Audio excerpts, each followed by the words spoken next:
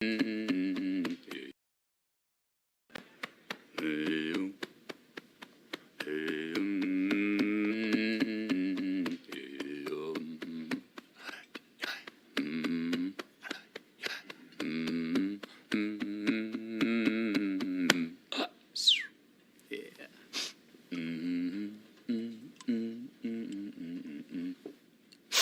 we do here is go back. Tootski. Oh, thank you. Mr. Hanna, you were able to do drugs during the day and still function and do your job. How the fuck else would you do this job? Cocaine and hookers, my friend. It's all a fugazi. You know what fugazi is? Fugazi. It's a fake. Yeah, fugazi, fugazi. It's a wazi, it's a woozy, it's a Fairy dust. It doesn't exist. It's never landed. It is no matter. It's not on the elemental chart. It's not fucking real. There's two keys to success in the business. First of all, you gotta stay relaxed. Yeah. You jerk off. What? Do I jerk off? Yeah. Yeah, I jerk off, yeah. How many times a week? Like, 3, 4 times, maybe. I'm gonna pump those numbers up. Those are rookie numbers in this racket. I myself, I jerk off at least twice a day. Wow. Once in the morning, right after I work out, and then once right after lunch. Really? Okay? I want to. That's not what I do. I do it because I fucking need to. Think about it. You're dealing with numbers all day long. Decimal points, high frequencies, bang, bang, bang. Fucking digits. All very acidic, above the shoulders, mustard shit. Right? I'm gonna wig some people out. Right? You gotta feed the geese to keep the blood flowing. I keep the rhythm below the belt. Done. This is not a tip. This is a prescription. Trust me. If you don't, you will fall out of bed, split your differential, and tip the fuck over. Or worse yet, I've seen this happen.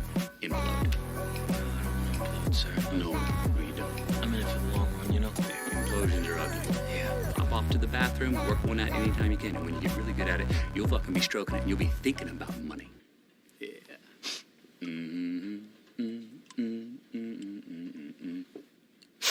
What we do here is go back.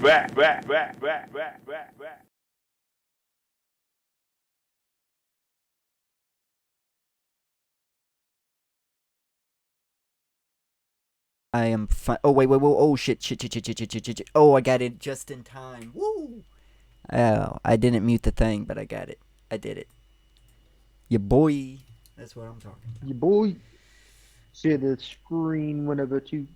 Yes. I'm gonna.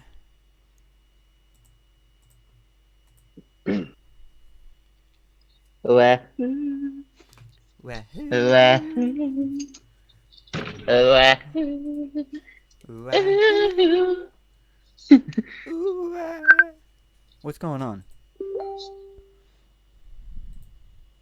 Hey, what happened? Someone was trying to give me a call. Mm. Oh, I gotta mute the desktop. Professional. That's what we are here. That's what you came here for. You're like, oh, Joe Rogan too underground, too unprofessional. So I'm here for the profession. Which I haven't watched the Cat Williams thing yet, but I did see where he said that like all the Joe Rogan people weren't funny. Oh, I wonder if you could hear me. Yeah, I can hear you. I'm replying. Oh, good. I'm replying to a message. Hold on. you give me a second. I apologize. Do we have any listeners? Probably not. Good. No listeners. Yeah, making sure, because you never know. Yeah, I know. I was just waiting to hear after saying all that stuff to be like, oh, I wonder where Spooge went. You've been real quiet. All right. ahead and get my drink, and I gotta go. I'll be right back. Oh, we're so prepared here. We're so prepared.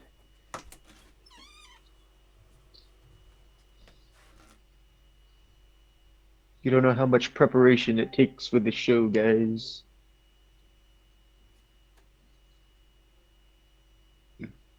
We had to prep 6 hours before, just 6 hours straight prep.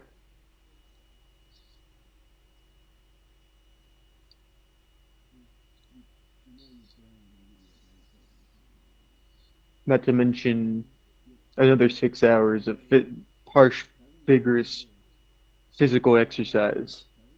Because not only do we need to prep the show, we have to prep our bodies for the show.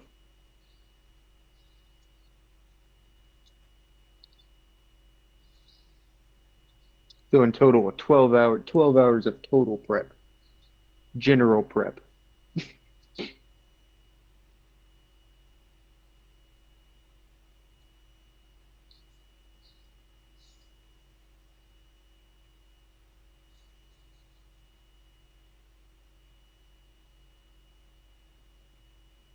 But don't call us preppies. We'll get mad.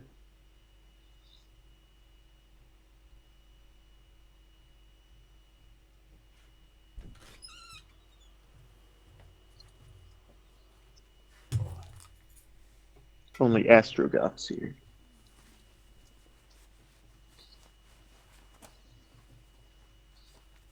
Surfing the goddamn cosmos. Alright.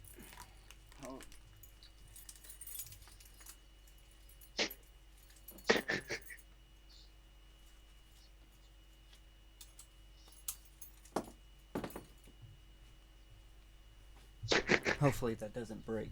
You know what? I'm too. That's gonna break. It's too much weight.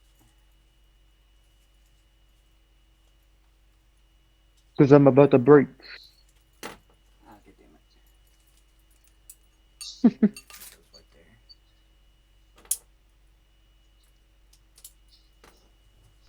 there. Okay, I'm back. You hear all the prepping we gotta do? I'm back. You've been prepping for this fucking. You said 12 hours, but that's a damn lie, and you fucking know it. You have been prepping for this one for quite a fucking while. This is one subject that I couldn't say. Kind of wish he'd be quiet about it because I was very interested and I wanted to know, but I was like, oh, you fucking spoiling everything. What the fuck, man? You're supposed to be going Well, it's hard. over this on the stream. Well, there's a lot of things that get wrong. There's a lot of things that are disputed. It's hard to spoil this because this is something very old. So there's a lot of different things. Would you be able to actually give this a date? Like what era are we dealing with? Before the Bronze?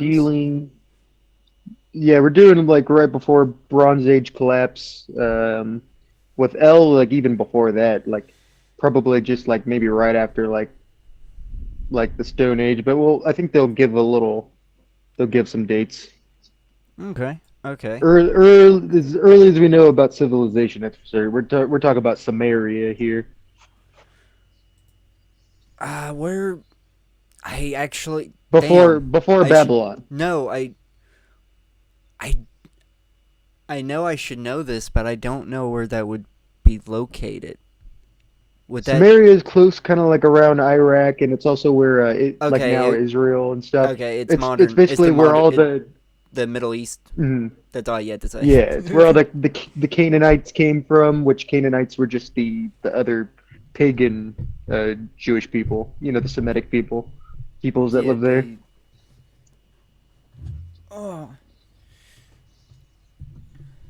Before the cult of Yahweh took over. Too bad. But before it was pretty much El, and honestly, in the Bible, we could actually see the El era of it a little bit still.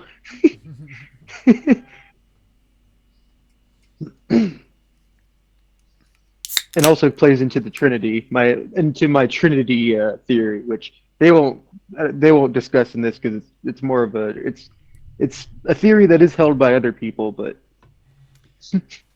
I definitely I definitely see the influence of like the Trinity that is in a lot of like Christianity now, especially of like the Which more Protestant ones. most people call it a trinity, but I hate to point this out, but it's actually a quadrilogy.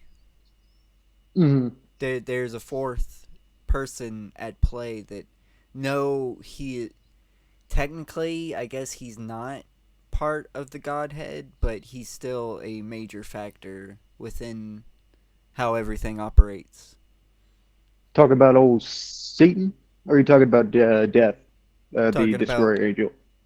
talking about oh Lucifer, Satan, the devil. Mm. He's got to be there. He's got to be there.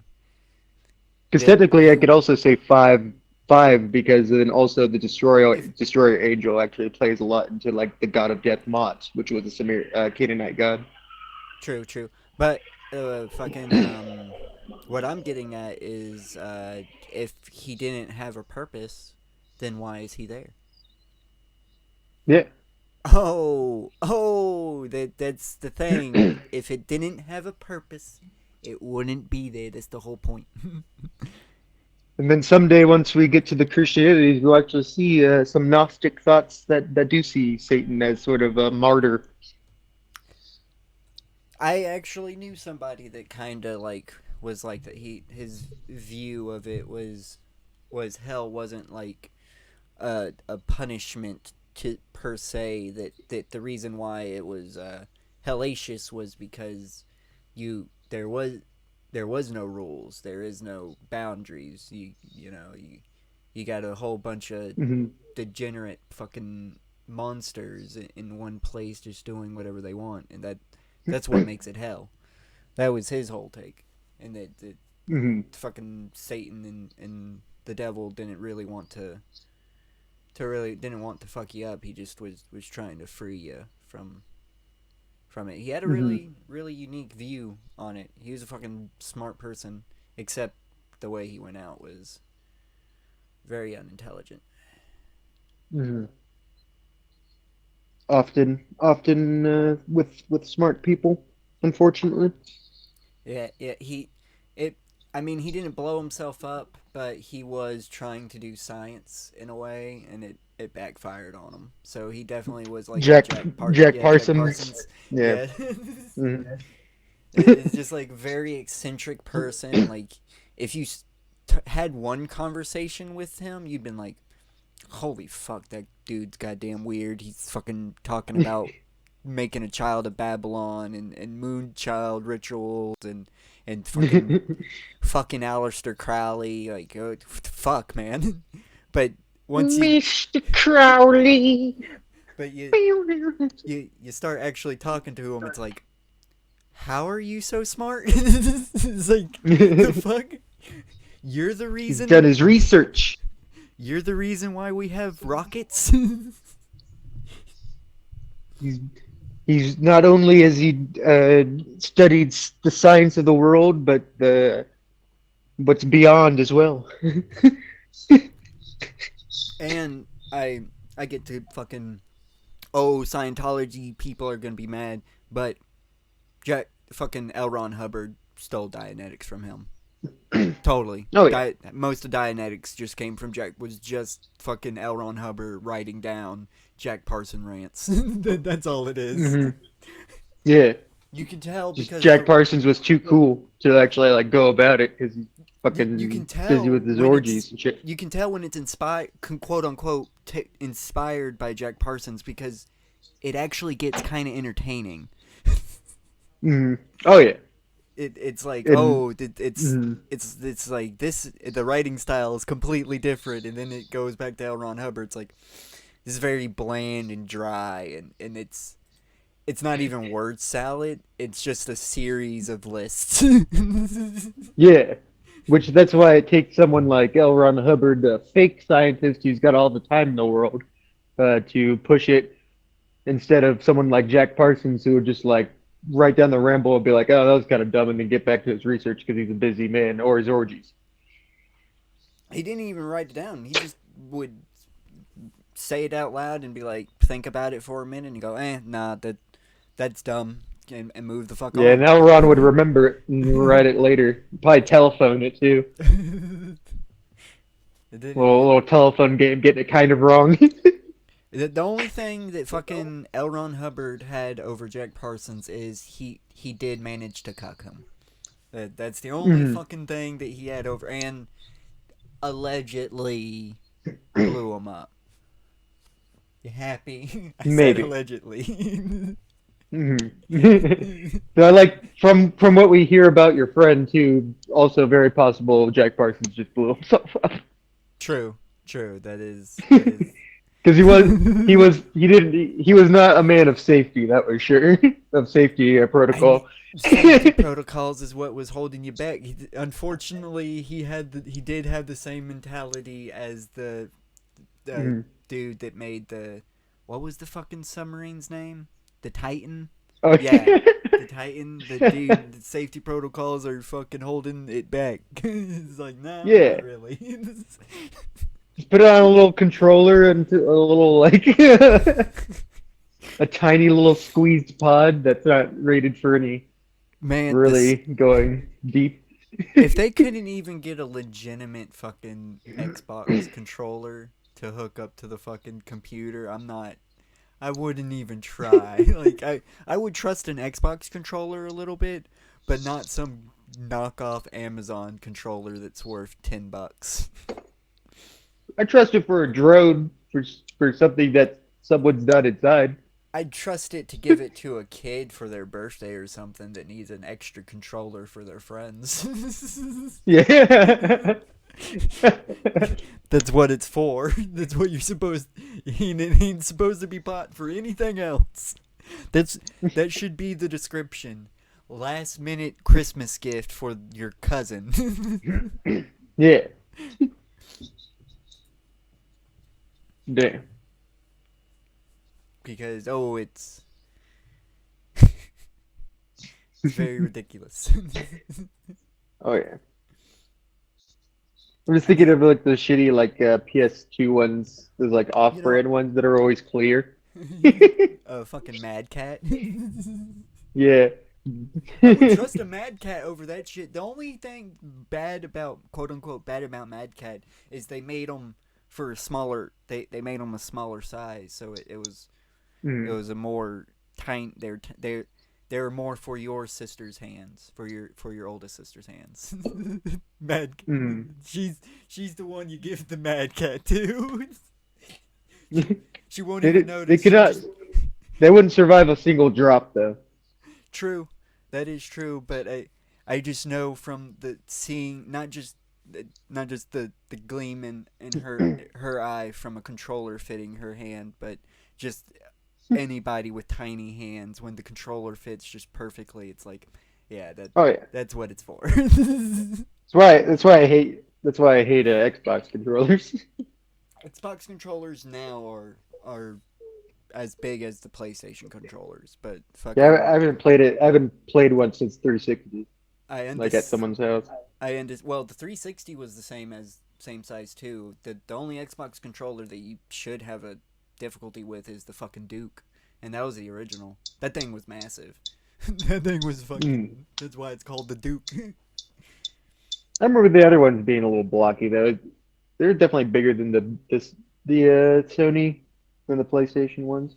Maybe. The PlayStation ones had a different feel though too. Yeah, they're more leaner. That is true. They had a more sleeker design than the Xbox. The Xbox was definitely bulkier. I will give you that, but it wasn't thick. The thickness didn't like make it to where you. There might have been. There's something else probably that made it feel wrong. Yeah. I mean, it just felt wrong, and I couldn't do any like FPS with it. Halo was like I couldn't get it down. Not only it was the controller wrong, but you was at a friend's house. He could have had some annoying device hooked up onto it on the battery pack instead of a an actual, just using batteries, like a Oh charger. yeah, I remember there. Yeah, it was one of those like wireless fat ones. Yeah, that's probably what it was. Like it, because there was some battery packs that like you basically were putting your controller in a fucking case. It's like Yeah. why even do it? That why just buy some AAA, man. The double A, I mean, just buy some double A. Mhm. It's no big deal. That. Which I fucking was livid when I saw that the Series X and S controllers fucking take goddamn batteries. I had to buy a separate accessory, which I'm glad you told me about. You were the one that put me onto this. He was like, "Oh, they got them at Target." I was like, "You're fucking lying to me. Go to Target." Rechargeable batteries for your Xbox controller, baby. I was like, "Oh, fuck yeah, boy."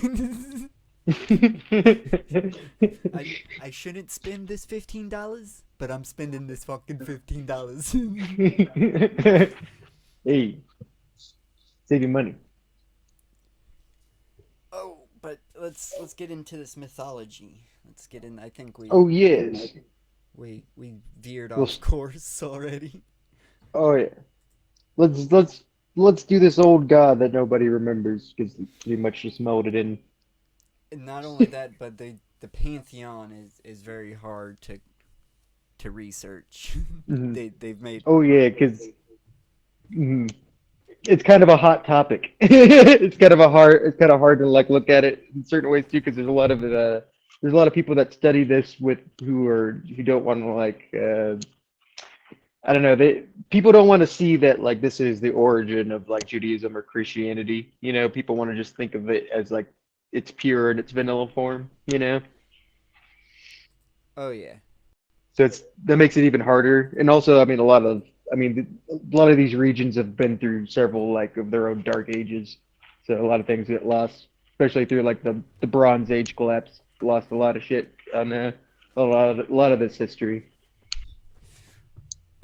But we strangely didn't lose like the because there wasn't we didn't lose the I know what you're talking about, but to clarify, there is a brief moment in history where we didn't lose any historical records, and then just for some reason the historical records just stop. Like there is no written accounts whatsoever for quite a long time, and that's the true Dark Ages. There's like 2 or 3 Dark Ages, but the Dark Ages means there's no written history, like in that. Oh yeah, not to mention all the stuff that like we lost in the Library of Alexandria. Yeah. There They had is like a another lot of old shit. there is another era of Dark Ages that's like in the I want to say the 1600s. That happens later, of course. That happened. Yeah, that was a completely different Dark Ages though. That was a Yeah. bad time. Nobody was That's writing what I was, because everybody was Mhm. dying. That's kind of like the thing too, because you don't like even in a lot of those dark ages, you don't lose everything, but then the next dark ages will like make sure the things that didn't get lost before are lost now. Oh yeah. I mean, even kind of like semi recently with like ISIS, like when they're taking all those territories and just destroying like a lot of like old historic, you know, pieces like from like Babylon and stuff because it was pagan. Oh, because that's gonna stop people from going, "Oh, there's more than one god." It's like these are even gods people are worshiping.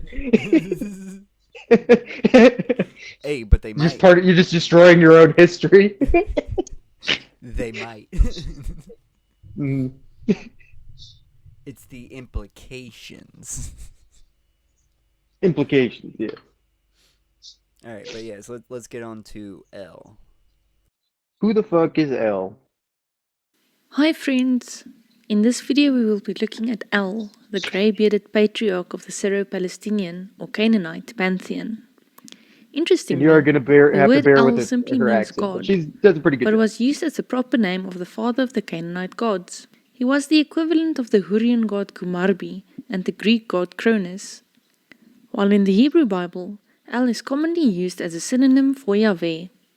Although references to El are found in texts throughout the ancient Near East, this West Semitic deity only plays an active mythological and Okay, here's cultic kind of the role in the region late that Bronze Age texts. so this is relevant to. Gotcha. And Got she mentioned that L was contributed to Kronos as well. That would mean it's because he's sort of a father he's- of all gods. I mean, that would make him the father of gods, but that wouldn't make him the first. There would Yeah. So is there people before L? Are we gonna go over that? Only in this, it's only just of like a loose, like a loose thing of like him being, oh, he's kind of close to Kronos. There's even people in like people who were in Rome or Greece, I can't remember, that came over and just actually like attributed the Yahweh to Kronos too. They're like, oh, they're just worshiping Kronos. Hmm. I mean, it's kind of like just like a because they didn't really know about these gods, Oh, that would and like one of the ways that they would, that would also be you know how they, yeah, that'd go be on. the Greeks' justification for waging war with them because the people that worship the Titans were supposed to bring on ultimate destruction. Mhm. So Yeah, they didn't we like had to wipe them out. a lot of the yeah, they didn't like the Israelites, so that makes sense. They ruled over them, though they did let them worship, sort of. I It mean, was yeah, kind of they would it still was kind of a allow- mixed history. yeah, that's Yeah. true. They would still the Greeks would still allow the worship of Kronos, but it was definitely like you you couldn't do anything really around any Greeks because they definitely would take the advantage of killing you. And they Mhm. wouldn't be Yes. and if they could prove that you're a worshiper of Kronos, there literally was no law against just maiming some random dude. Mhm. So you could do that all day long. You So could that's not worship any definitely of the probably one. the only Mhm. Titan that you could openly worship was Prometheus, I believe, the one that brought fire down to us. Like that's the only one that you could, because it made sense. Mhm. He loved us in the myths. He loves us more than Zeus does, because we're his creation. We're So actually yeah, but created from Prometheus. Zeus just gave us our breath of life.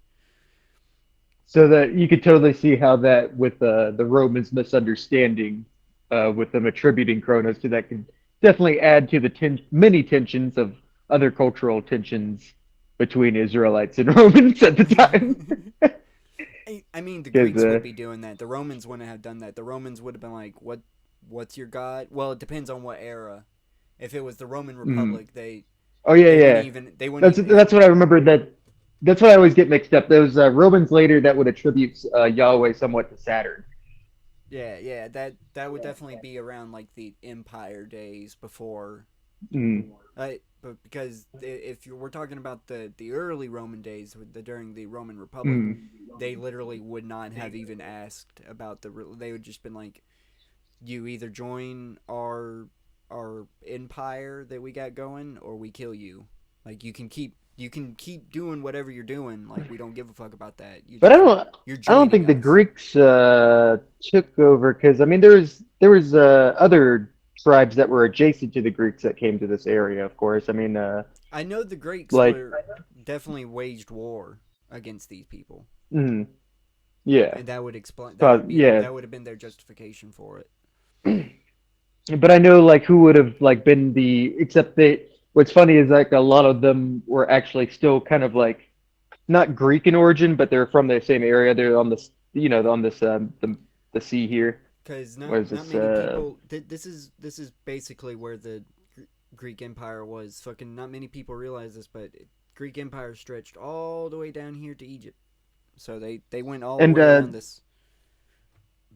and the Philistines were actually very much closely related to like the Greeks and a lot of these like Mediterranean people up here. And you see Ugarit and Tyre here, like where Lebanon is, like the Phoenicians, sorry, not the Phoenicians, the Philistines basically had that whole area almost all the way down to where it starts uh, connecting to Egypt. They had that whole territory there with the whole Philistine and Israelite conflict. Oh yeah, They were kind of one of the first mini empires that happened that the Israelites had to fight but that definitely is before the Assyrians came in from Iraq over there. that's something that I just never thought of. I just thought that the Greeks just didn't jive well with their religion, but that makes Mhm. that makes it make completely more sense that they attribute them to Titan worship. Oh That yeah, was a and big also no no. Greeks. And Greeks are actually going a little bit more north because then once you go a little bit more north and stuff, that's where all the, I believe all the fucking what is it, the Trojan War shit was happening. Which the Yeah, Hittites would but be they're on this like top part of almost on the edge of the map that we see here, and they almost had it all the way down to Iraq, and then they started moving into Israelite, un, to Israel down unfortunately, here. when it came to the Trojan War, the Greeks didn't plan to conquer and keep Troy. They just planned to destroy Troy, and Troy was the trading hub for that area, and Mhm. that's what brought on the great collapse. Is Troy Yeah. getting fucked up? It's like there's no trade going on anymore. This is like, Mhm. oh, we did that. And then you better believe Egypt's been slowly trying to rise up too. Yeah, Cleopatra fucking comes during the Roman era though. That's when Egypt really gets its drive. Is when the Romans are around. Mhm. Yeah, and I'm talking about more like back with Ramses. Would have been more like this the era I'm talking about Old Testament, Yeah, Bible. yeah, fucking it would have been this upper area, this north area would been of And this is would be called Lower Egypt actually. and what we'll learn on a different video too, which I actually didn't put on this playlist, but it'll be a future thing. But what's really interesting is that a lot of the first earliest mentions of Yahweh, like specifically Yahweh, come from Egyptians, and that was like before. It was like right at the start of the Bronze Age collapse, and it pretty much points to like the whole like. There's a weird thing because the whole history with in the biblical history of the Jews, the Jews being enslaved and building the pyramids doesn't really line up with how we think the pyramids are made, but it definitely could be sort of like a misread history of like the altercations between basically this caravan type of culture people of like who basically when everything went poor started becoming bandits and we're probably raiding a lot of like Egyptian merchants and stuff all the way around through here, and started their infamy with Egypt Mm. because they were referred to as worshippers of a god named Yahweh, Well, shit. a warrior god. Let's let's continue. Yes, From the Syrian city got of to take advantage of Ugarit. the map. At Ugarit, El is portrayed as a wise patriarch and the eldest of the gods, the grey-haired father of years. His most common Ugaritic epithet is bull, a symbol of his power and strength. He is the father of the gods and the creator of creatures, while his consort Asherah is the mother of the gods. He was also credited And with so I creating paused the earth again. in later One thing Phoenician that and Punic one good notice one good thing to note that he's attributed a lot to a bull, and oddly enough, during the whole thing with Moses, when he had all the people in the wilderness, when he went up to do the Ten Commandments, everyone started making an image with like all the gold they had. They made a bull statue, and some people like to imply that they were doing it to a completely pagan god, but they were actually just trying to make an idol for their god, which they for Yahweh, except he didn't like graven images or images of idols even if it was attributed to him until like the altar was made when he had the altar made. This also could The ark, I mean, Ark of the this also Covenant. could But connect this could connect him to mhm. to the Minutian people. Because usually Yeah. because not many people realize this, the Minotaur myth, it the Minotaur is just a stand-in for the Minusian Empire, and that Yeah. they ruled for quite a while. So this totally could have been like, oh, this nation, this bull, because their symbol was the bull, the Minusians. Hmm. This totally could have been like, But we're ruled by this godly nation, this bull, and it could have evolved mhm. from that. The Minusians lasted a funny, long time ago. funny you mentioned that because we'll get a little bit more into that when we look at Moloch too, who was a god being worshipped side by side for a little bit with in the culture of the in Canaan with all the when before the Jews exiled themselves away and Okay. destroyed the high places. And Moloch is also attributed to the bull. He's the bronze bull, which they do the child sacrifices on. Yeah, that definitely could be contributed to the Minusians as well. Hmm. Usually, Both, both. when there's a bull involved in the Mediterranean Sea, it is not a coincidence that it correlates or connects to the Minusian Empire somehow. Both in the That's same region, both in the fucking exact same places. King Minus's whole curse was turning things to gold. So that's Hmm. literally just people are combining the two things, the bull and the golden bull, making a golden bull. Just Hmm. combining the myths from the era. So not Synchronicities. just synchronicities, but this could just be history.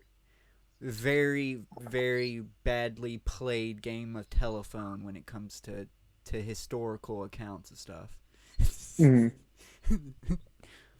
I think it's that too, or just like the fact that, I mean, like these before gods became Yahweh, before they became El, before they became separate into like Moloch or Baal, and like a lot of things that could be attributed to a bull or like the gods that they worshipped in you know the in Minos wherever the yeah um they could be just from the same god.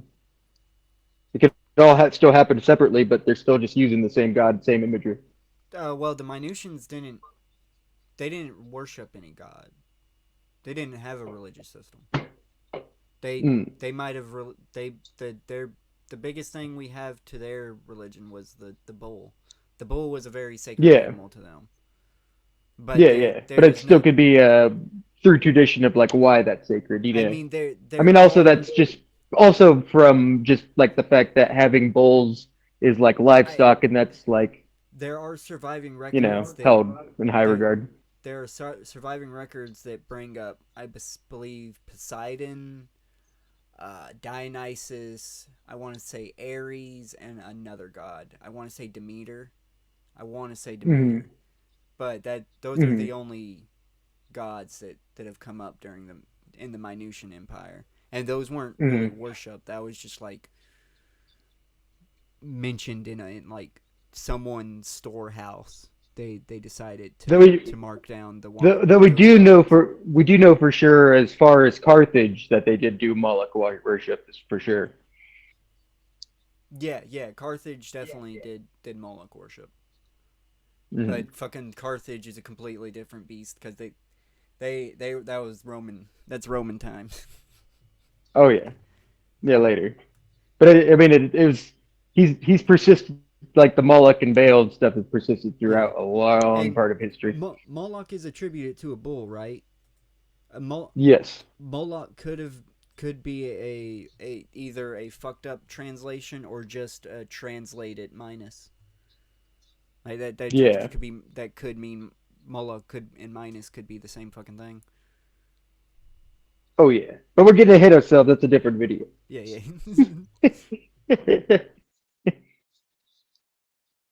Descriptions.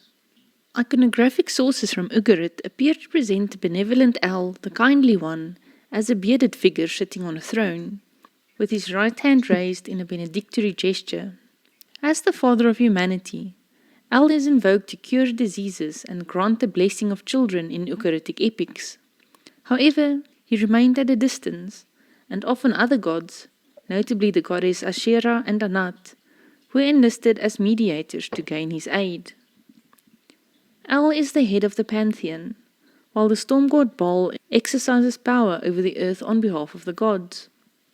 As ruler and judge, El presides over the divine council, which meets at his own mountain home at the source of the two rivers.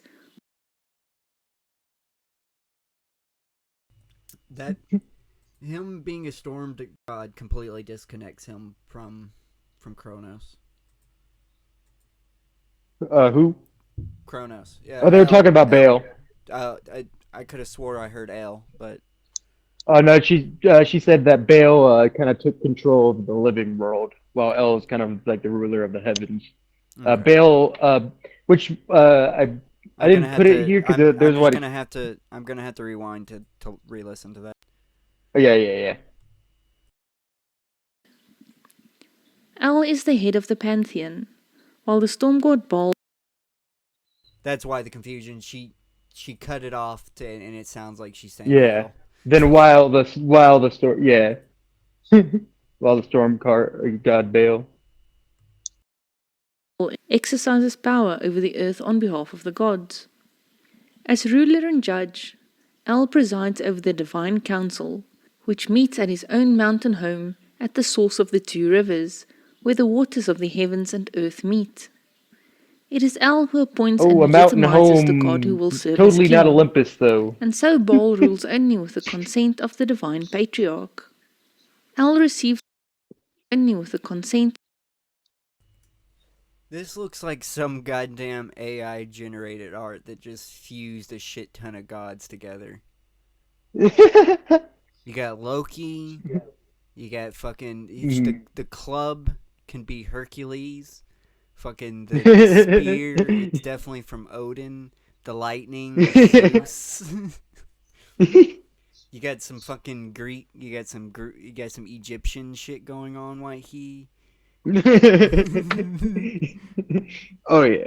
Thank Like you, that- Dr. Chevlong. Yeah, you definitely making me think that Baal is just an amalgamation of different cultures. It's just It is right in the middle of like the world, basically. That is true, but it definitely looks like somebody was like, "Hey, this Loki god and this Zeus god and this Hercules Yeah, guy." that's not what Baal looks like. Just want to point out, I'm saying Hercules and not Heracles, the Roman version, to differentiate the Zeus and you got a Roman god, got a fucking Greek god, got a Norse god, got Jesus. He's got the Jesus look going. Oh yeah. Gotta get a ball. Just threw them all in one. Like, this is definitely, if you wanted to make a god that was a part of all the pantheons somehow, this is him.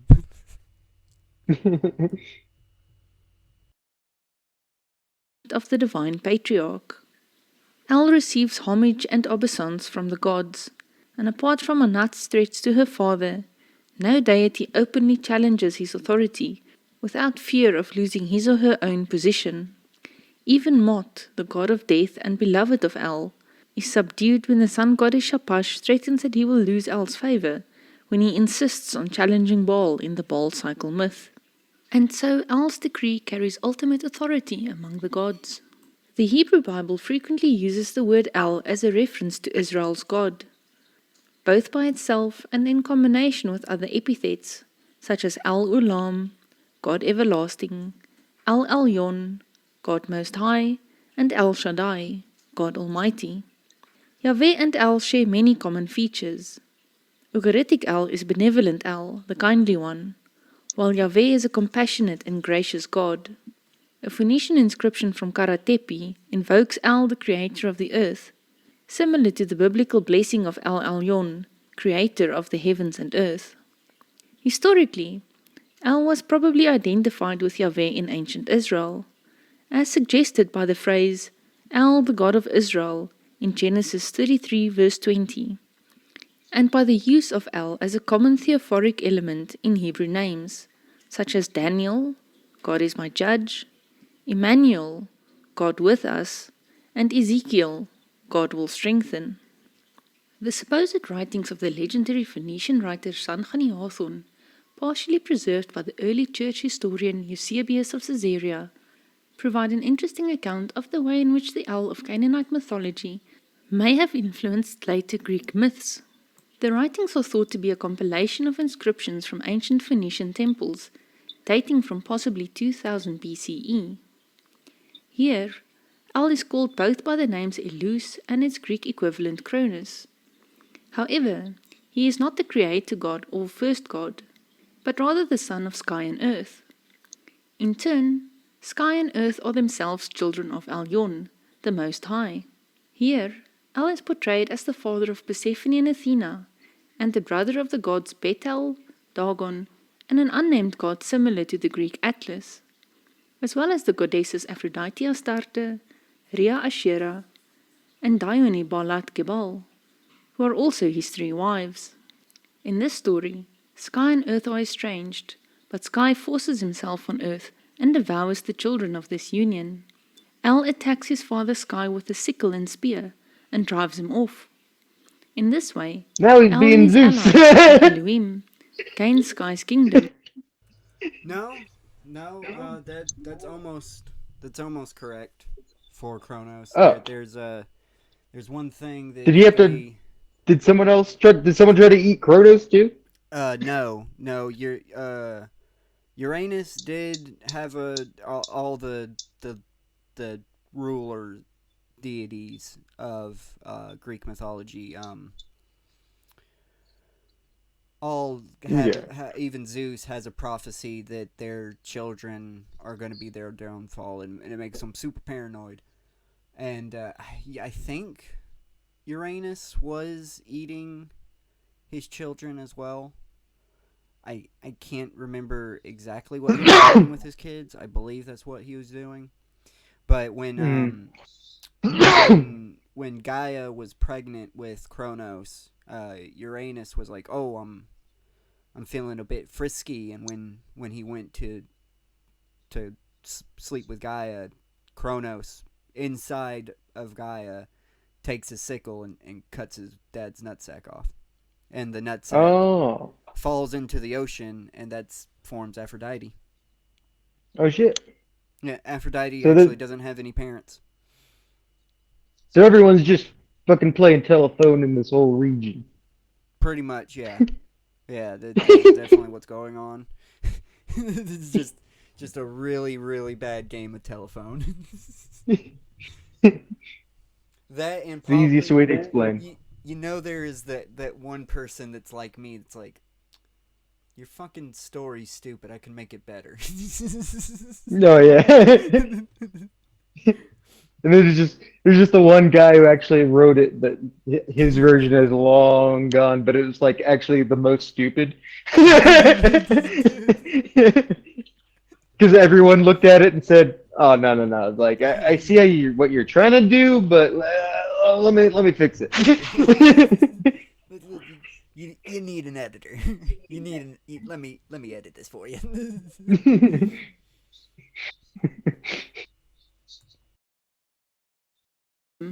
However, one of Sky's concubines was already pregnant, and his son makes war on El. This god is called Damaris or Zeus, but he is very similar to the Baal who rebelled against El in the Ugaritic texts.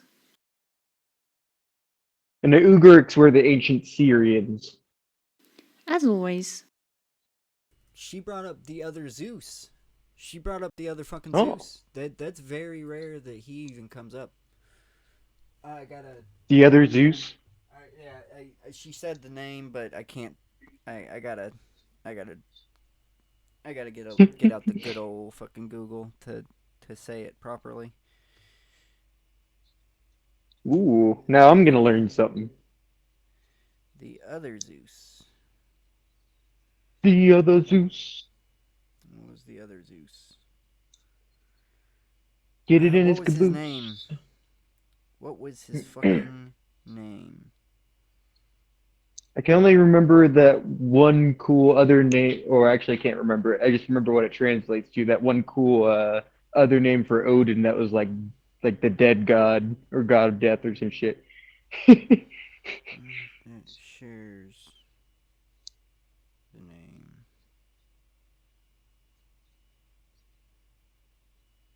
What was his fucking name?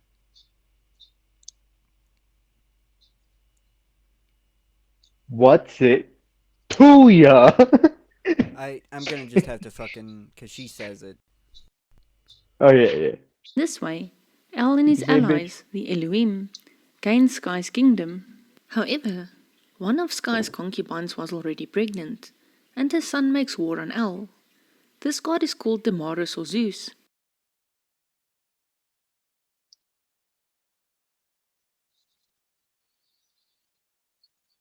Does something of Zeus? I couldn't even figure that out. Ah.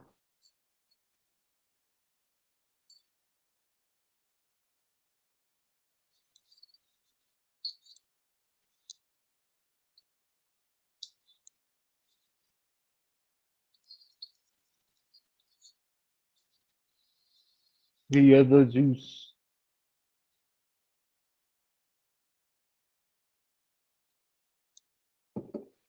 I know there's a weird Zeus Baal mix in like one country where there's like he has like a weird like mixed name.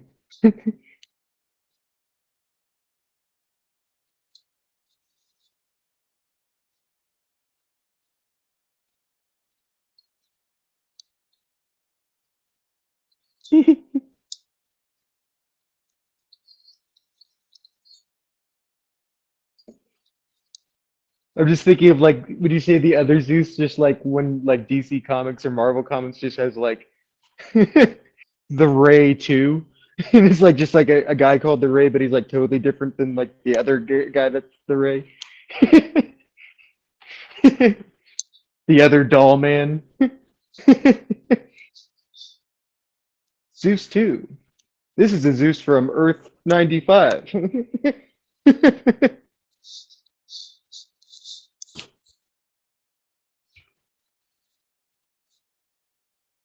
I feel like religion and comics kind of have like some of the same issues.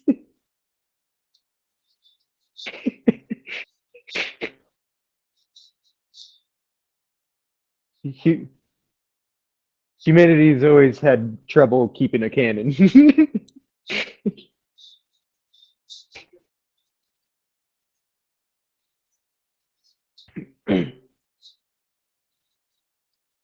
Hmm. He's basically Zeus if he was Kratos. Oh. Hmm. Yeah. But I meant like with the whole downfall of if he's gonna like start killing all the gods. Mm. Mm. His ants. Mm. Mm.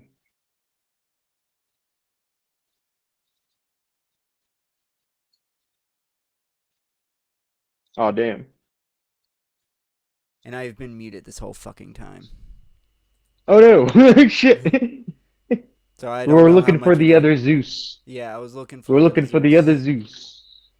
But you know what? I'll try to help look for that too for the next time we do a god date. But he is very similar to the Baal who rebelled against El in the Ugaritic texts. The Dabian weight of Zeus's. As always, thanks so much for watching. If you enjoyed this video, please subscribe, like, and share. Bye bye.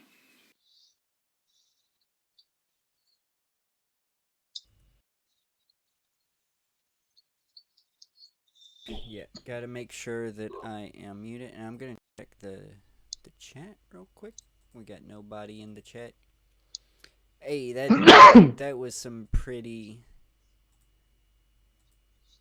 I still don't understand. We're gonna take a little. Oh yeah, but it's because there's a lot that we don't know because there's not a lot about him because he was sort of a background god. He wasn't like one people, especially later, actively worshipped. He was just kind of accepted as part of the history, kind of as like the Titans were, you know. Gotcha. Though the Titans were more fleshed out because you have Atlas, that the holder of the world, and like I said, Yeah, but I Prometheus, just the mean like bringer he's of like the Titans, fire. except like if it wasn't fleshed out or if And it then got you got lost. yeah. Then you got the Ocean He Titans. Because it'd be like if like you had the Titans and that was the accepted thing for a little bit, but if they were just like, oh, you know what, Kronos and Zeus are just the same person now, so it kind of like that'd be like the equivalent if that happened, Oh, the Greeks would have been or pissed about that. like yeah, The Greeks would have been upset. that's basically what happened because basically El just became Yahweh later, and then also like people just attributed El to Baal too, so it just became a title of like the Lord of all gods. All right, the next video is kind of long. He got cucked. Are we going to the next video? No, you know what? We'll actually come back on our next God thing. We're actually gonna skip to let's see,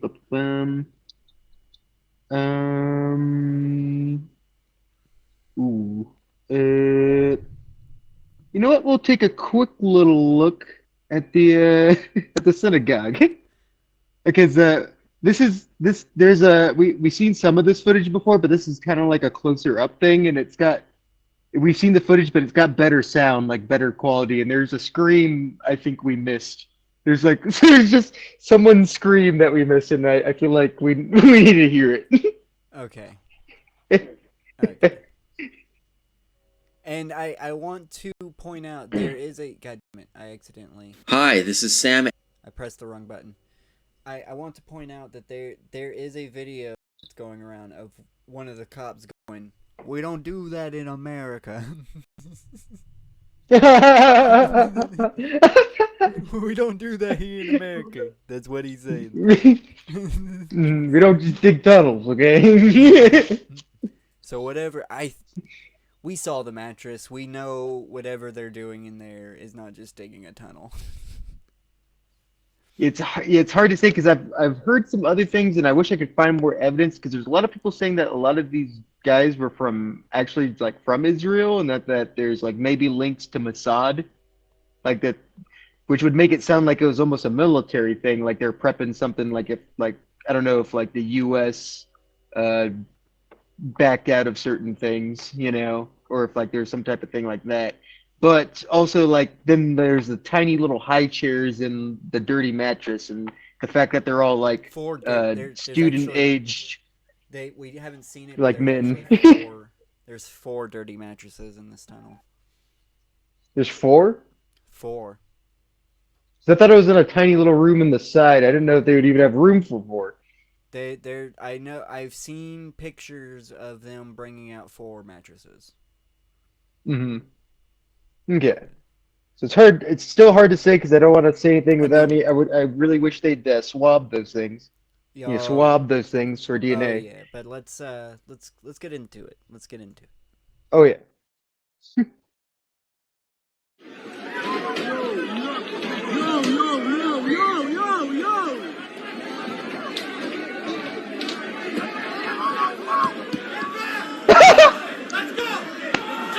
You hear that? You hear that fucking stuff? Woo! I gotta rewind because he's saying something. That screech. They're screaming. They're saying something. They're not just screeching. Mm.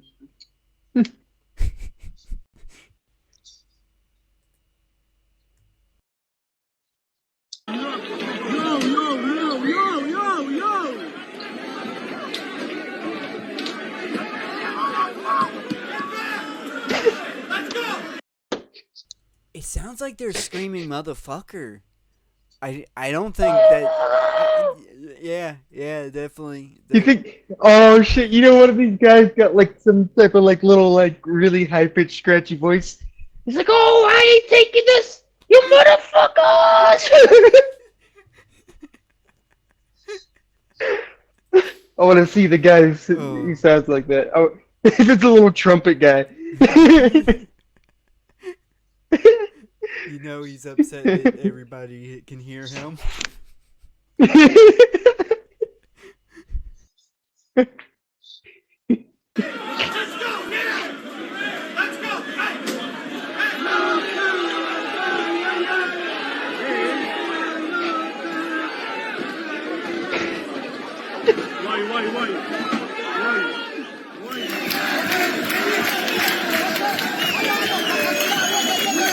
He's never not entertaining.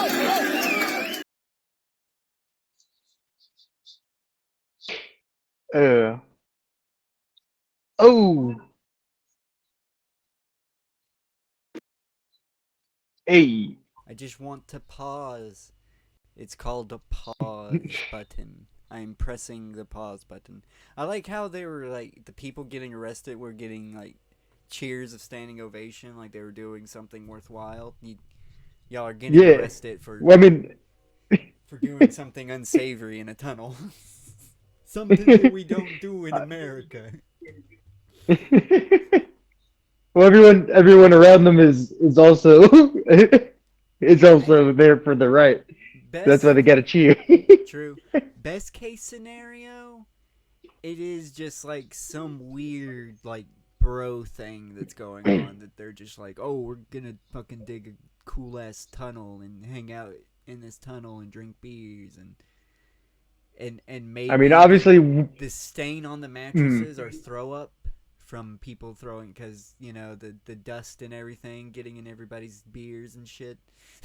Mm-hmm. It could be like, you know, like that's where people's asses are, and that's why, like, if you got dust on the bed, it would start sinking to there, maybe staining it from just like the dust inside, like the dirt inside. But worst case scenario, it's a rape dungeon, and then kind of in the middle is that it's a they're it's like a grab Mossad. ass. They're playing grab ace. Oh. Yeah, they can be playing grab ace with each other, playing ookie ookie. Or it has something to do with the IDF. Which has been very aggressive lately. But it's hard to say. I'm going with my grab ass theory. I like the grab ass theory. That's the best theory. And you know, if it was just a little bit of consensual gay sex happening down there, you know what? Let them do it. If they, because what's funny is like a lot of people who were living above this were like saying that they were hearing like a shit ton of music and dancing and singing like underground too. So they're just like partying, obviously, as they're working along. So it's hard to say, but we're gonna get here's an actual confirmed tunnel that we know it was used for in a synagogue in Russia. It was, of course, to be used to escape Russians, and we're just to get a little point of view, for past Jewish tunnels, because it's not a unheard of thing. I'm visiting Moscow, and I've been waiting to show you this synagogue here for a long time. Let's have a look why. So this show was built in the late 1800s, at a time when the Jewish people experienced pogroms. So what did the Jews who built this synagogue, what did they do? They made a tunnel, and this tunnel exists until this day. Have a look. You lift up the stones, and look at this. Look inside. You're able to escape through this tunnel. If there was a pogrom, they'd go in here, they'd go through the tunnel, they'd escape from the shul, and they'd find themselves outside of danger. Now we're going to meet the rabbi of the shul. Come here. This is the rabbi of the most amazing shul, the most amazing Rabbi Kogan. Shalom Aleichem. Look at this, the Megillah hidden in a besamim holder, so that it should be hidden and no one should see it. And they were able to use this. Ooh, they got the secret scrolls.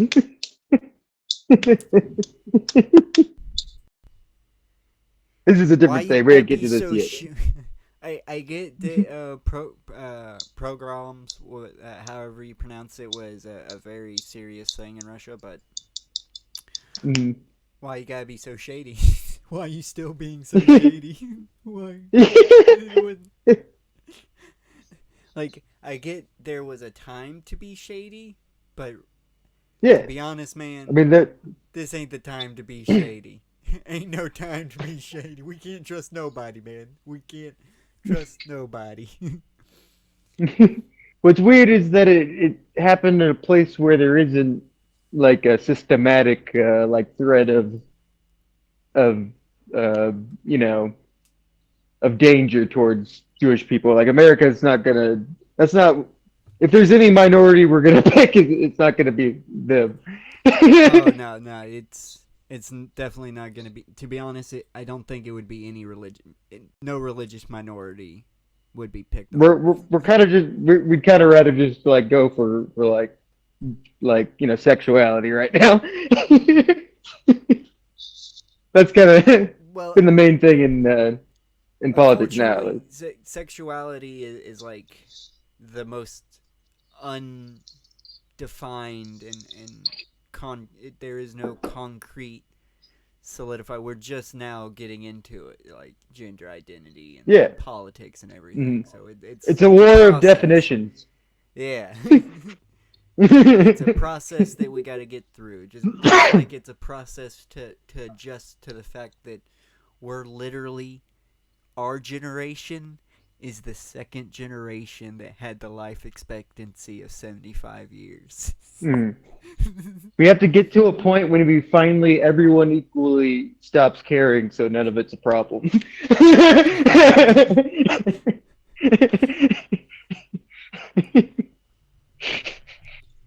I just think that the rule should be that the rule of, if I'm not trying to get with you, then your gender and your sexuality has no merit to the information that I need to interact with you.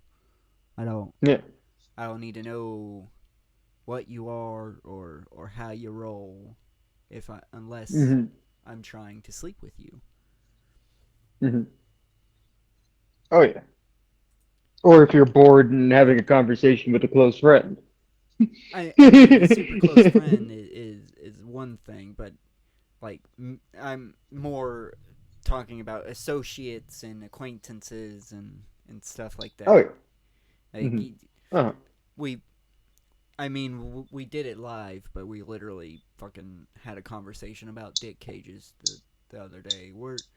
You get so close to a person that there is no boundaries when it comes to conversation. Yeah. There will be times where I message not just you, but the whole group chat going, God, I just took a wicked shit. There's a time and a place. and just to clarify, Murda is on that group chat. To be honest, I'm not sure if I should call her out, but I believe she's texted the group chat that. Oh yeah, I think she said. I'm pretty sure she's just admitted to it on live. Oh yeah, or not live, but the recorded. Yeah, the Pepto-Bismol thing. I remember that. I remember Pepto-Bismol. No, there's just one time that she was just like saying like, "Oh yeah, you could dip that in and out." Like, sometimes I take a shit in between the recordings. No one knows.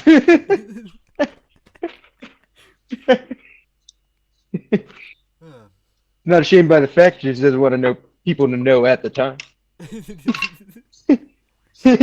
Hey, it's awkward when people know that it's it's happening. Yeah. But it's all right to brag about it. Oh, so are we going to continue with this weird construction thing? Oh no, this is a different thing we're gonna get to that probably might be in a future mandate, but we're gonna go backwards a little bit.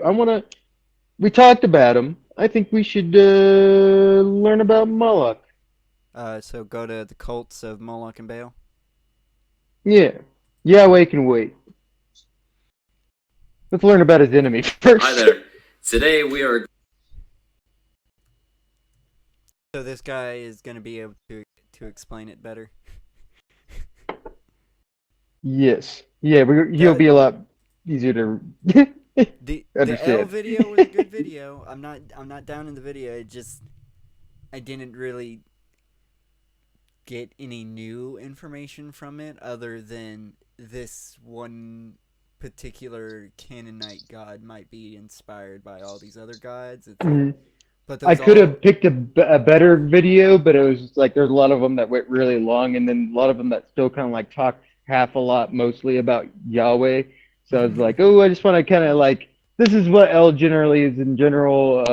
All you need to know is that the name El is just kind of associated with God too, and with Yahweh, and also with Baal. So that's just something to put in the back of your head. all right, and it also associated with a very terribly played game of telephone. Yes. Oh yes. We're going to talk about an uncomfortable subject. That is the demons of the Old Testament, which were unfortunately very real. When we look at the Hebrew religion, when we look at the Old Testament, specifically Leviticus, there are all these odd verses in there about don't get tattoos, or don't make markings upon your body, don't marry a person who practices a foreign religion, don't sacrifice.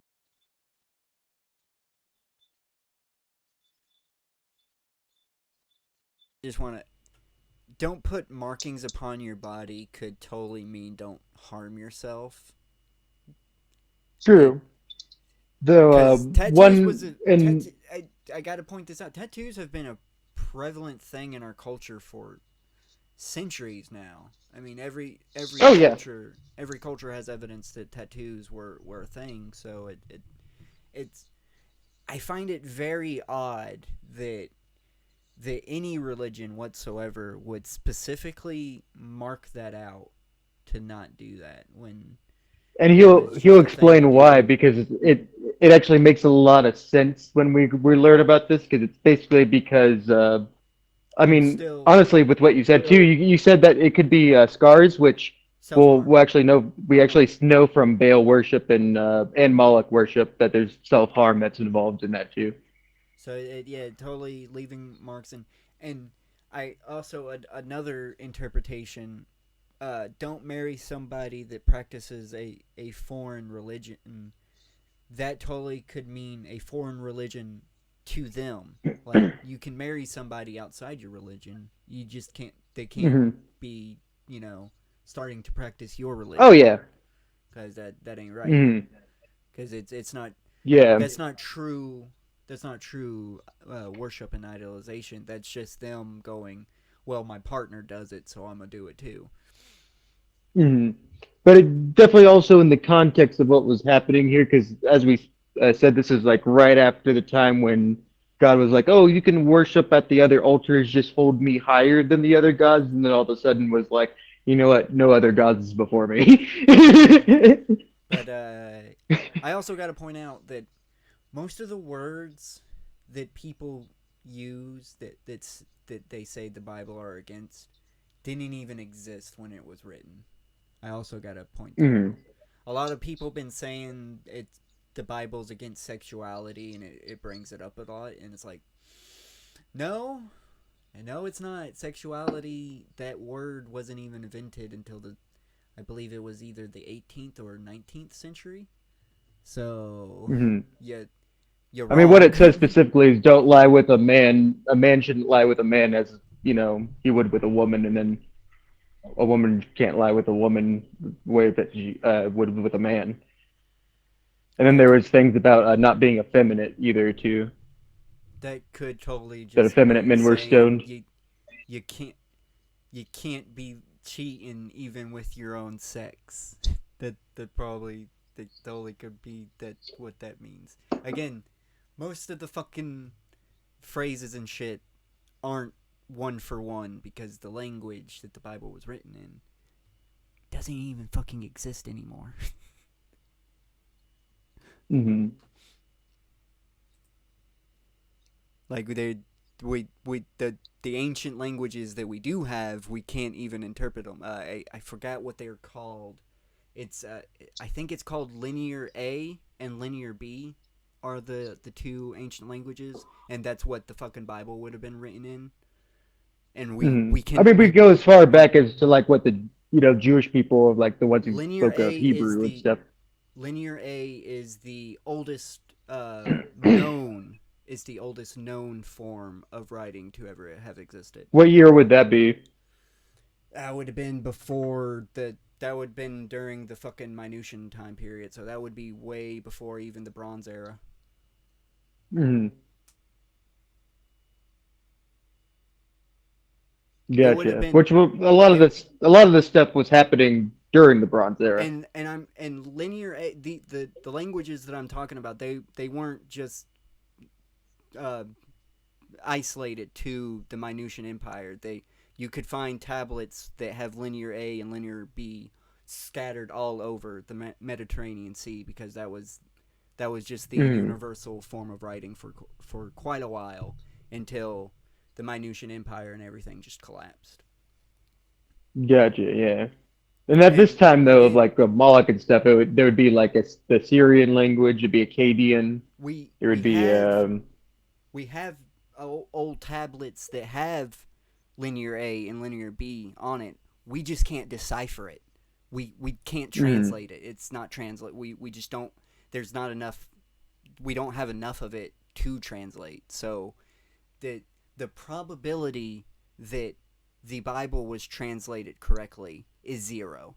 There's no fucking way possible.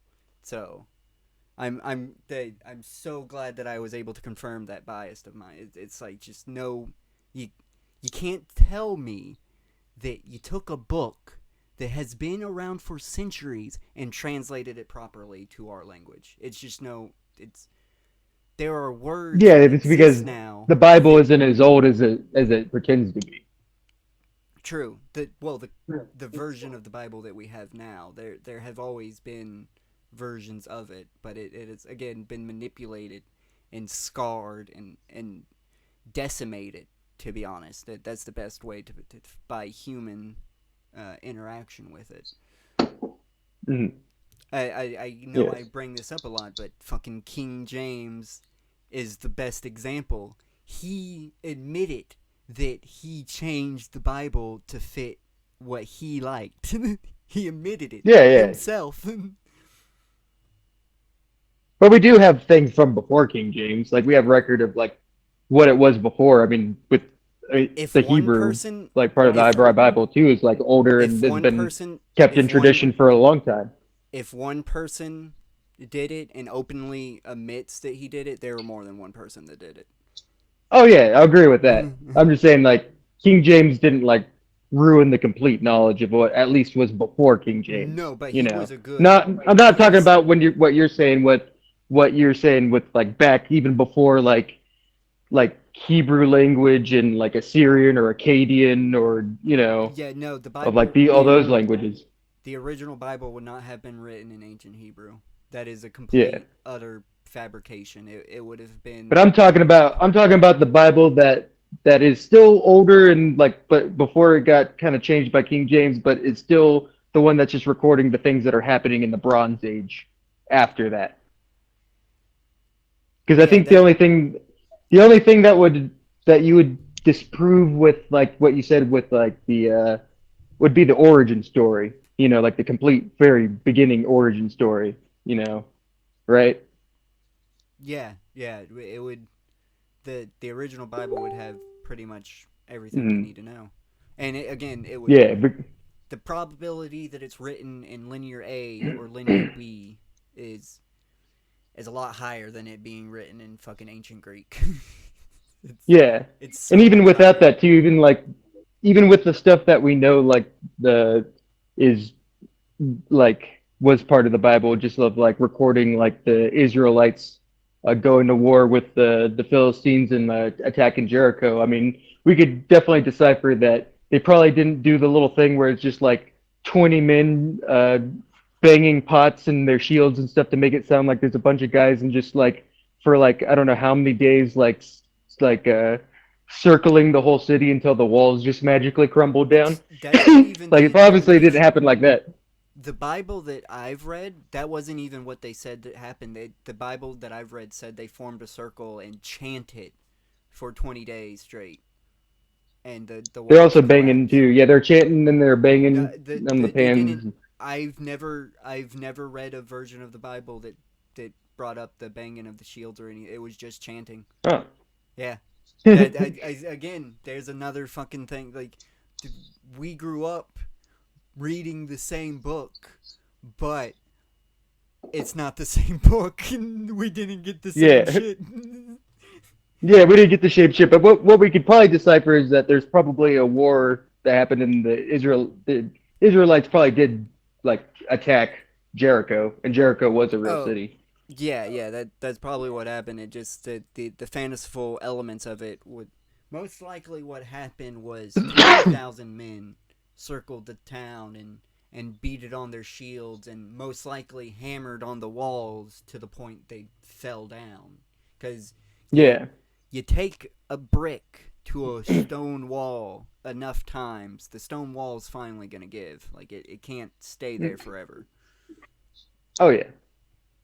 To be You better honest, believe. you can literally do that with human skulls. You could literally just have a bunch of humans line up and just ram their head into the fucking wall, and eventually the wall will crack. Mm. Yeah, I mean it's gonna a lot of people are gonna get head injuries and might kill themselves doing it, but you can do it. It's possible. If you had enough people.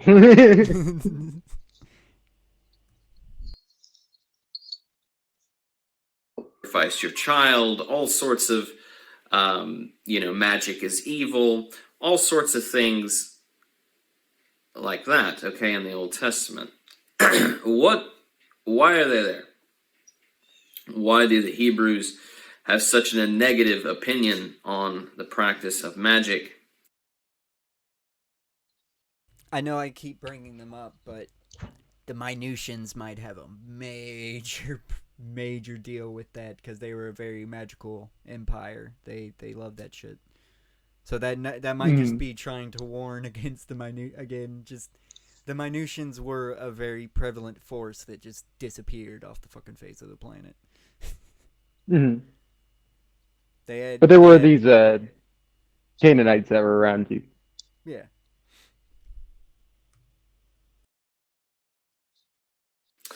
Which It's because the I magic also they're agree because encountering I feel like I could totally isn't see particularly a them being connected with this whole thing, even in like an indirect way. Yeah, because most mythology is actual account just made fanciful. That's the annoying part about it because like the Trojan War, the Iliad, we for years fucking thought that was just a myth, but nope, we found the city of Troy. We found it. So it was there. Yeah. The only things that didn't happen was most likely the gods didn't fight amongst the soldiers. There weren't fucking Zeus and Athena and Aphrodite and Ares going at it. Apollo wasn't there. Poseidon wasn't fucking around. There was none of that shit. None of the cool shit that happens in the Iliad actually happened, unfortunately. Oh yeah. Except you never know when people were like just said they were gods too. That is true. We kind of see it just like even in a like not too long ago American folklore. I mean, like we know that Davy Crockett was a real person and that he fought in the Alamo. There's like a lot of like kind of like fantastical like legends attached to him too that probably didn't happen. Not just that, but George Washington, our fucking first president, he has goddamn fantasy. The goddamn cherry tree that never happened. Yeah. That's the first thing we are like, taught about George Washington is him chopping down that goddamn cherry tree and saying, "I cannot tell a lie. 'Twas me, father, that chopped down the cherry tree." It's like, fucking little lying bastard. Hey, to quote a wise man, I wonder if if Elvis will take the place of Jesus in 1,000 years.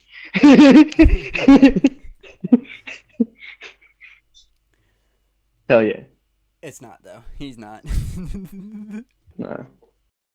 It'd be cool though. The internet would have to crash and we'd have to like become so Their stupid in such neighbors a are dark. going to It'd be be the hard to do. Canaanites. We'd have to fuck up a lot. The Canaanites are going to be worshiping an abomination known as Moloch. All right, Moloch or Moloch. The Moloch is an idol and a large anthropomorphic god built of bronze, part human, part jackal. All right. Sometimes he was And jackal, it's but then going like to be all an the idol in which bull, children like were all the like the sacrificed statues that they did the to. child burning with bull, which is kind of The weird. earliest descriptions of the idol of Moloch involve a blazing So I don't know where he fire got that description. I don't know that if that's would just from the heat Bible. the And demon, sometimes they the idol use of the things like demon, to such jackal a just temperature like as an insult. that placing a child into the hands of Moloch would burn the child alive, right? It would immolate it, right? A literal holocaust. This is where the term holocaust comes from, a burnt sacrifice. Okay, and these Canaanites would be doing this. Now, before we get into this is a very political issue. For some reason, people want to ignore the evidence Oh, yeah. and stick up for Carthage and say there wasn't human sacrifice. That's absolutely ridiculous. They found thousands upon thousands of bones of children in Carthage and at these sacrificial sites. So it's kind of a So political let's just get issue that out of both the way ways. here and now. Well, the reason why it's a political issue is because Rome used it as a political issue. They're the ones that popularized that theory. I mean, they did. They obviously did do it, but probably not to the extent people say. Yeah, it was kind of a case by case scenario because they did find that place fucking Gehenna where there's just like an excessive amount of like urns from that were obviously done by like human sacrifices to the point like everyone just either was sacrificed or they just bailed out of the city. Things are getting too wild. And what he means by that, because I don't know this. I feel like this guy, though he later, because I was kind of worried at the beginning of this video when I first watched this, though he kind of hits his stride a little bit once he gets going. But I was kind of worried he was like a really like hard Christian leaning, that he was going to be biased about things. But from other things I've watched, he represents things honestly, despite I think he does have like a Christian background.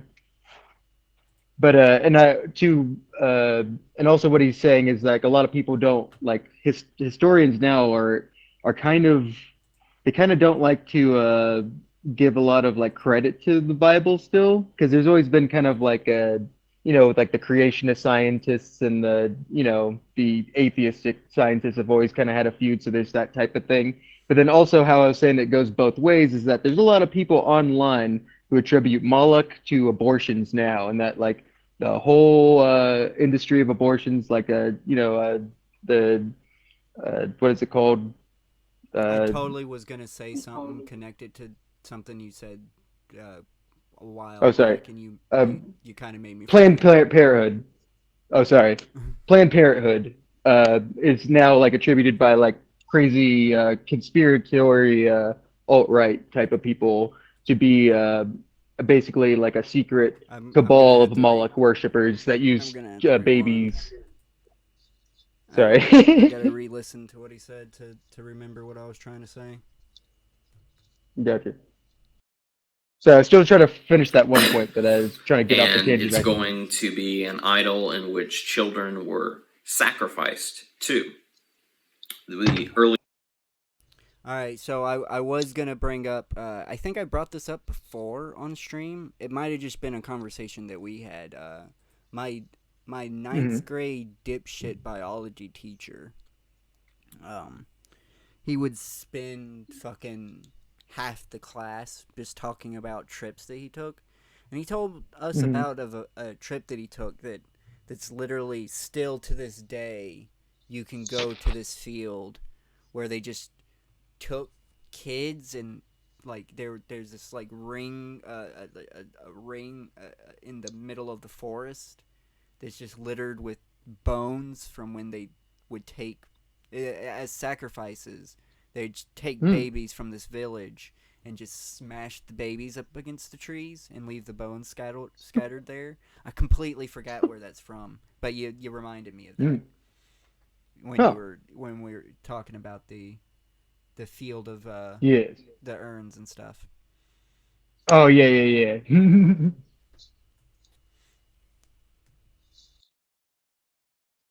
Earliest descriptions of the idol of Moloch involve a blazing fire that would heat the demon, the idol of the demon, to such a temperature that placing a child into the hands of Moloch would burn the child alive, right? It would immolate it, right?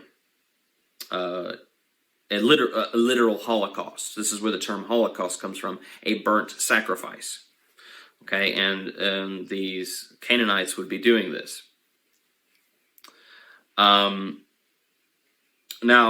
before we get into this is a very political issue. For some reason, people want to ignore the evidence and stick up for Carthage and say there wasn't human sacrifice. That's absolutely ridiculous.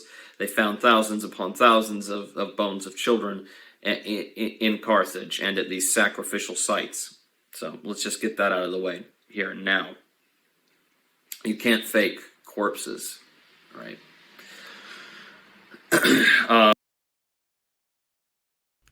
He might have been sarcastic there, but you can. If you try hard enough, yeah. You totally can fake a corpse.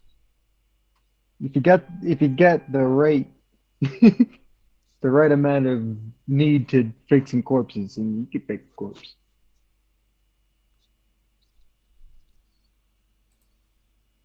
But I have to see. Okay, yeah. We've been going for an hour and a half. These was not a cult activity. It sounds like a cult today, right? It certainly sounds occult as well, but it is not a cult activity. This is a state religion of Canaan. The Israelites, the neighbors of Canaan, right, are so horrified by the child sacrifice occurring in Canaan that it's going to be mentioned as a sin throughout the Old Testament. And hey, we need those to work. Damned. It's going to be a damned offense, right? And they're really adamant about the Israelites not practicing this. The Jews. Who's gonna tend to my fucking sheep if I'm sacrificing on the dead? And it's the number one reason why Carthage could not win a war against the Romans. They didn't have enough. They didn't have enough young, vivacious warriors to deal with the young, vivacious warriors of the Roman fucking legions. Mm-hmm. I think it was in Carthage where I forget someone came in and like witnessed like on the streets where they're just like a bunch of poor people just like selling their babies to like a mass amount of like people are just like buying babies en masse just to throw into the into the idol. Yeah, and they're talking about original Carthage. There is also a Rome Carthage that they rebuild on the original site of Carthage that I gotta mention. There are two Carthages. Mm-hmm. The Roman Carthage was not that. That's the one thing that fucking the right could use against it. Like we're not talking about the original Carthage. We're talking about the Roman Carthage. They didn't do no human. They didn't do no child sacrifices, which is true. Romans weren't about that shit. It's more left. It's kind of more left into kind of like more like people who are reactionary towards like kind of the Christian type of things. So it'd be more left people, I think. And it's more right people that are like, oh yeah, it's the human sacrifice has actually never stopped happening, and Moloch worship is well and alive today. That's definitely not true, but our government, Planned Parenthood, are just going to be very affronted by all this. one verse, and thou shalt not let any of thy seed pass through the fire to Moloch. All right. More evidence that the children are being immolated. It's going to become so ingrained in the consciousness of the Hebrews that to this day Moloch is considered an archdemon, right?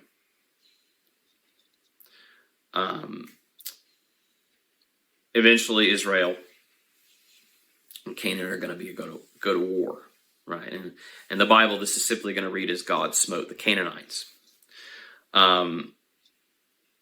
Moloch is not going to die, though. He's going to. The Israelites did not fuck up Carthage whatsoever. That was 100% the Romans. I gotta. No, he's not talking about Carthage. He's talking about Canaan. Yeah. Okay. I This could have sworn is all.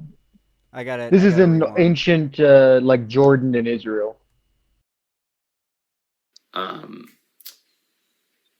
Eventually, Israel and Canaan are going to go to war, right? And in the Bible, this is simply going to read as God smote the Canaanites. Canaanites. Moloch is not going to die, though. He's going to. I didn't rewind it long enough, but I could have swore he mentioned Carthage. No, we were talking about Carthage. I'm the only one that brought up Carthage. After this ancient war between good and evil, Moloch is going to be resurrected, right? In the next incarnation in the area of Canaan, you're going to have Phoenicia, right? The Phoenicians are going to have a god that is more or less Moloch, except they're going to call it Baal. Baal meaning Lord, right? A name which is going to also be attributed to an archdemon in Hebrew lore and in Christian. All right. Baal is also going to be an enormous bronze idol, but this time it is a humanoid bull. It's going to have hooves for feet. It's going to have horns coming out of its head. Right. The Carthaginians would sacrifice to Baal by placing the child or the infant within a tomb in the monster's belly. Right. There'd be a hollow opening. Cavity within the creature's belly, and this is totally Also, this is totally just a misinterpretation of the fucking Minusians taking sacrifices and putting it in a brazen bull. Though we did have witnesses both from Greece and Rome that it was happening in these areas too. Yeah, And they could have totally just had a different version of it. I done stated that the Minusians weren't just on the little tiny island that it's that's dedicated to the Minusian, and they spread through all out the Mediterranean, including. And then you said they disappeared, right? Yeah, just one day Kind they of. decide.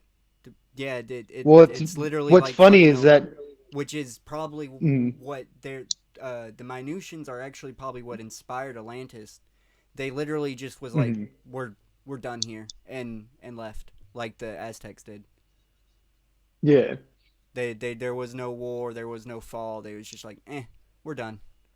We don't want to be. Well, the here anymore. Phoenician Empire is also of certain sea peoples that were from that area too. That kind of showed up out of nowhere too. So Yeah, they could always be a small offshoot of them as well.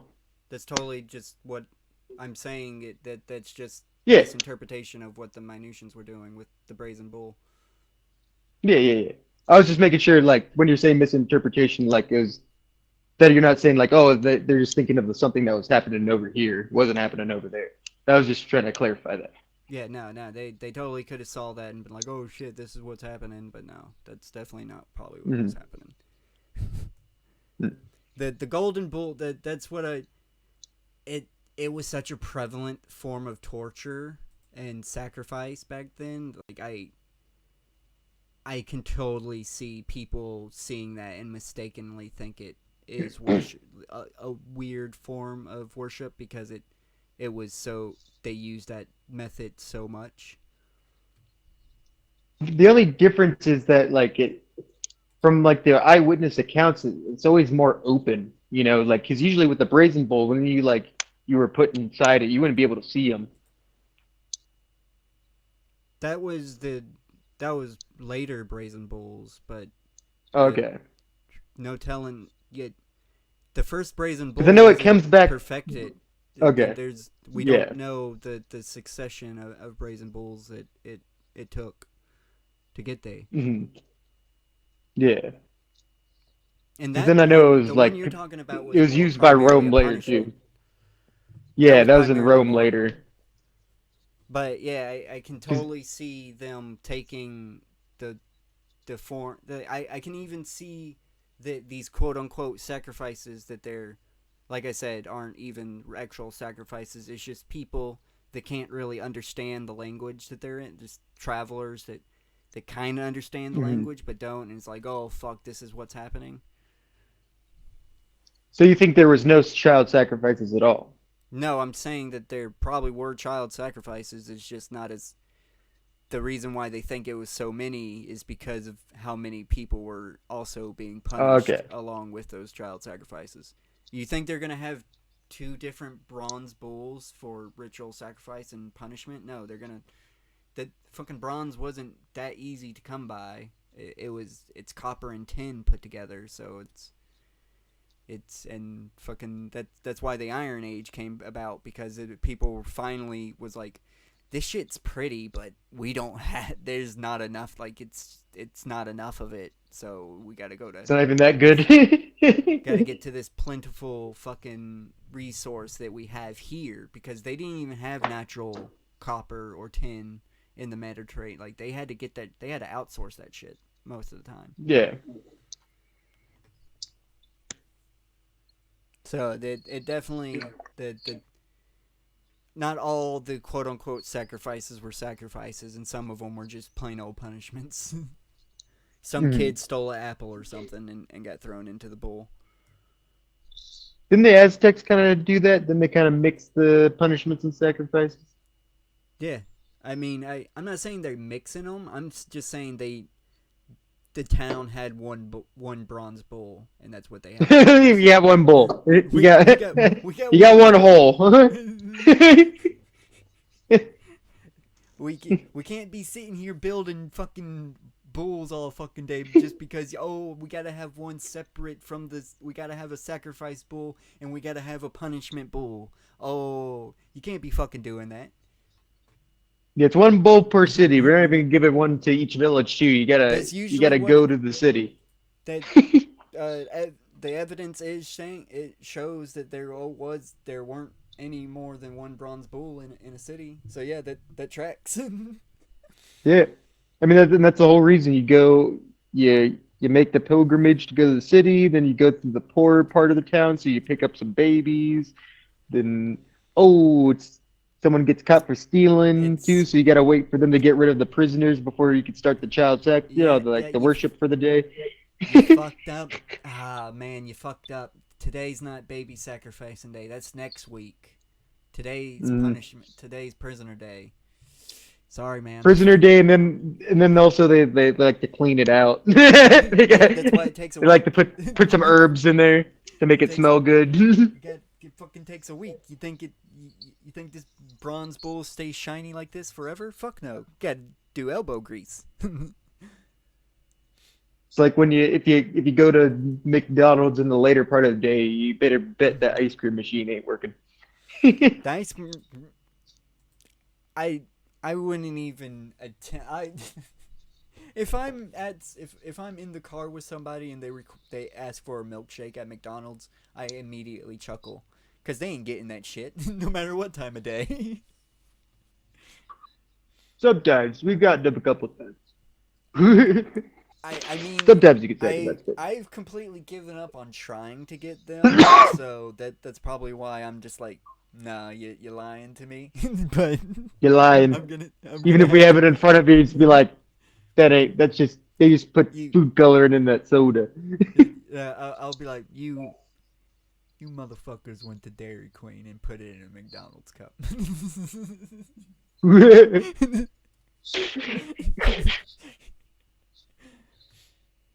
You got us. And that would be set aflame. There would be a fire inside the stomach. The child would be placed into the stomach as if in an oven, and the child would be immolated. I don't think it was done in The this Greeks way, are though. also going to I think it describe was a this lot more ritual. simpler from what I've heard. Diodorus Siculus described I the don't think it ritual. looked like that. There was in their city a bronze image of Cronus, extending its hands, palms up, and sloping towards the ground, so that each of the children, Kronos again. when God damn it, Kronos. placed thereon, Stay out of it. rolled down and fell into a sort of gaping pit of fire. Drums and flutes. If I'm not mistaken, Kronos did require not infant sacrifice, not just child. Like it had to be an infant. Mm-hmm. Because the whole he eats babies thing, I Mm-hmm. Oh yeah. believe. But it's hard to say about the golden era. It's called the golden age when Kronos was widely worshipped. It's almost impossible because that was during the Dark Age where there was no written account of fucking anything, because linear A and linear B people just was like, oh, we don't need this anymore for some fucking reason. Mm-hmm. So that's like, also, no. this could just be like an offshoot or mutation from it, you know? Yeah, just a weird amalgamation of it all. Like an echo. Would be played at the ceremony as the infant was sacrificed to drown out the screams. Plutarch, a Roman historian, is going to write on this. With full knowledge and understanding, they themselves offered up their own children, and those who had no children would buy little ones from poor people and cut their throats as if they were so many lambs or young birds. Because this was in Canaan, and yeah, it wasn't technology became more sophisticated, so did the idol of Baal. He did mention Carthage about something, but I can't remember what. It was. Oh, it was back. It was back when he was talking about the bodies that were found in, like, all the sacrificed bodies in Carthage. Because that was a thing that they did do human sacrifice.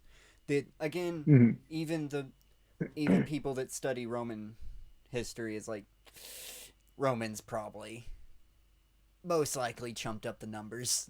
they most likely did.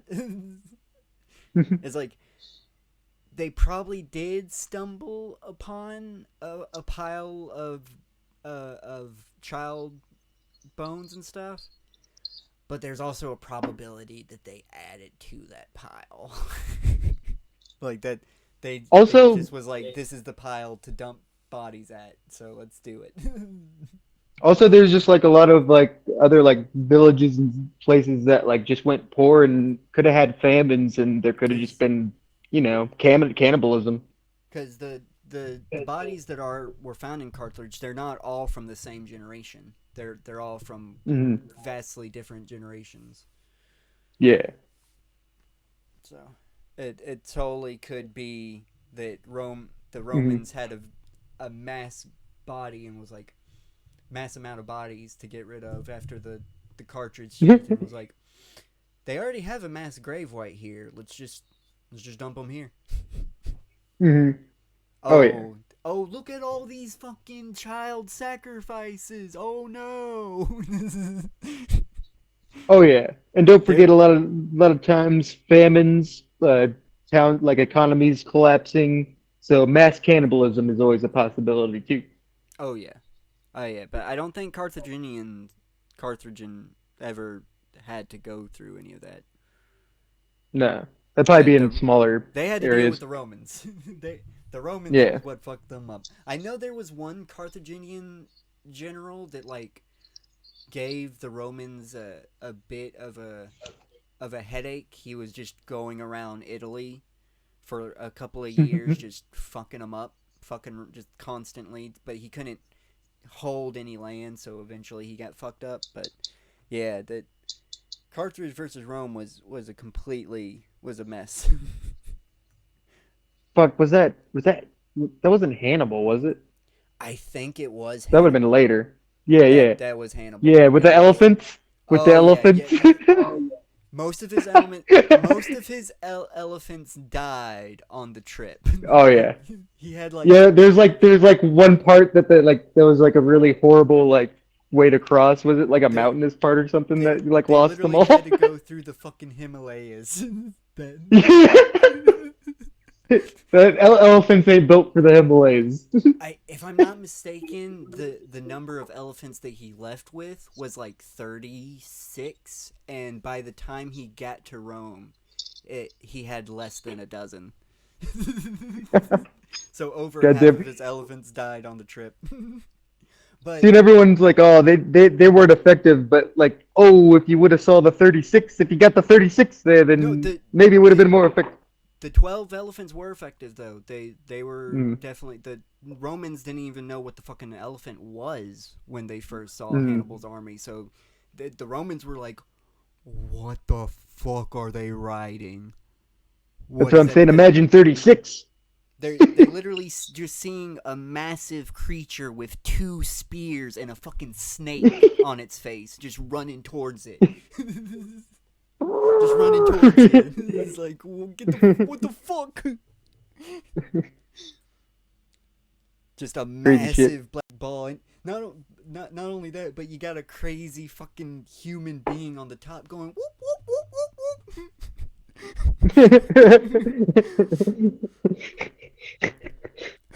Hell yeah. If only we could have saw it. I wouldn't have want to. I would want to be like a passerby that just so happens to be on a distant hill that can just see the battlefield perfectly. I wouldn't want to be one of the. I wouldn't want to be in either of the battles. Oh no. That was rough battling. I definitely would have been like, oh, that looks interesting. I'm just gonna step over here. Then going, oh shit, And then oh. you see the first initial elephant charge. You go, oh my fucking god! I would want to be a Roman. I would want to be a Roman bystander because we don't know what the fucking elephant is.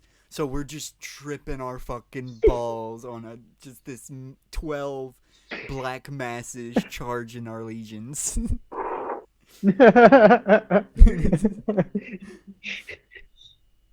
Damn. Good TV. It is said that the demon's outstretched hands acted as a pedestal. Once the child was placed onto the hands of Baal, the weight would activate gears that would send the outstretched hands towards the mouth of Baal, throwing the infant down its mouth and into the fire that had been lit in the belly of the idol. The Greeks, That's the like Romans 3 are going to different be things that have been horrified by this, described. right, just as much as the Hebrews are. Pretty. There is a lot going going on to there. occur another war between Carthage and the Israelites. Jezebel, right, biblical figure, a princess of Tyre, is going, and is also apparently going to be a head priestess of the religion, is going to wage a war on the Israelites to attempt to get them to convert to the religion of Baal. All right, this war is going to take place. This is why you gotta do what the fucking early Roman... This is why I want to be a part of the Roman Republic. I fucking desperately wish I could live during the Roman Republic time. They totally... Yeah, if you try to fight back, they would fuck you up. But when the Romans invaded you, they would make sure that they had an excuse. They wouldn't just invade somebody. It was invasion in self-defense. very stretching that. They of course they stretched that. Sometimes it was like, I don't know if that was really invasion of self-defense, but okay. It's called a preemptive strike. It's like, Some, I yes, think they they're definitely gonna would. attack me. They definitely would do They haven't yet, but but they might. once the Romans took everything over, once they took the region over, they weren't just like, okay, now all of your infrastructure, all your economics, all your society, all your culture has to go away, and you have to do ours. You have to be Roman. No, they were just like, learn Latin, we're good. Keep everything how you do it. Keep everything nice, neat, and tidy. Keep it all running. Just make sure you pay your taxes and learn Latin. That's all you gotta do. It's very simple. We ain't gonna fuck with you. We're not gonna destroy your religion. We're not gonna do anything. We're not gonna persecute you or anything. It's not none of that. They wrote the Roman Republic was so fucking cool, man. It's just so free. It's like, as long as you When they're like a small thing where they'd be like, when they get mad at someone, they'd be like, oh, now you gotta put us, you can still worship at your temple and stuff, but now we gotta have a little statue of the emperor here, and you gotta give a little tax. they would do humiliation stuff like that if people did step out of line. I also have to point out, you want to be a citizen of Rome that speaks Latin, because if you were just a citizen of Rome that didn't speak Latin, you were persecuted as a lesser. That there was a class system going on. So the top of the hierarchy were the Roman citizens that spoke Latin. At the bottom of that were the Roman citizens that couldn't speak Latin, and then outside of that were the people that spoke Latin, and right before that were the dregs, the people that couldn't speak Latin. They were kind of treated like garbage, but why aren't you fucking learning Latin? Tell me to speak Latin and put on clothes. They don't even Son of a want that. bitch. They just want you to speak Latin. You can stay nude. Just, I want to be able to understand. I don't understand what they're saying to them. I just assume they're mad that I'm naked because they got those gay clothes on. See, wearing sandals. If you learn Latin, if you just learn Latin, there wouldn't be this confusion. You make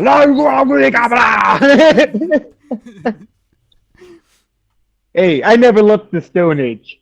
You definitely wanted to be a Latin-speaking citizen of the city, Rome. Anything outside of that, when they came out with that stupid language, when they came out with that stupid language A and language B, I even thought that was dumb and it was gonna be a fad. Language is dumb. I just do grunts. It's called linear A and linear B, but yeah, I get you. Language A and language I speak through projection.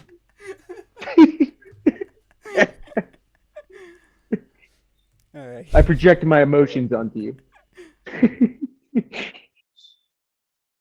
Over numerous years, and it's going to be internecine warfare, right? It's going to be very violent, and but eventually the Hebrews are going to triumph over Jezebel, and her campaign of conversion through violence is going to be thwarted by the Israelites.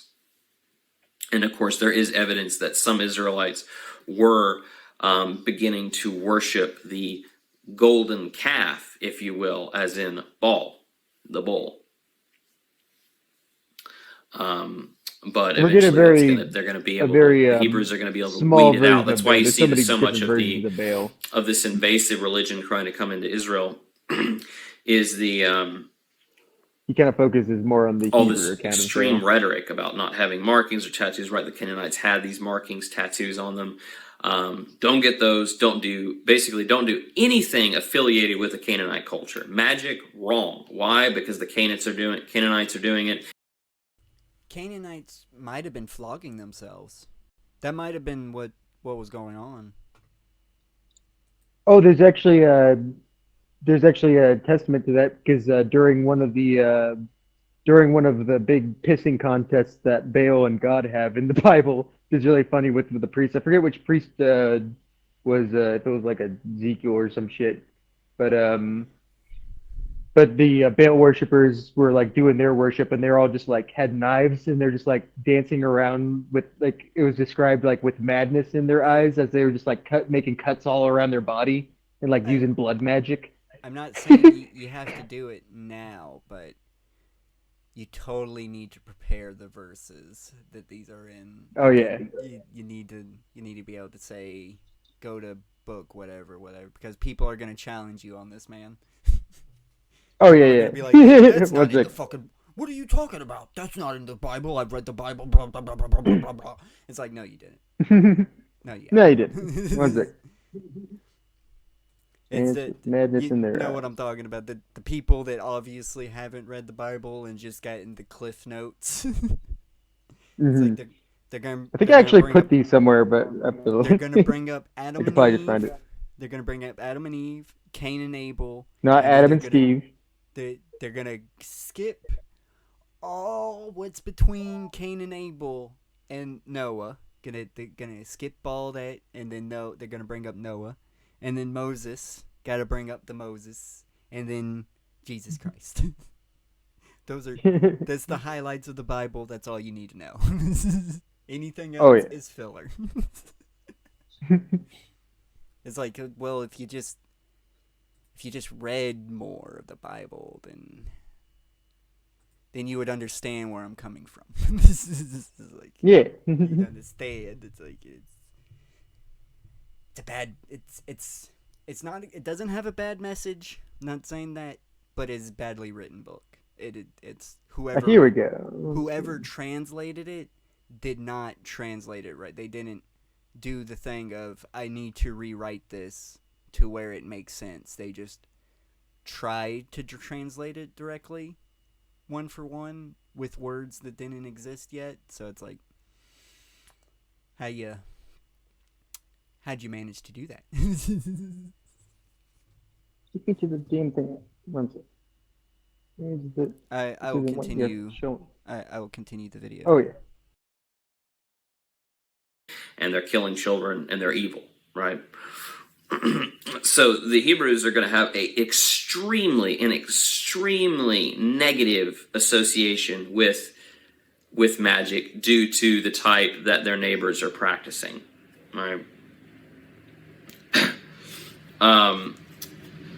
The Romans are going to go to war with Carthage. Right? We could recount this, all the excitement of the war and the details of it. We're not going to get into that.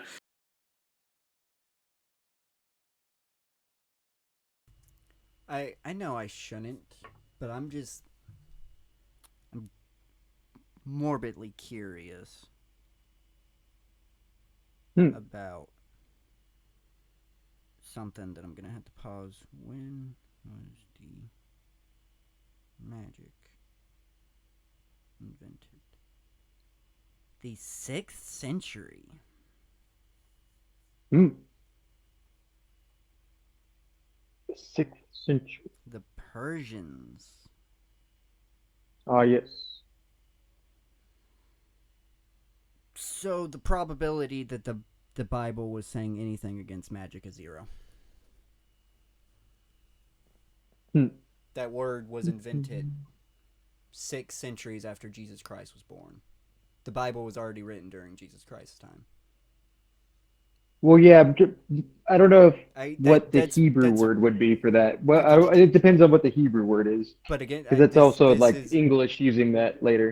Again, that's assuming that the Bible was written in Hebrew, but that there was no chance that the original Bible was written in Hebrew. So there's no. I mean, there's parts of it of like with the Israelites. You're like, assuming the word magic that came to existence in the 6th century existed before then and into it and was a part of a completely different language that we can't even translate now. But people throughout the world have have equivalences to magic. But there's a certain point in time where it's not magic. It's just how shit runs. Oh yeah, I guess yeah.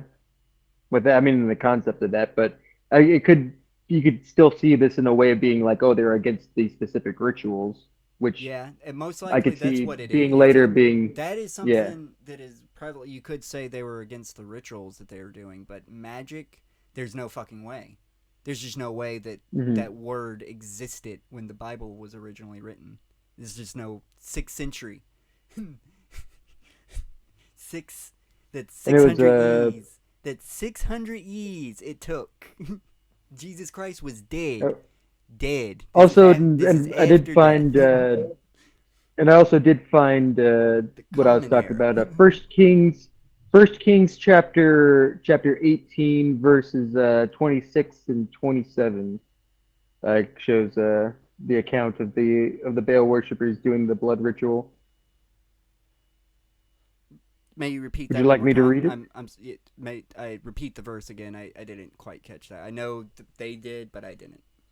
The book is First Kings, and it's chapter 18, verses 26 through 27. Through sorry, 29. Kind of gives you the full thing of the ritual. And if you want to give me a prime example of what I mean by it's a poorly written book, go right ahead. Oh yeah. And here's the verse. So they took the bowl given them and prepared it. Then they called on the name of Baal from the morning till noon. Baal, answer us! They shouted, but there was no response. No one answered, and they danced around the altar they made. At noon, Elijah began to taunt them. Shout louder, he said. Surely he is a god. Perhaps he's deep in thought or busy or traveling. I forgot about this part of Elijah just talking shit over here. Maybe he's sleeping or and must be awakened. So they shouted louder and slashed themselves with swords and spears, as was their custom, until their blood flowed. Midday passed, and they continued their frantic prophesying until the time for the evening sacrifice, but there was no response, no one answered, no one paid attention. Baal was a pussy. It's so bad. It's so bad. It's like I get that there's a ritual going and someone's shit talking the ritual, but man, you could have made that so much more entertaining. You gotta start with the slashing. You gotta start with the self-fucking mutilation. You gotta start with that. You can't end with it. Yeah, I should have went with like some of the older versions because I know there's the one that was like they danced with madness in their eyes. See, that's another point. We can't even get the fucking book written in a formulaic way. It's all Now, I was on this Bible site. There's literally over 20 different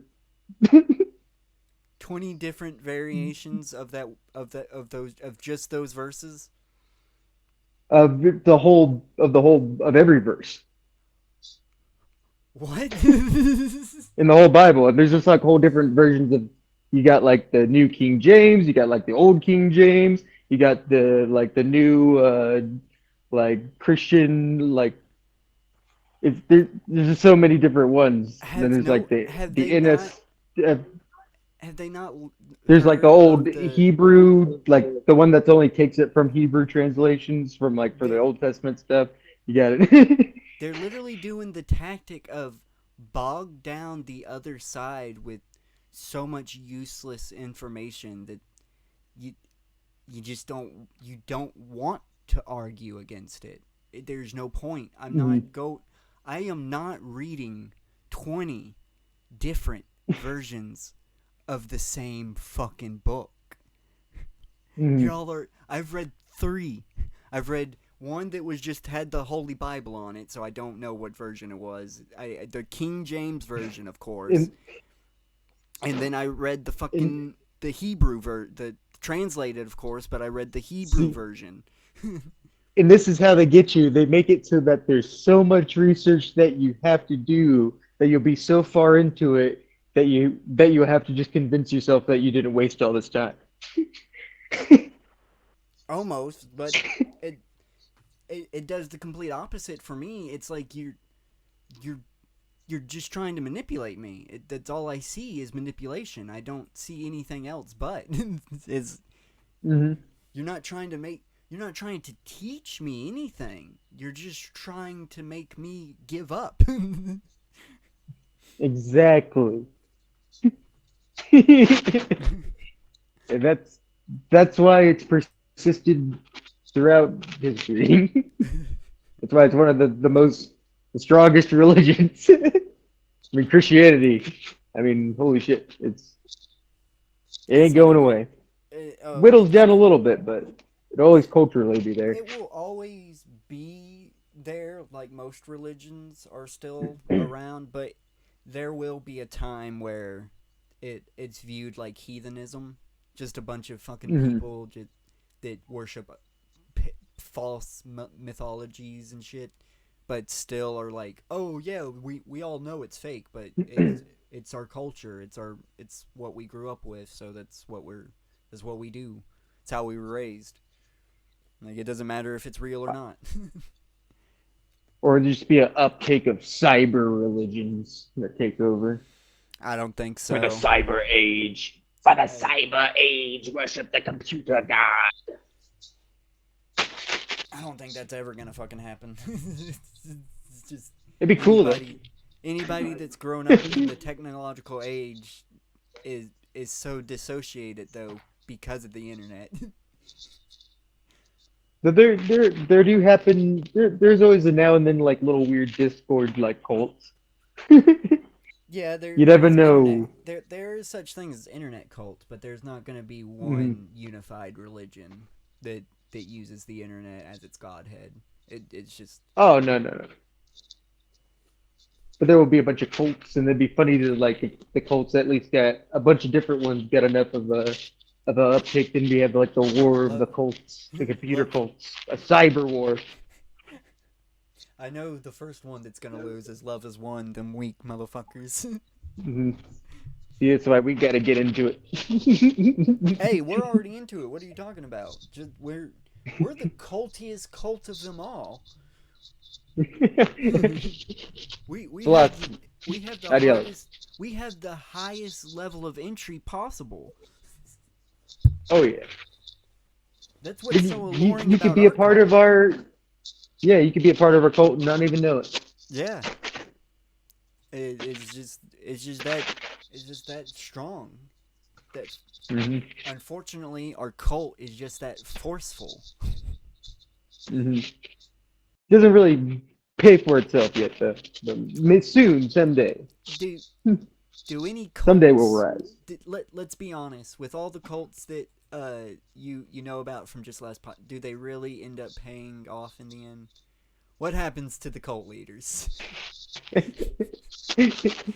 we'll be different. It's not. They always fuck up. It's not about. They always freak out at the end. It's not about. Well, it always ends. It usually ends with like 6 months on acid or LSD or some other drug. Oh yeah, there's always self-destruction. We can handle it. It's not about it paying off. It's about having the bomb-ass journey to the end. Yeah. The car. The car is gonna set on. The car is definitely overheating and it's gonna catch on fire. But that's what we fucking want. We're gonna, like every other cult, we go out, we come in hard, fast, and we burn out.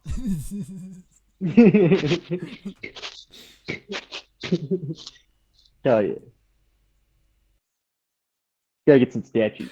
I'm gonna get a couple of different looking statues just to fuck with people.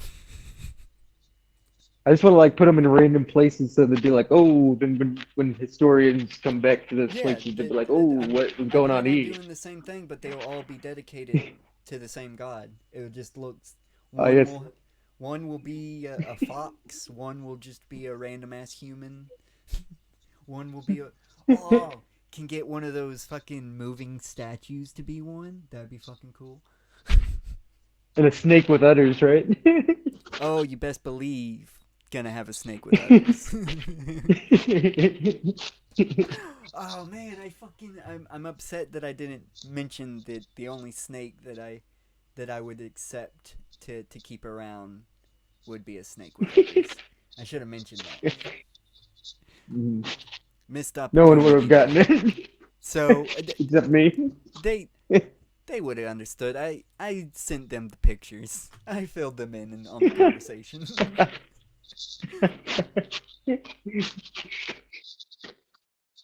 The Romans were rather horrified. They did not like human sacrifice, which seems odd due to the gladiator games, right? Which is in a lot of ways a human. That's different. That's fun. Most gladiatorial, I hate how they're like, oh, it was mostly slaves. The slaves were given the choice to perform in the Colosseum to earn their freedom. It wasn't just, oh, we're getting a bunch of... No, that would be very boring to watch 12 people get mauled by a lion. It's like, oh. There's some of that later, because I know there's a couple emperors that really hated Christians, but that was when the Christians were around, right? Yeah, that wasn't persecuting slaves. That was people getting arrested for Christianity and being thrown into the Colosseum. Yeah. And they weren't given the choice. They literally were thrown in there, chained up. Sometimes it wouldn't be a lion; it would just be another human. Which knowing most of those like those early Christians, they probably loved it. So that is. It's like, oh, because those were the guys that were just flagellating themselves, just like putting themselves like on like pillars and stuff. Some of them probably enjoyed it. Others probably really did not. They probably like, this is a bit too much for me. Oh yeah, the ones that had doubts, yeah, the ones that are like, oh, I got in over my head with this. But the ones that's like a free martyr trip, you're like, oh yay, we're dying as Christians. I think Simpsons literally has that with like Ned and his like kids. He's like, we're gonna die martyrs today, and they're like, yay.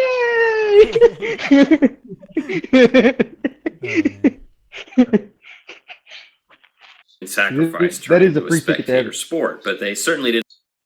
It was a spectator sport. It was not a human sacrifice. They might have done They might have done sacrifice in the Colosseum, but it would have been an animal. It wouldn't have been a living human. If you want human sacrifice, you gotta go through the apparently the Canaanites, Carthaginians, and the Norse religions. The people that worship Odin, they for sure did human sacrifice, because that's what he required. That's why Thor was popular, because he required a fucking goat. All you had to do was sacrifice one of your goats, and you're good. You didn't have to sacrifice your firstborn child. Yeah. So I gotta get what he's saying. He's just like, oh, it's kind of inconsistent that they'd be wrong. They'd be mad at killing this way if they're just killing this way. From his snide Christian point of view. True, I'm going against him though, because not only is he comparing child sacrifice to grown men duking it out in the boxing ring, basically, but also it's very clear that the Romans did not fuck with that. They just did not. Didn't like ritualized human sacrifice. In their minds, the gladiator games and human sacrifice are very different. So they are going to use the fact that the Canaanites are practicing human sacrifice as a propaganda during their war against them. With Rome at their doorstep, about ready to destroy the city of Carthage, the Carthaginians are going to sacrifice around 400 children in hopes that Baal, right, the demon Baal, their god, would thwart the Roman advance. That's obviously going to fail. Oh, I got a little correction here. It wasn't. It actually wasn't just 400. It was just 400 sacrifices. The Mm. the written account is the Roman soldiers heard nonstop screaming from the city of Mm-hmm. Carthage for like, I want to say 7 days. Like they were just the screaming didn't stop. It was literally the screaming started, and then it just kept going. Like there wasn't even like a It wasn't even that. It was just constant. Oh my god! How many movies are we gonna get of Napoleon? I want more movies that are like of like these types of battles. That'd be so cool to see in a movie just like that. You could probably do a scene so well with that. Just like It'd taking have place to in the Roman point of view. it'd have to be a montage scene too.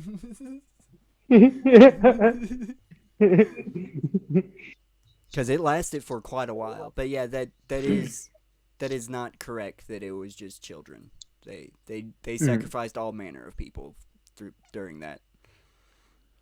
Hmm. So I'm sure that the Well, Romans probably pushed that. Probably said it was. Yeah, the It said that Romans. they played into Eh, the propaganda, right? it that and I was about to say that it probably wasn't that long and wasn't like that whatsoever. It was just the Romans were like, we need an excuse. Yeah. we need to make them the bad guys. Hmm. We heard them sacrificing some kids earlier that day, and then we went inside and killed a bunch of kids. So those kids were also sacrificed. They were the town was screaming for 7 days. Because the siege lasted 7 days. Hey, it kind of sounds familiar.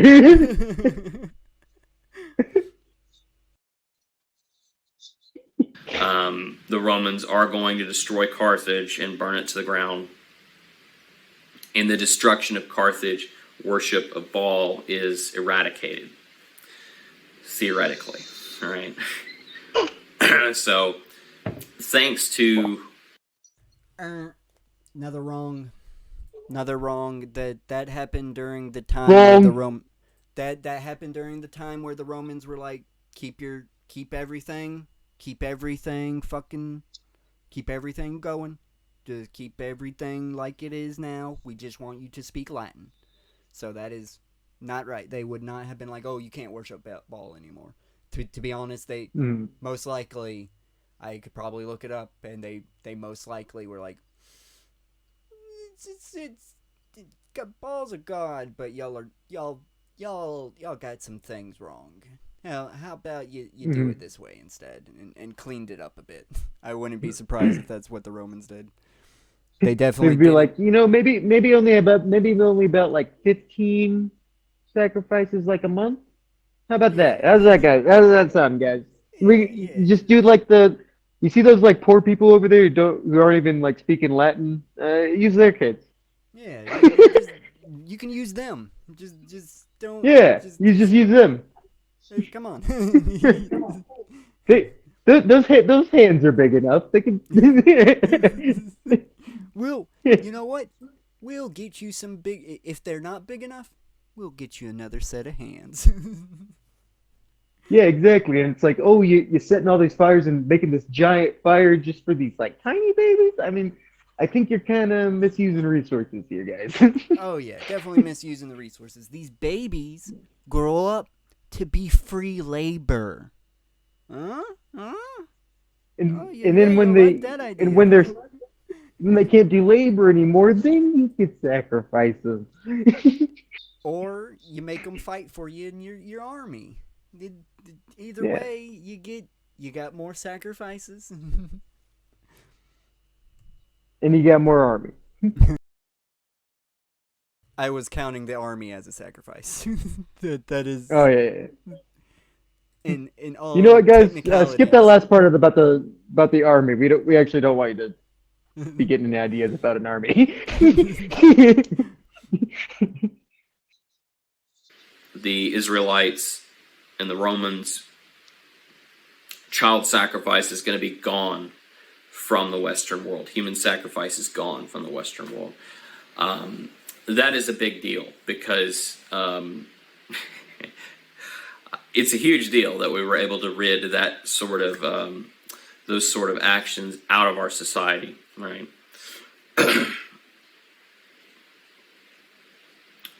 To this day, the memory of Moloch, Baal, and Ammon, right? The temple of Ammon was the epicenter of worship and human sacrifice. What's kind of funny is that But Christians have to Moloch, Baal, begrudgingly and Ammon credit are Rome. considered demons, very powerful, deadly demons in the Abrahamic religions because they were actually real demons, right? That the Hebrews were having to interact with when the religion was still very young, right? In the early days of that religion. The demons Beelzebub, right, or Beelzebub, and Belial. The fuck did he just say? Um, How did he he just said, pronounce? How the fuck did he just pronounce Beelzebub? yeah, Beelzebub. It's sometimes spelled like that in the Bible too. There's a lot of missed ways that it is like in also like the King James but it's essentially what he would go into is what I will give him a point what he's about to get into is that it's probably an insult more of a god than it is actually an entity. It's because it means Lord of Flies, Yeah, Beelzebub is the Lord of Flies. like Lord of Maggots, you know. So you could interpret that either like, oh, he's the Lord of Death, or that, oh, he's the Lord of those fucking worms, those maggots over there. Or I would love it if he was literally just, no, if we go back in time and ask somebody, it's just like, the fuck are you talking about? That dude's the dude that's the Patreon of those annoying ass things that's on horse shit all the time. Like, what the fuck? Yeah, what's it's the a big deal demonology about- kind of thought. What's the big deal about the fly god? He makes sure horse shit disappears. I mean, what, you got a problem with that? I like how you're saying like that's how it was back then, but it's essentially what demonology thinks what it is now. Like, hey, he's a big bug demon. It's not even that. I'm not even saying they would interpret him as a bug. They're just saying that he's the god of flies. He's the god that Yeah. made flies and makes sure that they do what they do. Mhm. Because most gods, though they do have a divine form, it's never been, like, you can't find a depiction of Zeus's divine form because Mhm. mortals couldn't look upon it. It's usually when gods are in the mythologies, when they're turning into their divine, it's described as a golden flash, and then the humans usually mention, I turned my gaze in fear of losing my sanity or bursting to flames. Yeah. Sometimes that's what the mythology says. But looking at a god's divine form is a no-no. Yeah.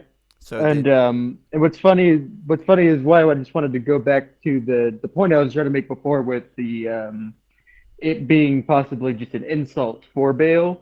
Is funny is that there's like I follow a lot of like witch subreddits, and there's like a bunch of which I was I don't give any like credit to like knowing anything, but they're always doing like little rituals, and there's like a lot of them that like will worship Beelzebub. But I always kind of thought it'd be funny if Beelzebub was just an insult for Baal, if you're just like calling Baal just to call him an insult, like one of his hated insults. So just like that just invites him to fuck with you if he was like, you know, just like if things worked out in the way they thought things were. Yeah. Just like you get this little like this lady being like Beelzebub is basically like if someone came up and like, hey maggot, hey Lord of Maggots, hey you gay. You're a maggot. Yeah, you're a maggot.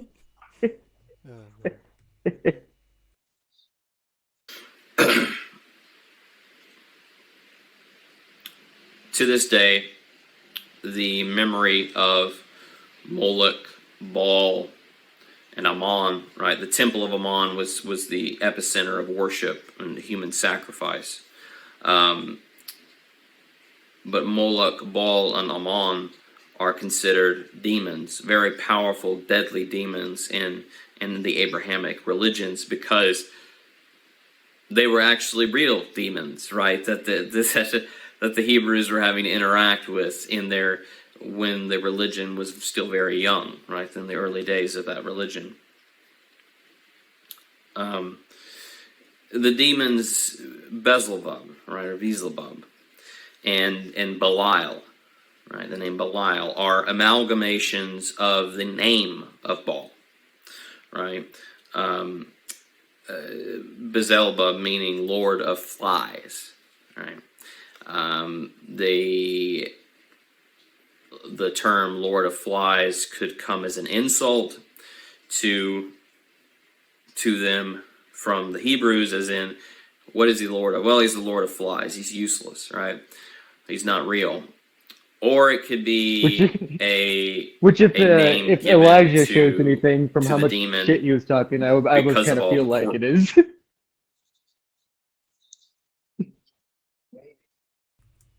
Hold on, let me make sure that I'm. Maybe that's what it Seems like the is, most but shit talking religion.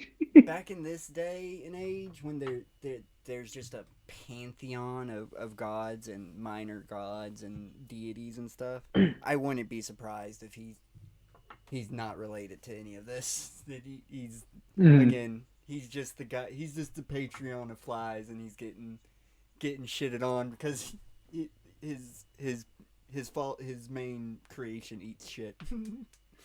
See, and that's because like, and one thing too is I that can hear there's you, sort but I of gotta like go poop. oh, gotcha. And there's sort of like one thing is that like sometimes just the word ball or bail can just be interchanged with God too, and it could be even be just like not specific to one. They could be like totally talking about something else.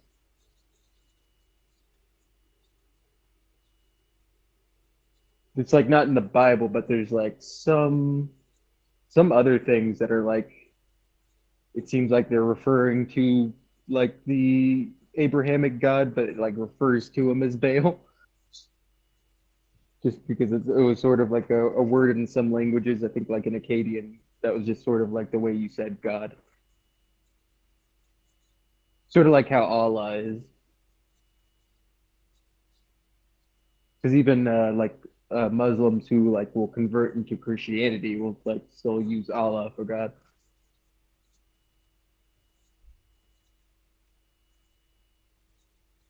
So you had language and the telephone of the religions, of the amount of pantheons and religions going around, with the amount of cultures clashing into each other. It's definitely a big, messy, anyone can guess. Could have gone a myriad ways, could have been inspired by a the myriad of different things. Mediterranean era, in the ancient, I should say ancient Mediterranean era, especially during the Romans' reign, were some of the messiest, and that's why I just can't get into Roman mythology. It's once you start getting down, once you get past all the Greek inspired stuff, that's literally just all a Greek mythology, just everything, the names and shit change to Latin terms. Mm, The yeah. fuck? Or But oh yeah, no. 1 second. All good.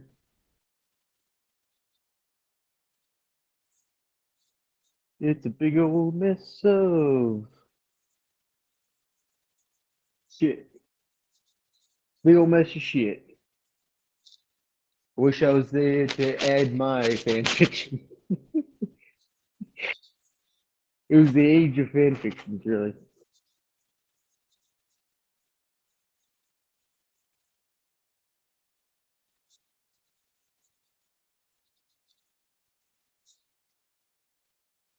We're learning about shit that doesn't really matter. You can't apply it to real life at all. We could be learning how to build a house or how to survive in the woods. Instead, we look at these forgotten gods. It's like watching ancient anime. See, these guys are all just fucking weeaboos. That's why anime would like always like references like legends like from like the Bible and from like Gilgamesh or from like the I'm trying to think of the Journey to the West. Always ancient tales and stuff because it's all just anime. Life is just anime. That's what I learned. Some anime suck though. You know this Abrahamic anime is a little hard to follow. A lot of filler. Too much filler. That's the issue. Way too many filler arcs.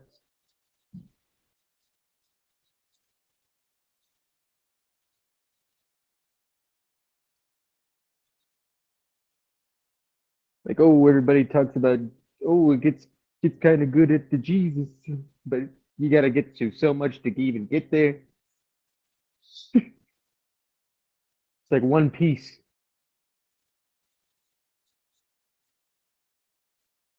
I always wanted to read.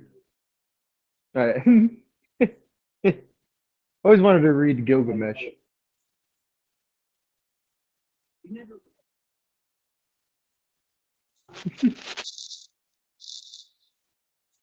I just fell in silence.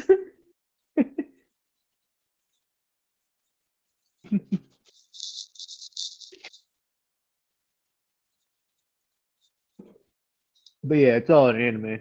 You want to read Gilgamesh? You said you ain't read it. I never like actually like yeah. I know a little bit about it. I've seen some a couple summary things with it.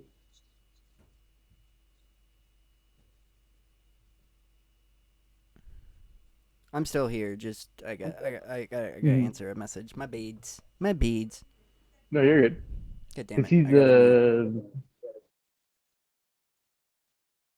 mute. I think I also learned a little bit more about him too because I think there's like a thing in Nurgle. Can't remember the name. Because Nurgle is part of that culture. The god Nurgle.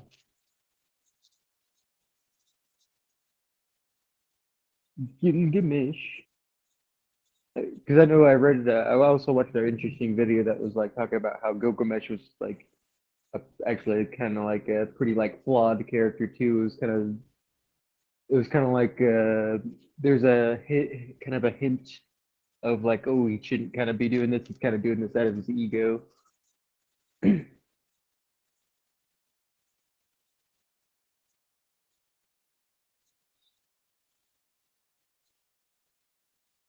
All right, I can. I can finally. I just wanted to double check before.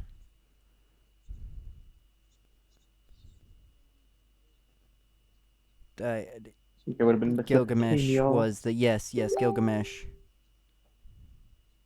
Mesopotamia. Mesopotamia. You fucking getting at it, Chris? You fucking getting at it, Chris? I never know such a good burn.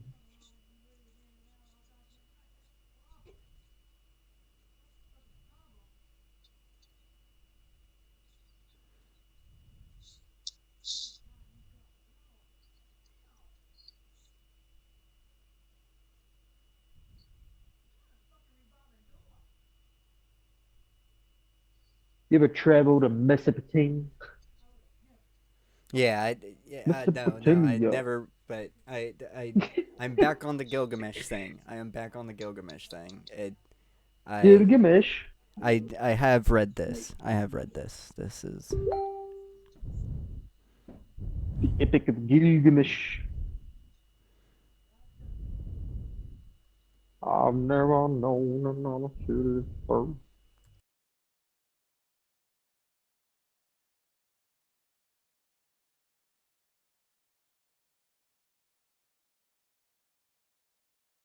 Guild.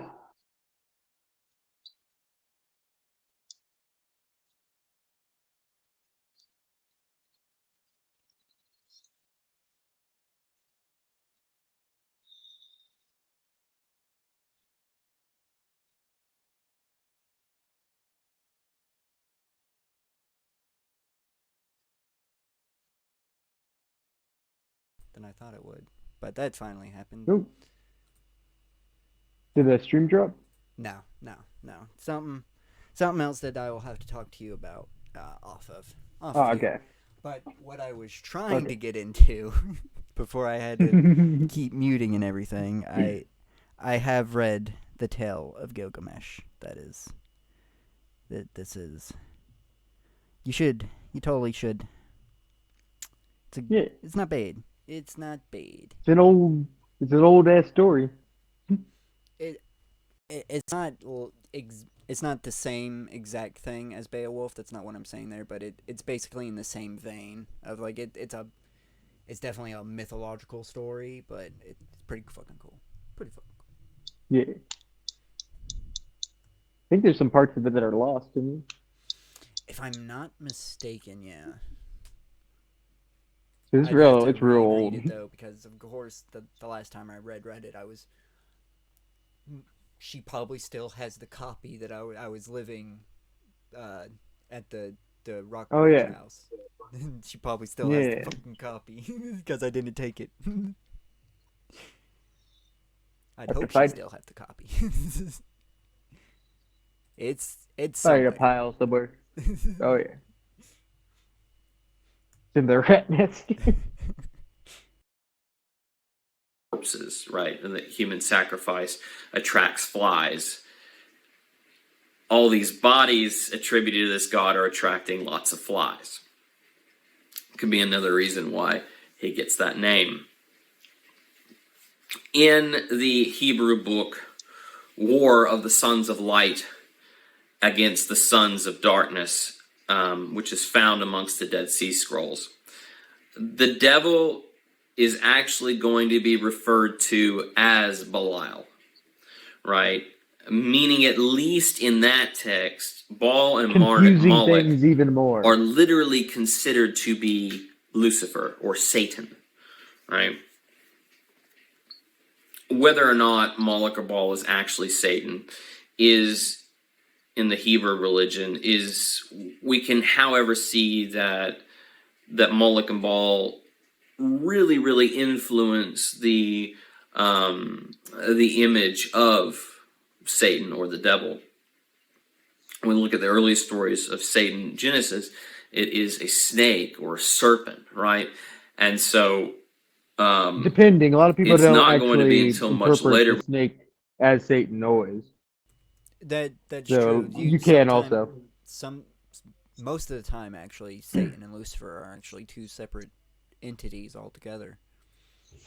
Because Satan is sometimes you're gonna have to correct me if I'm wrong on this, but Satan is sometimes known as the original demon, like the very first demon, and Lucifer is always an angel. Maybe I don't really know about like a lot of the Gnostic like texts and stuff. I know that Lucifer has been used to name the fallen angel, that is the rebel angel that is, basically the great tempter, and this is the one that's like trying to drive people away from one God. that talked to he's the one that talks to Adam and Steve. Oh my bad. Adam and Eve. But also, what was I saying? That there's like a weird thing that some people will say that like the snake itself is just like a separate entity, because like all snakes got punished because of it, because it was the whole thing is like, oh, the snakes used to have like feathers and legs, but then God like took away the feathers and legs and made them little like Slither guys. If isn't there interpretations that the snake is just the messenger that Lucifer used? Like Lucifer speaks to the snake, and then the snake slithers off and does what he says. I could have Yeah, swore that's that. also that's also another way. But there's no like verse that says like, oh, this actually happens and stuff. There's like a lot of things you'd have to interpret because they don't give you the in betweens.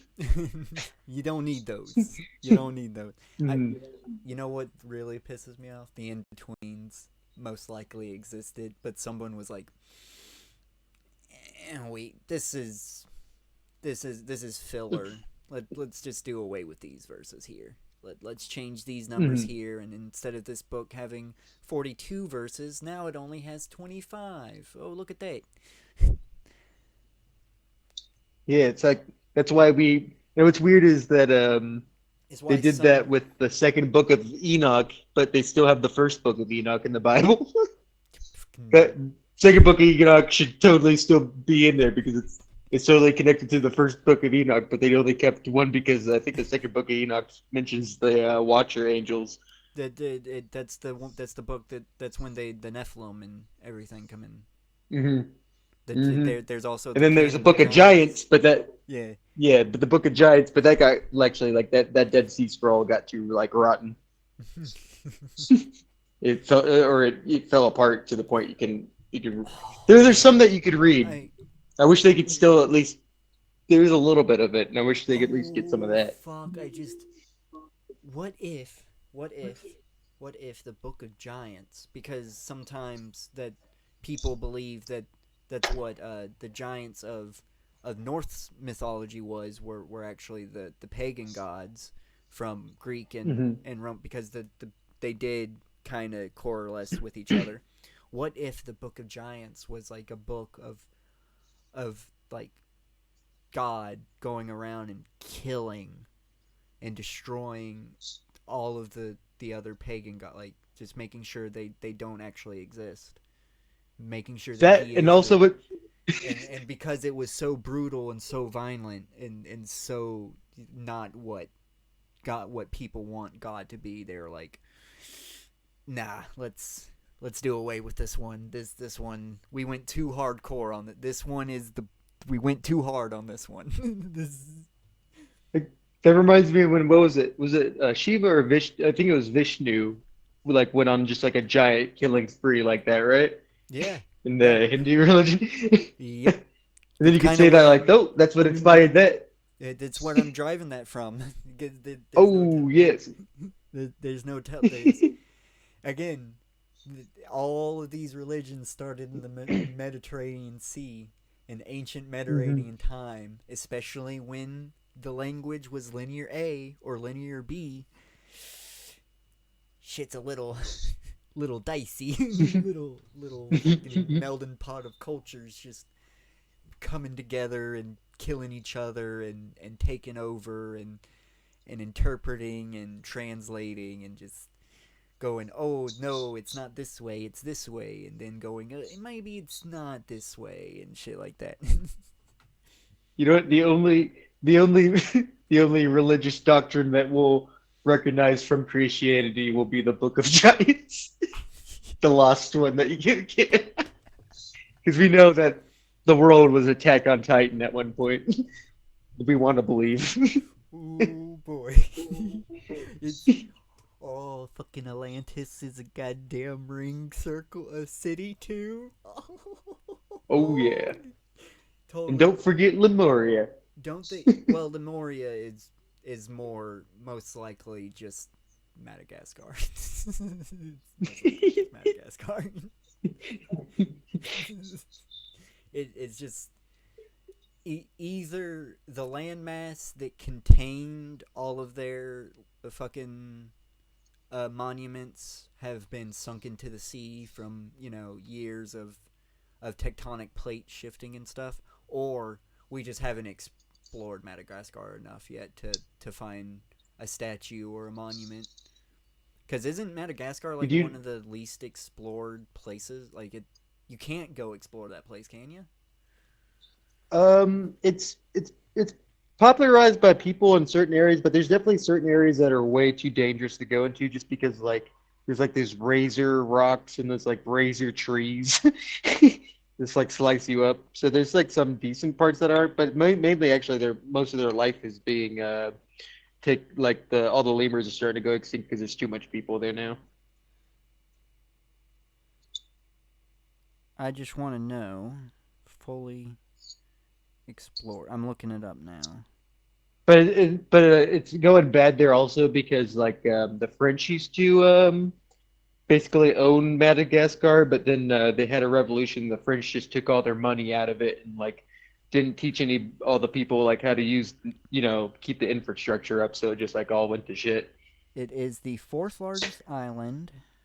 I want to know how much it's explored. Over 90% of wildlife being endemic. That doesn't answer the question I want. It's looking like A couple thousand years ago, they used political to have crisis and giant military lemurs though. coup in 2009. Madagascar underwent. Okay. They also had a boom in the Black Plague also. So yeah, I wonder if like some of the sharp, jagged rocks that make it unsafe could literally just be eroded monuments. Hmm. But yeah, Yeah. that's totally what Lemuria was. Is fucking because lemurs were there. It was supposed to be in the middle of the Indian Ocean. Madagascar is not in the middle, but years ago it was. Because none of the I always have to point this out. None of the land masses that we're on are in their original location. They've all have shifted over the years. They're shifting now as we speak. Also, the people that live on Madagascar now weren't there originally. Like they came there a little later. They came and sailed from Africa. Yeah. So there's no telling what the fuck's on that island. Mhm. But Atlantis, totally. Atlantis could have been in the Book of Giants for all we know. Mm-hmm. We can make the Fucking Book of could have been. Giants We whatever lost the it. fuck we want. Yeah, that's what we will say. We're like, they say that the scrolls, the fucking Dead Sea Scrolls, are destroyed, but we got the copies. We got the copies of the Oh, Book of Giants. like Joseph White, we were given a message to go dig up the fresh kept copies of the Dead Sea Scrolls that only we can translate into English. Of course, yeah, because as you said, it's in that fucking. That's why these ones are actually older. These ones are dated even before. So the Book of Giants, the destroyed piece of Book of Giants and those Dead Sea Scrolls, that's like basically fan fiction anyway. We got the older one. Somebody try to write down the Book of Giants, and they lost their mind while they were doing it. That's the real reason Yeah, it's in that condition. they're trying to make it. They're trying to make it canon to the Abrahamic religion. Yeah, They wiped that was going on at the time. They wiped their ass with it. Mm-hmm. Oh yeah. Get all But that we know. Get all that shits on it. Got them motherfuckers shitted on our goddamn story. How fucking dare they? It did, and we'll release it at some point in time when the time We is get right. this idea of hooves, the devil When the time is nigh. The time is nigh. having hooves and horns. This makes sense because the interaction with this demon of human sacrifice. Baal is going to be a horned demon, right? It is going to have horns, it is going to have hooves, and that's where we pick up this image of in Sound like he had the hands. future of the Sound like he religion had big of the devil bronze and of hands. demons having horns and hooves.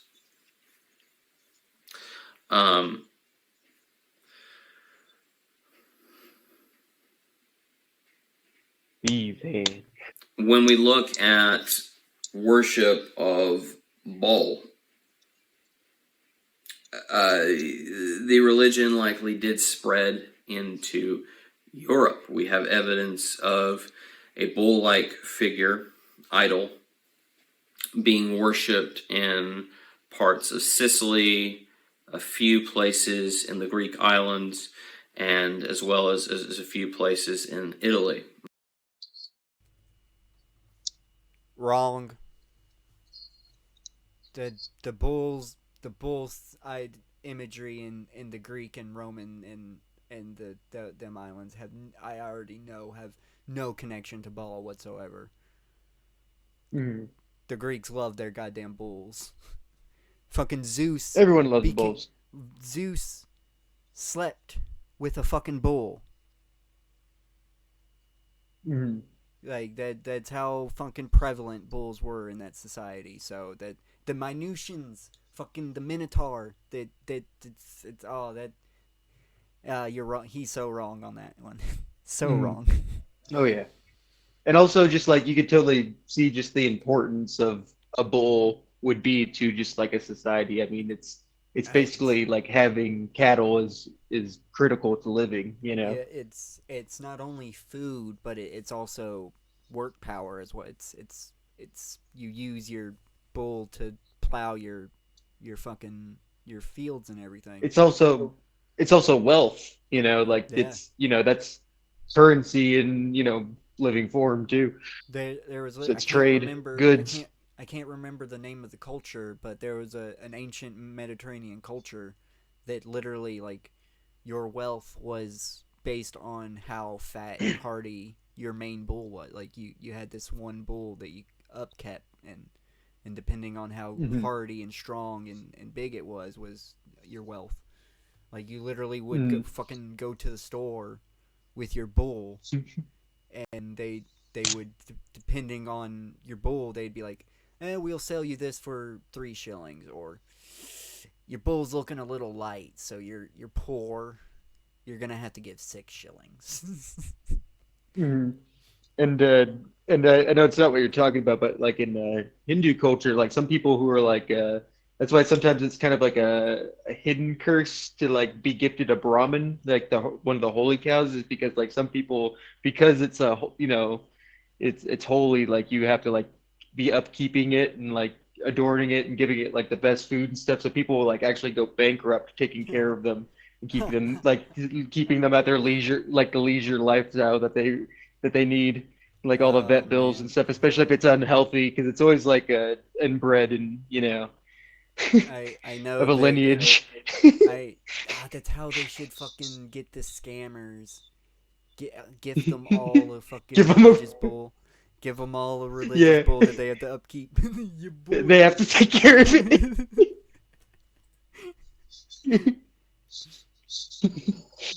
Can't focus on your goddamn scams. How the fuck are you gonna feed your bull? You gotta take him to the vet. You have to get him his massages. You gotta cater to his every want and whim. Mhm. Okay, and maybe a little bit in Spain. So the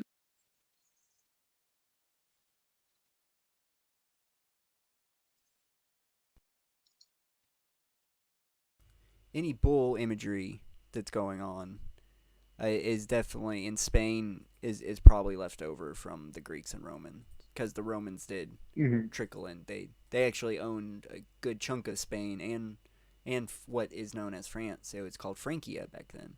They owned that. I think it Mhm. was called Frank actually, just Frank. Mhm. Yeah, and I'm sure, like sometimes they probably even you probably could have even found like Bale, like actual Bale imagery in these in these areas also, because like I'm sure people like from raids and stuff and battles could like bring stuff back, Oh yeah, they you know. definitely would, and they wouldn't even be aware of what it's just like. Oh shit, I found a bronze bull. This is fucking cool. I'm Because keeping this. as we see from like a lot of the accounts and like of like especially what like like Romans and like what Romans would say about like Yahweh and like even what they thought about Christians and what they actually believed. Like they're pretty ignorant about what people actually were believing. Yeah, just They because had they their own never opinion. they had their own opinion, and they never really fucked with the religions. They didn't They're try like, to. They just let them it's like, be. oh wait, they have like one god that like is head of the other gods. Like I don't know, were they some weird fucking Saturn worshippers or some shit? Goddamn Titan lovers. Sounds like some weird Titan shit to me. I have no idea what they're talking about.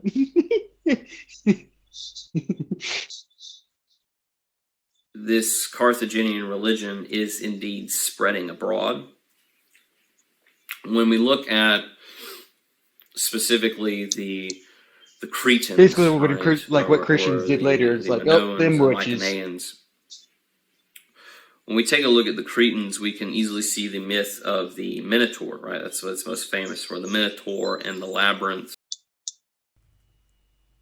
He. Oh, I'm about to. I know the fuck he's not calling the goddamn Minusians Cretans because their main island was Crete. Yes, their capital was on the island, but they were called the Minusians because of their main fucking king, King Minos. That's why they're called the Minusians. Minus, You fucking. Oh, this. minus. This is a bad video, man. This is bad. He called the Minusians fucking Cretans. What are they? Are they cretins? Little fucking cretins. Look, Cretan. You're Cretan. That is my favorite plankton insult.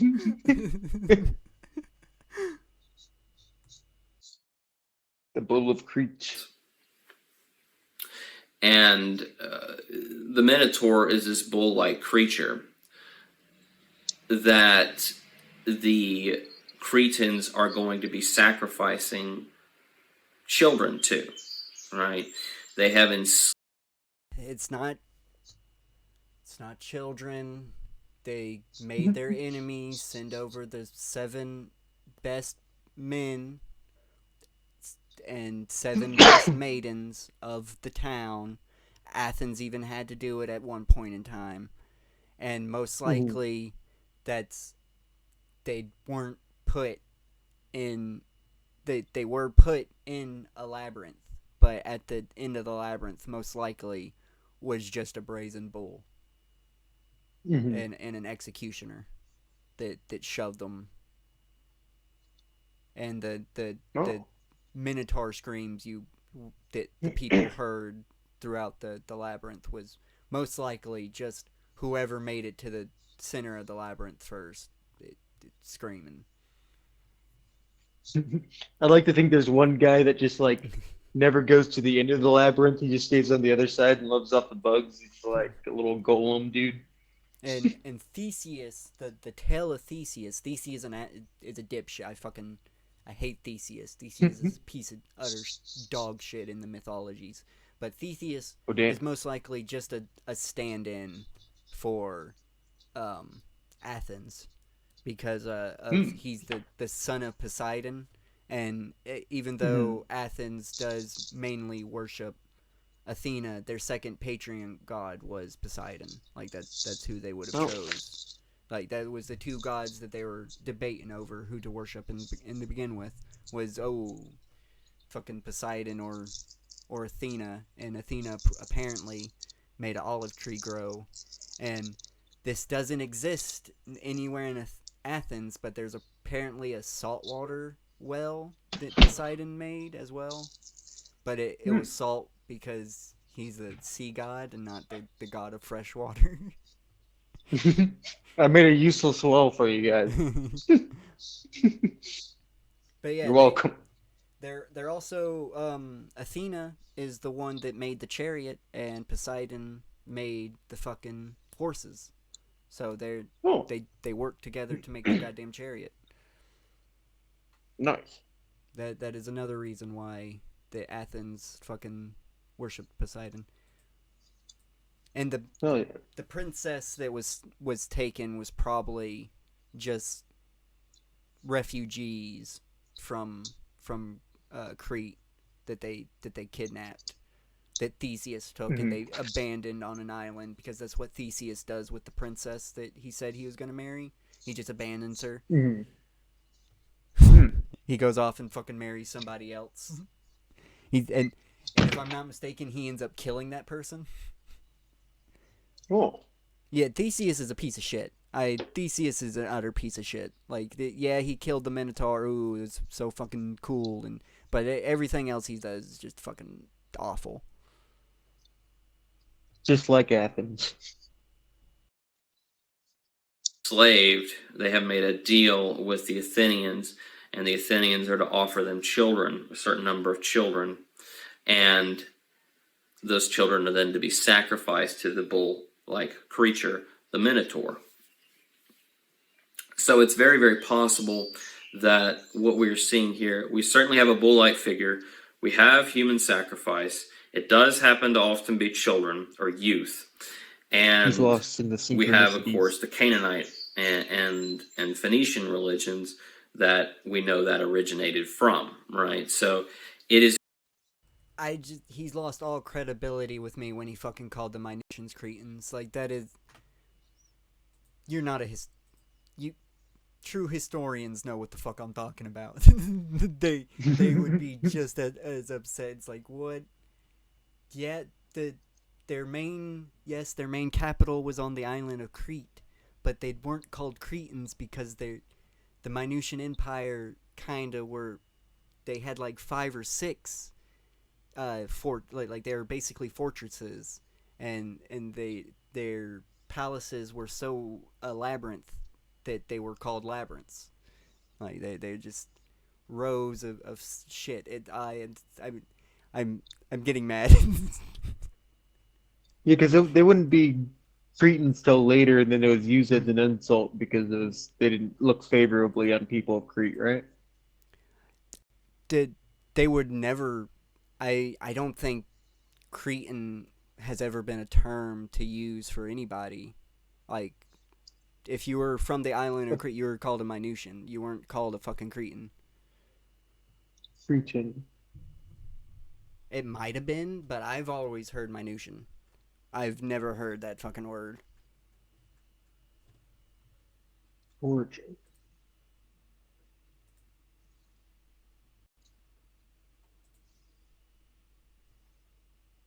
Hey. What?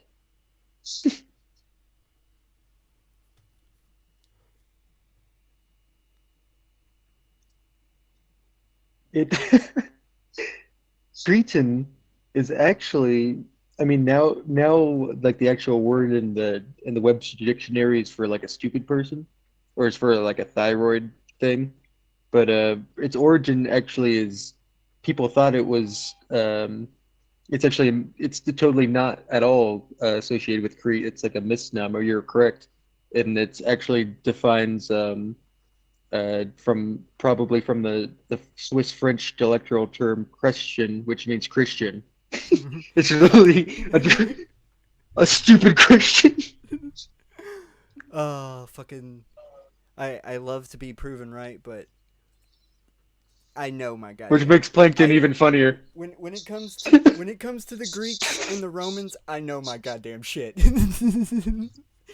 I know my fucking shit. You can't come at me when it comes to that. Cause that's the best fucking history. That's the best fucking history. Everybody's cool. Everybody just wants to be tripping and talking about philosophy and shit, man. It's so much better than today. So much fucking better. Math was first being... Dude, you wouldn't have to deal with math because you could fucking invent it, dude. Mm-hmm. Like, that's how fucking cool that era is. Though, spelling it with an A in, I get the relating characteristic of the Greek island Crete. Instead of the Pythagorean theorem, it could have been the Spoogian theorem. I think nowadays, if someone who lives in Crete would now be called a Cretan with an A. Maybe, but they That's what I'm were the looking on here. It's a Minutians. noun, capital. Like so, it seems like after the Minutians, anyone that's in Crete would be a Cretan, at And least. But that not in this case though, because this is what he's talking about. Is as you said, like when the Minutians are in control, right? yeah, that definitely that he's talking about. If he's talking about the island of Crete, he's talking about the Minutian Empire. So, and a Cretan would only just be someone who's just from that island, not by any type of like political type of thing. It's just someone who's born from that island is a Cretan. In modern day, not in the era that he's talking about. Not in the era that he's talking about, in the era after. Modern Yes. day and like somewhat ancient, but after this. Yeah, definitely way after this. To be honest, they probably wouldn't understand, but they probably would have taken that as an insult if you weren't calling them by what they were. Yeah. You're Cretan. It's Gotta get them extremely Cretan back. likely that the Minotaur is a legend based on worship of Baal in Crete, and of course of the Greeks I at think he's large, one of the people because I being thought forced to I've pay seen that tribute some people say in the that the form. Minutians were kind of more like that they may have existed, but there's like kind of mythos. So sometimes like people don't accept them as like a full on fact. Maybe that's like the type of historian he is. Maybe he doesn't. Yeah, that could be, but I think that's what he's they getting at existed. is like he's like, oh, this is how this legend of them became. They were probably just Moloch worshippers Which is not or Baal not true. worshippers. Not fucking Mm. true. they the Minutian Empire lasted way before the Canaanites did. Mhm. Yes. If I'm not mistaken, they might have existed at the same time as Troy, but I know for a fact they existed before Troy at least.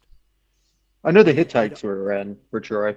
I don't know if fucking one of the 9 layers of Troy was destroyed and rebuilt because of them. Because there are actually 9 Trojan Wars, and instead of going or leaving, the survivors just literally rebuilt on top of the rubble. So there's just 9 different cities of Troy just stacked on top of each other. Like a bad gameplay of Civ when you get a bad start. That and like fucking Futurama's New York. they just built over the old one. Oh yeah.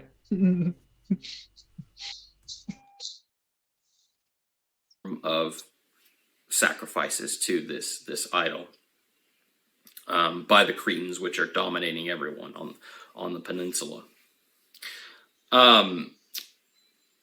This also goes without saying that there is another similar evidence of other similar things in that they have the horns of consecration, which are these horns that are either going to be worn by the high priest or the monarch themselves, the horns, right? So that does give us an idea of what's occurring there. When we also have more strange evidence of other bull-like sacrifices occurring. So it has spread throughout the Mediterranean. A continuation of the legacy of Baal is going to occur in the Greek city of Akragos, right? Akragos, which I've actually been to. If you get the chance, do visit the ancient city of Akragos. It's kind of underground, but you can see it, a good bit of it. Certainly many of the temples, they call it Agrigento now, but it's a beautiful place. There is known a story of King Phalaris, who is known to have sacrificed far into people it are we? by placing them in a bronze. Let's see that time. We are 18 minutes and 42 seconds. Get. Got to the main parts that I wanted to. I mean, I kind of want to finish this, Yeah, we'll finish. but Because before mainly I we, had this leading up to the next video, which is really cool. I just have to confirm. I just had to confirm. I don't think the city that he's talking about was originally called Cartridros.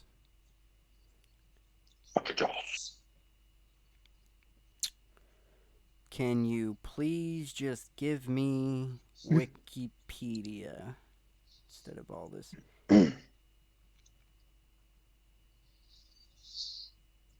Yeah, Theria. I thought so. Theria. Thought It would have so. been called Etheria. Yeah, well, it's what popped up. Nice.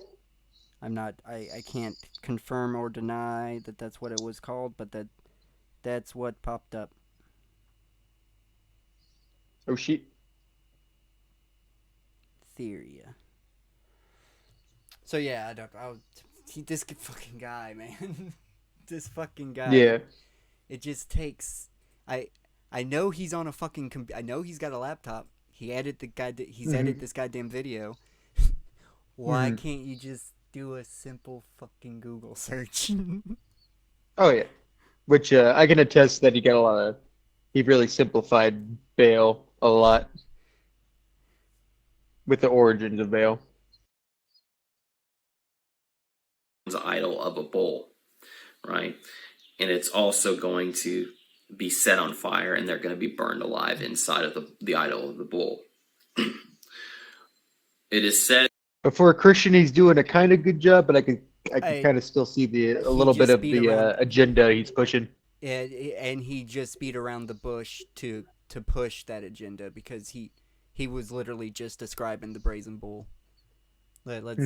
I just gotta hear that again.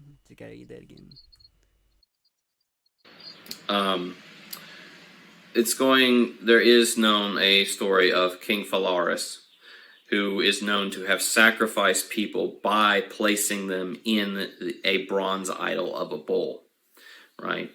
And it's also going to be set on fire, and they're going to be burned alive inside of the idol of the bull. It is said that whilst they cook... Yes, almost like the brazen bull, which primarily wasn't for ritual sacrifice. It was just a torture method. Just punishment. Frown and punish. Alive inside the bull-like oven, the screams of the victims were said to make the sound of a bull, converted by the acoustics of the hollow chamber of the beast, designed by the Menor Perilous.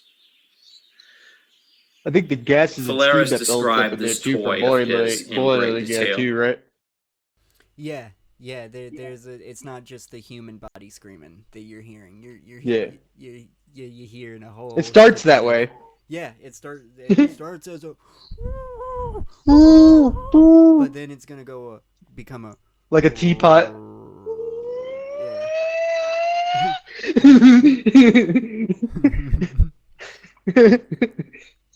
Yeah. It makes an menagerie. I'm fucking that word up, but it makes an menagerie of fucking sounds when they're doing it. When you are minded to punish anyone, shut him up in this receptacle. Apply these pipes to the nostril of the bull, and order a fire to be kindled beneath. The occupant will shriek and roar in unremitting agony, and his cries will come to you through the pipes as the tenderest, most pathetic, most melodious of bellowings. When overthrown by the hero Telemachus, Phalaris was thrown into and roasted to death by his own brazen bull in 554 BC. Now, what he is talking about is an actual. This is not a fucking myth at all. This is an actual account of an ancient Greek king that fucking got fucked up by his own torture method. This is not a myth whatsoever. Yeah. And if you're like, oh, how do we have evidence that his brazen bull fucking exists. We know that it existed.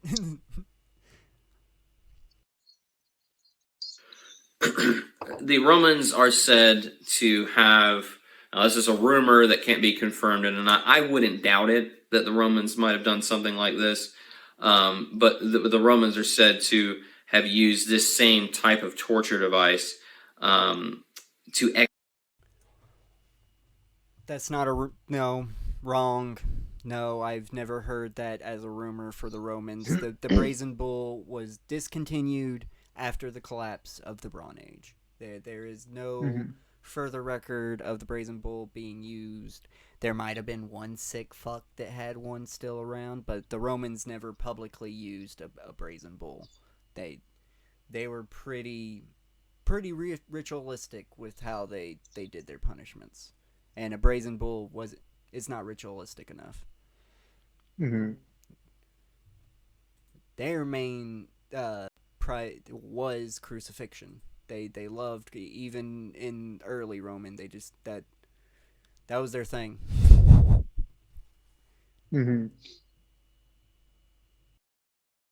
Execute those found guilty of being Christians. Domitian, which was a very evil man. They would burn Christians alive, but not in a brazen bull. He is right about the Christians being burned alive, but he is definitely wrong about them using the bull. Was believed to be the last emperor to have used such devices for execution. It gives you an idea how evil Domitian was. He was considered to be the Antichrist for a time. But all of these horrors are likely to be legacies of the. If I'm not mistaken, Domitian was emperor during like the worst fucking time of Roman history ever. So let's see. I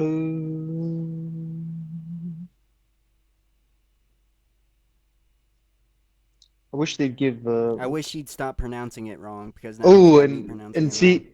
I wonder if he got this from Wikipedia, because there's something interesting here. It's talking about. I was on the Brazen Bull page, and I went down to persecution of early Christians, and I went down to this part.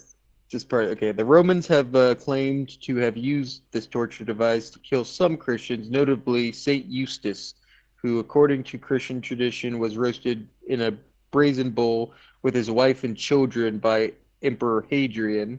The same happened to Saint Antipas, Bishop of Pergamum, during the persecutions of Emperor Domitian, and the first martyr in Asia Minor, who was roasted to death in a brazen bull in 92 AD. But then right here it says better source needed by the little thing right here.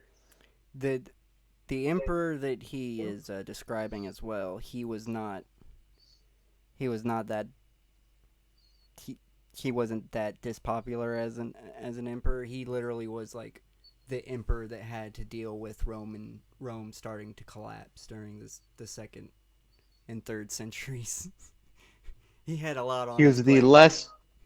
He was the last member of the Flavian dynasty. He had a lot on his plate. Who's a Flavian dynasty? Oh, I always forget how crazy this stuff is. Yeah. Goddamn King Leonid. Goddamn royalty lineages and shit. It is, and most of these people aren't even blood related. They're people that, because Constantine and the second Constantine, which changed his name to Augustus, fucking he inherited the name. He had no blood relation to him whatsoever, and he inherited everything from him. That's how Augustus came into power. once I wanted to send you this and because this is really confusing me. This this fucking family tree. Because I'm trying to see how his lineage goes. Because he's connected kind of to Titus. It seems. But I'm like I can't tell if he's like a.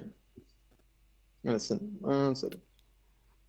Manage, select photos, allow me the photos. King Titus?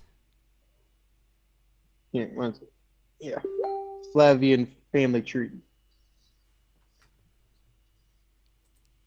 Because the probability that King Titus actually existed is very low, I believe. That might be Tiber. Emperor Titus? That might be Tiber that I'm thinking of. Says Titus 7981.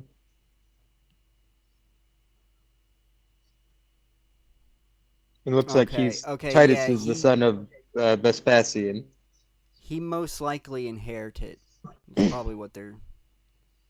He's probably inherited. Because he married Titus's daughter. It looks like. Yeah, it looks like that Vespian and Domitilla adopted him, and he ended up marrying Titus's. Yeah, this family tree is fucking not well done. Not well done. Not well done at all. Yeah. That was blowing my mind. But that's basically Roman politics for you. What a mess. That's why most of the time the Roman politics literally ends with the emperor just getting assassinated by his own royal guard. That happens so many times. Now and then it's just because we kind of got confused, so we just want to start over. That and keep track. Some random dude that's not even like really a part of the Roman Empire decided to go, maybe we should do this, and everybody was like, oh, you're a fucking genius.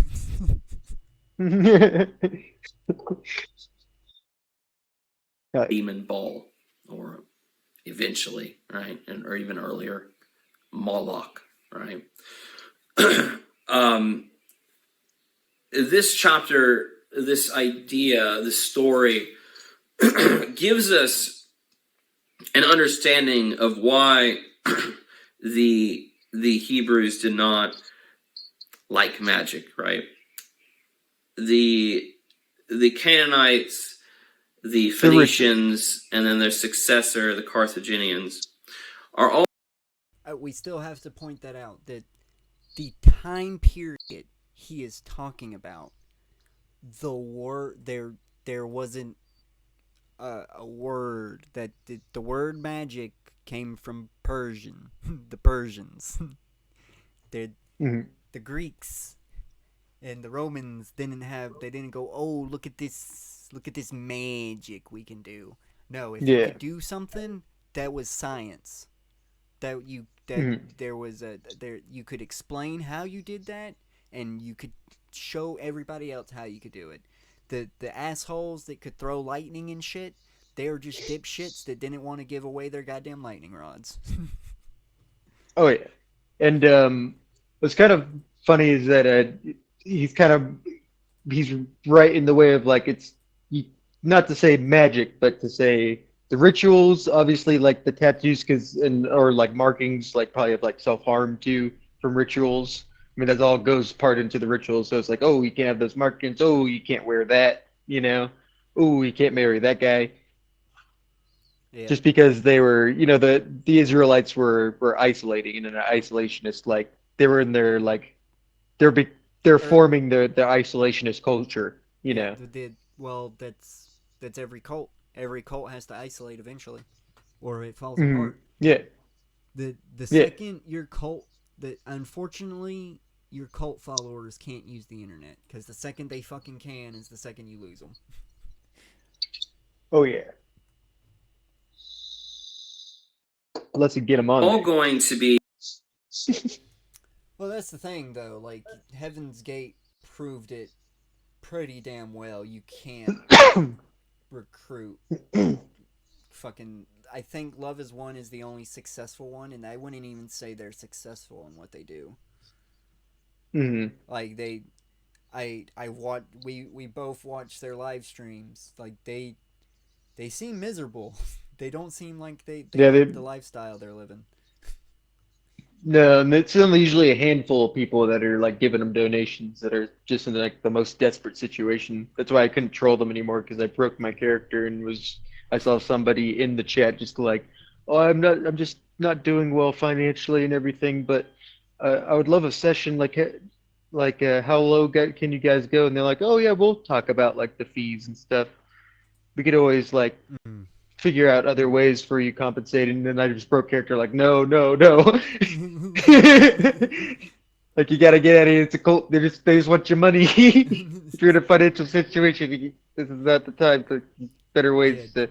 Rich people, only rich people need to be joining fucking cults, not goddamn sad Yeah. people that. Not I shouldn't say sad people, not unfortunate people that fucking are struggling. Desperate. Yeah. Be sacrificing to Baal for the purposes of fertility, right? It's a fertility god. I give you my child, you will help our crops to grow. Say there is a disaster, hurricane coming.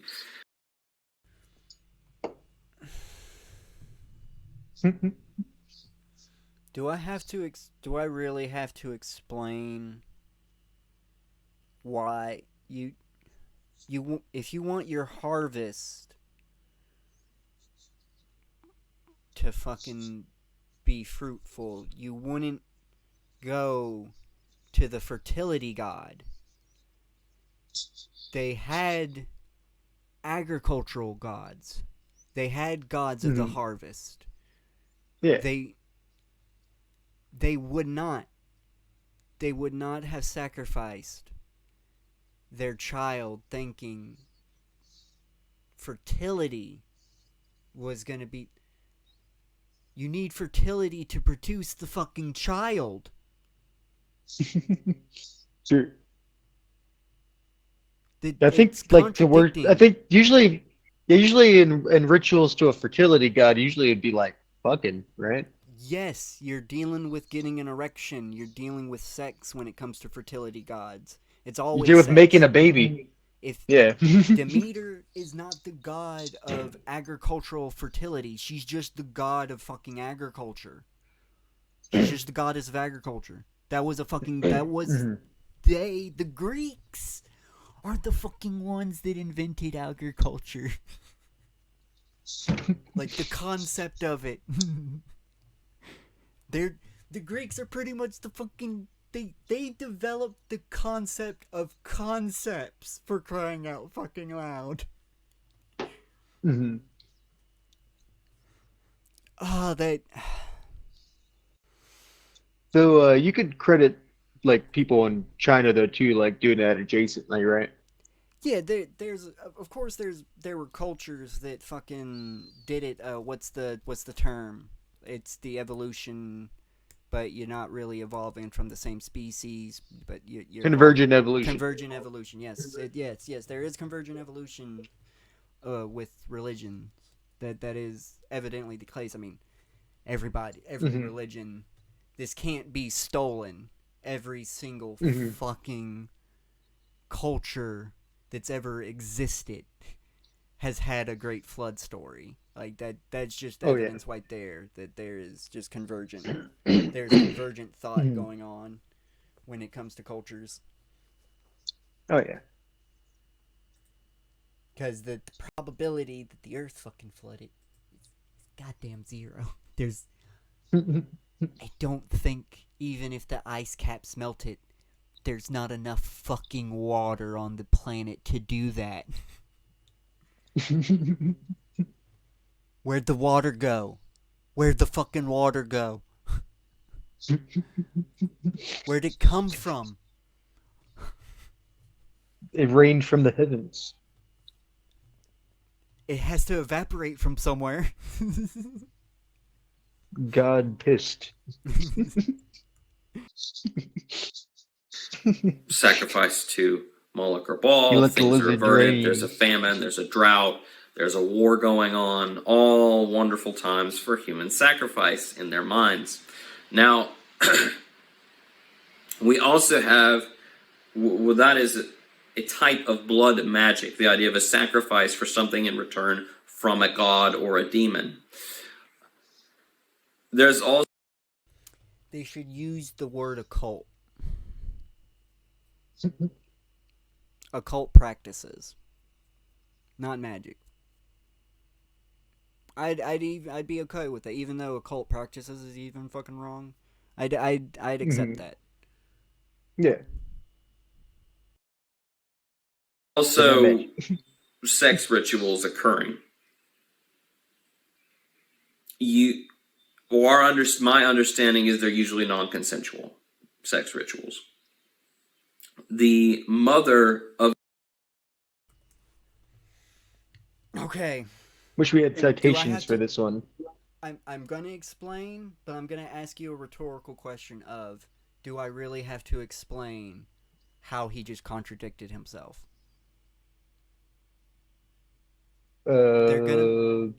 They're gonna make mhm. they're gonna make a sacrifice for fertility, so and then perform a sex ritual. Yeah. The non-consensual or not, why would you destroy your child just so you can produce another child? hmm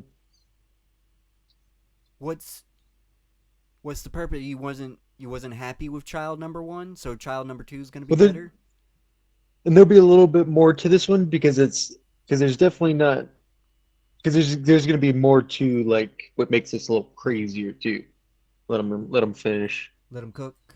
So, let them cook because I don't think I don't know if I found this anywhere else. I need to find. I wish he gave like I wish he gave citations. Yeah, he definitely should. But that makes no fucking sense to do a fertility ritual. Kill your Because child this rich to produce another one. There is no because if contraceptions back then. Lambskin condoms didn't exist back then. hmm yeah, and but it, but if so, I would like to see if there is historic things of this because this if this was real, this is a crazy ritual because after you just sacrifice a child, then this is gonna happen. the demon Baal is Anshara. That is his mother. It was believed that in order for the powers of Actually, Baal to grow, to be even stronger, for the blood magic, right? That Baal needed to have sex with his mother Anshara and able to unleash his full power. Oedipus? so You made him an Oedipus? I could totally see like in ancient times of like gods like incest isn't beyond I many have a pantheons. I have a sneaking suspicion that he is basing all of this on Christian history that believes the Earth Yeah. has only been around for 7,000 years. Because he's been meshing, I've noticed this, he's been meshing the Roman and the Greek together every so often. Like they're in the same time Yeah. period. And that's not the fuck, that's never been, well, no. No. Even though the Romans don't really know, even the Romans were like, no, we came when a dude from Troy came all the way to Italy and was like, hey, I want to settle here, and had a series of kings that may or may not have actually existed until fucking I believe it's either Ares. Yeah, it's got to be Ares. Ares and Yeah, and what he's been doing is that he's been mixing a lot because he keeps talking about he keeps going to Canaan and stuff, and then he like jumps to like things in Carthage. Yeah, you know. he's And then mixing it all up, and that's made it and I so much and I more did look harder to up keep track. and I did from other videos like see like the accounts he was talking about like with like the Romans that were talking about this are real, you know. But Yeah, like they are from different periods at different times, so these would have been like probably different iterations even of like the same god, oh yeah, if anything. it definitely he's And it's taken it just from the Roman point of view too, which even though it's like, oh, you could kind of compare it to like what the Hebrews are talking about, it's still a very biased, I mean snobby point of view. the only It's the always an only aristocrat. the only thing biased about the Roman though, it's the Romans got to make it to where it makes them the cool one. Like this story makes Mhm. Rome cool. They got to spin it that way. For anyone out there, one of the funnest things to do is like look up Roman accounts of like Mongolians. Oh man. Hey, the Mongolians and the Romans, they had some tussles. I like how the But fucking others, it ended with fucking the dude, fucking the Mongolian leader that was fucking with them. I mhm. the Huns they called them. Fucking he Oh yeah, the literally was just Huns. he was literally just like, I gotta go get married. He got married, and a couple Mhm. of days later, fucking died, and so they just fucked off. There's like, damn. But I love how the one dude I can't remember. I'd have to find this for a future video. But I loved how like how snobby he sounded like in describing them and how disgusted he was. But he made like the Mongolian sound so cool. It's just like how they're just grabbing the food with their hands and just like munching stuff in their faces, like all sitting down. It's like, oh, that sounds fun. But he's just like, oh.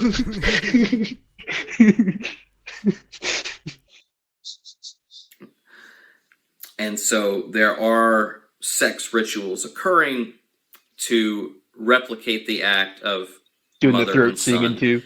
intercourse in order to increase the power of Baal. Now, why would they want to increase the power of Baal? Say there's a war going on, you committed child sacrifice.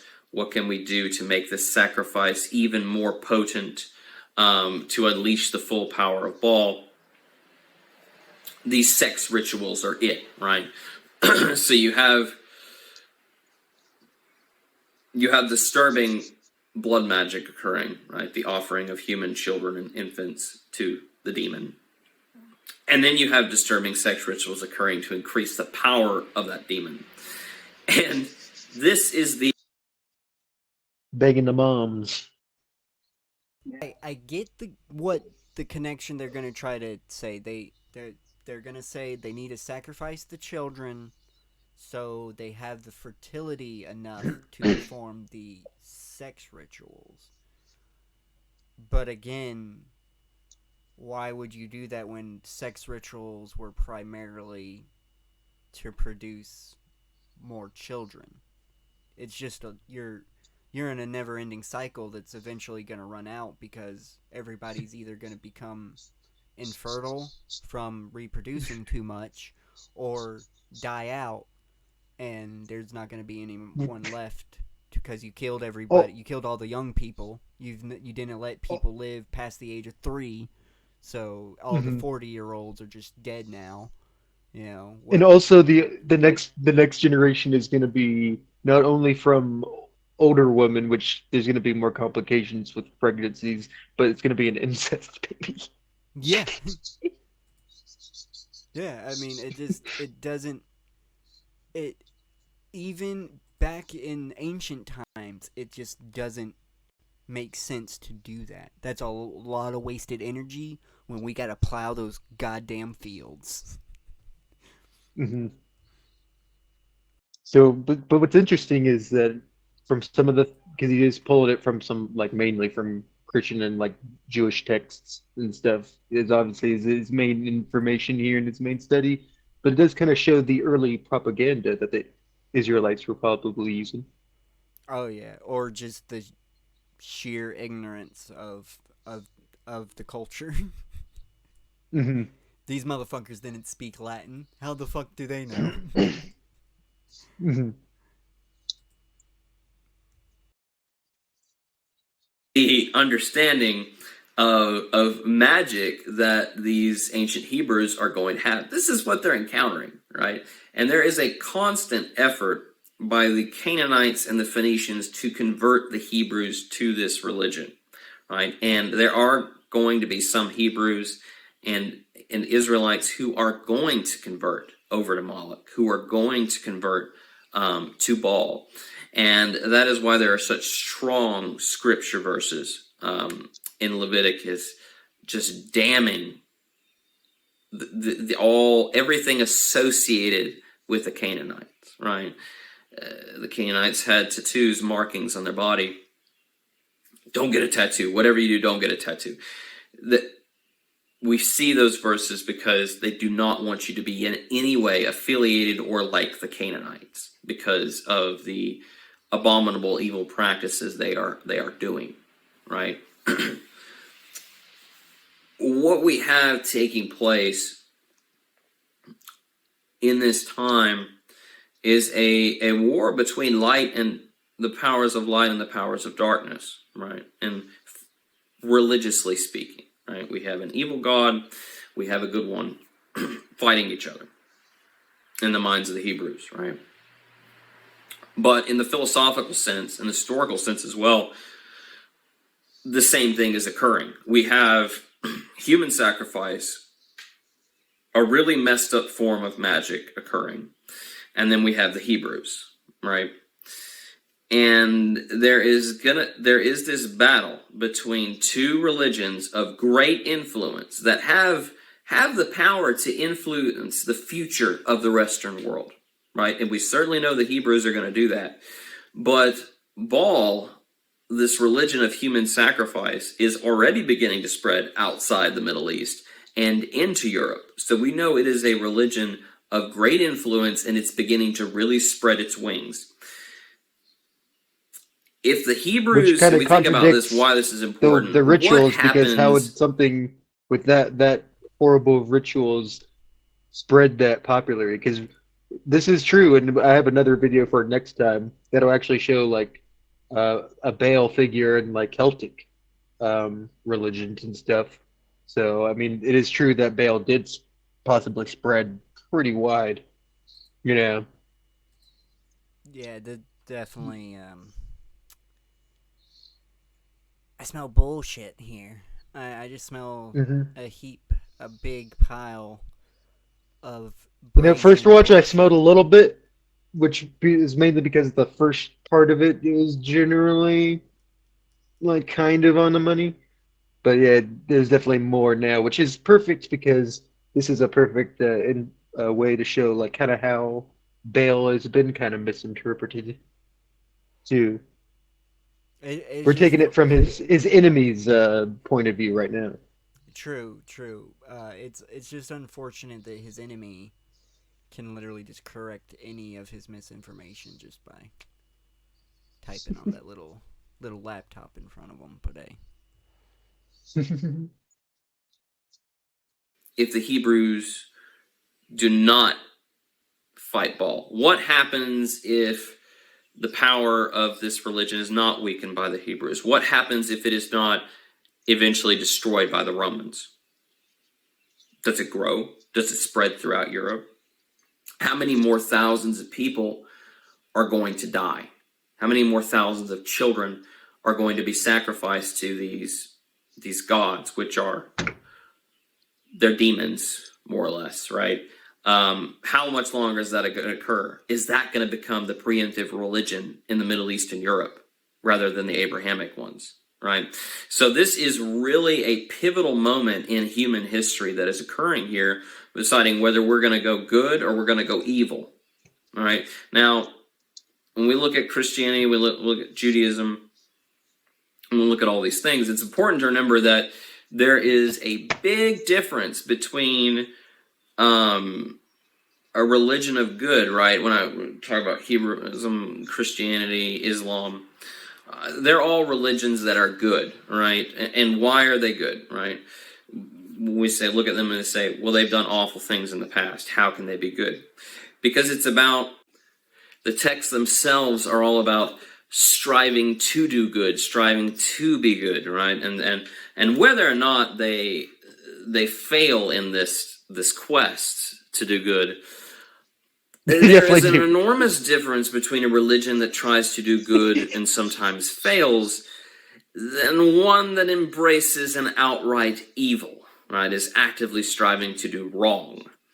So that is something very much to keep in mind. So it's very important, and it is a great thing that this religion of human sacrifice is defeated at such a pivotal moment in the creation of the Western world. I thank everyone for watching here today, and I hope you enjoyed it. Obviously, the damnation of magic and of witchcraft, because of the type of magic they're encountering with their neighbors, is going to come into play later with the witch hunts, right, in the 1500s in Western Europe. He just jumped so many fucking centuries. He did, but I'll let him finish because I see the point he's about to make isn't where you think it might be going. There is an impetus laid down for this in the Old Testament. Now, obviously, the people of the 1500s don't understand the context of why, these ancient Hebrews don't like magic. But it is going to be influential in later times, and possibly even in the future. All right. So that's all we have to say here on the abominations of the ancient world, on Moloch and There Baal. So I kind of get what he's saying. Like it's gonna add to the how Christians demonize like anything they don't understand and like call it True, like but a demon ritual. I gotta point out, most of the witch hunts weren't even that. It was just someone didn't like somebody and they needed justification, so they used the Bible to justify it. Yeah, but that was like the way, like those are the verses they used. They would use Leviticus and like things from that to like bullshit it. Definitely, I would not make that connection whatsoever. Also, like people like Gilles de Rais, like the people that like, the people who did practice the quote unquote magic and dark magic in like the 1500s and stuff, because they got caught up in like the Christian myth, how they kind of like Christianity sort of made dark magic, Yeah, it totally is what made dark magic didn't exist until Christianity started looking for it, and when they didn't find it, they created it. Yeah, they just like take like the forgotten pagan cultures that were like destroyed by them, and then be like, oh yeah, this is, and add the Christian spin to it, like, oh yeah, and then I'm giving things to Satan. That's what the nun said. She said like you could get shit from Satan. They were telling us there were weapons of mass destruction, and when we went looking for the weapons of mass destruction and didn't find any, they was like, well, we have this nuke in our hands. What do you think about that?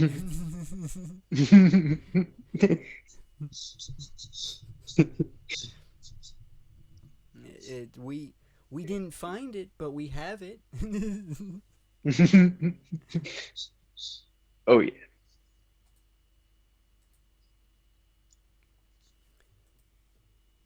It was long believed to have been hearsay, rumor, propaganda. I don't know why. You have three different sources: the Hebrews, the Greeks, the Romans, all confirming what was happening, and then you actually have Carthaginian texts themselves saying, hey, we're committing human sacrifices to this god.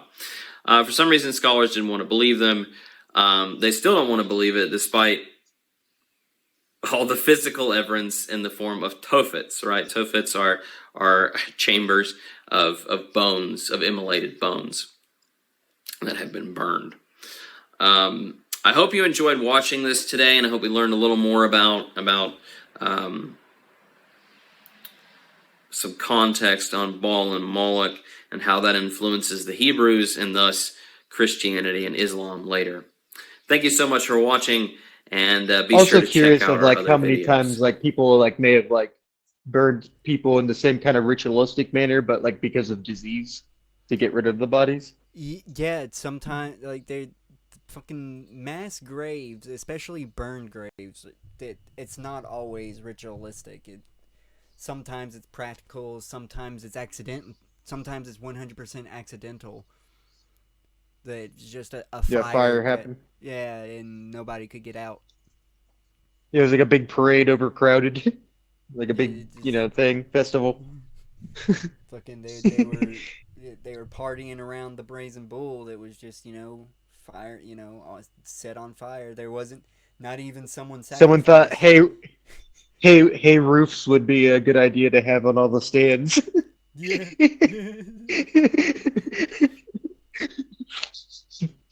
And some Went up dipshit like the decided. Hindenburg. And while they had a fire, some dipshit decided he was gonna fucking ride on the bull, not knowing that the bull was mostly hollow. So he just, when he Mhm. got on the bull, it's hot metal, so it was hot enough for him to just fall into the fucking bull. And then just chaos erupted. Oh yeah. Definitely am not going to contribute the minutians to fucking.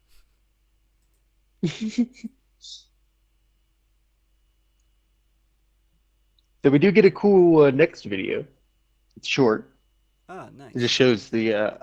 It's actually like this like Jewish like historic organization that like is acting out the Moloch worship, like the Moloch fucking Okay, ritual. nice. So they wanna show us how it's done, huh? Yep, part of their history.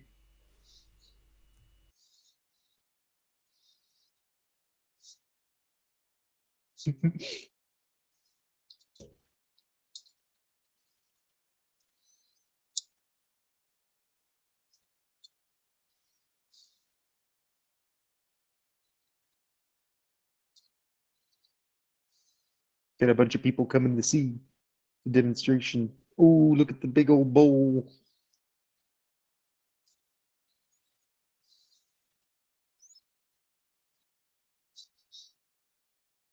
I just noticed Yeah, there's no boy. sound. Yeah, boy, look at that damn thing. That is a bull. It's a pretty elaborate setup they got going for a Oh yeah. reenactment. Hell yeah. Could have had better a crown of horns, but Mhm. floppy Texas looking hat ain't bad. The old classic.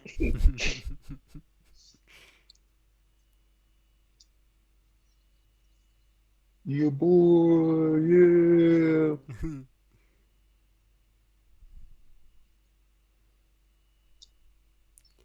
I mean, they're they're not doing anything to make it look negative. They're really selling this ritual. Like, to be honest, I'm like, Mhm. why'd we stop doing this? Why would we ever Maybe stop? they're right. Yeah. We can stop taking humans out of the bull. Like, we can do that. We can totally, if we honestly want the fucking noise still, we just put it, day and age, we just fucking put a speaker in it. Oh yeah. To be honest, they would probably done that a long time ago.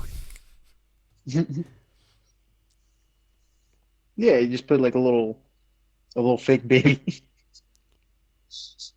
But Everyone hey, be having a good time, like a Krampus thing. can we And can we we could jump? we could change it. We could make it so it's like, oh, it's not a worship to Baal. It's like, oh, if any of the naughty children or don't clean their room, then you get the bowl. And then you put the little mock like fake dummy child in the bowl every like festival, like it's a Krampus festival. Yeah, yeah, that's completely fine. I don't see why that would be a negative thing. I And am everybody could come going. out in their outfits. Can we watch this? Are we wrapping up, or can we jump ahead to this BBC man stuck in a vault hole? Oh, oh yeah. We that opens up the next video that's after it. But we can do that as a little sneak peek because it's really funny. Nice.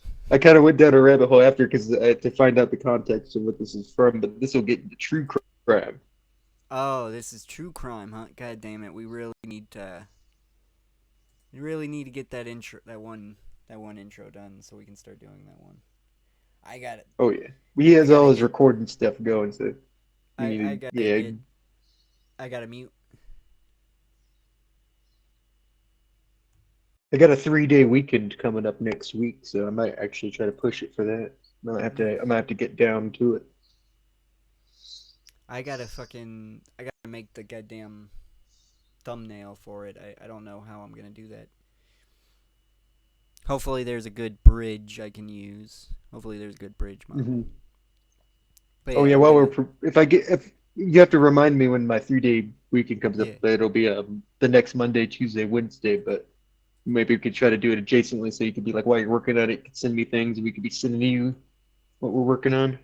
Yeah. Well, the thumbnail is just what the intro is gonna be complete. I don't know what the fuck we're gonna do for the intro. Mm-hmm. I know we might not even have visuals for that one. We might just do the Lost Podcast thing and just have an intro. I just want an intro.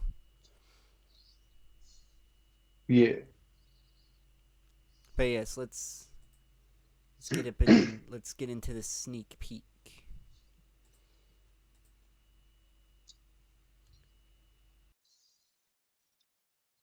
So in this block of concrete, we've drilled 3 25-centimetre holes, which is pretty much exactly what the men who broke into the Hatton Garden vault did.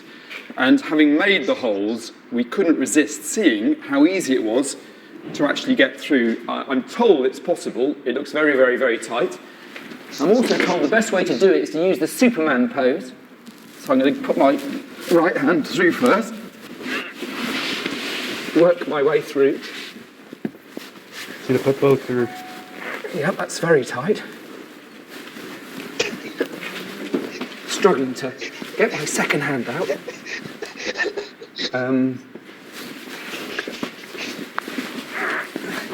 That is difficult. Oh, I just noticed we're not on YouTube anymore and we're on Pornhub.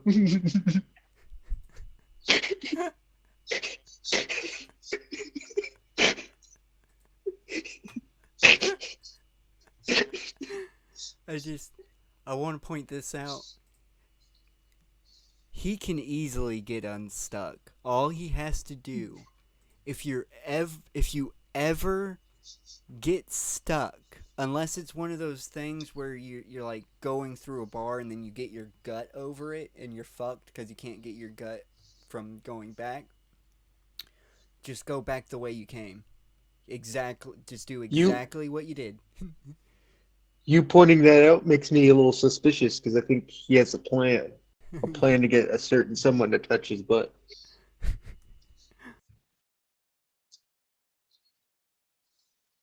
I think you need to be pushed from behind. Someone might need to give me a bit of a push.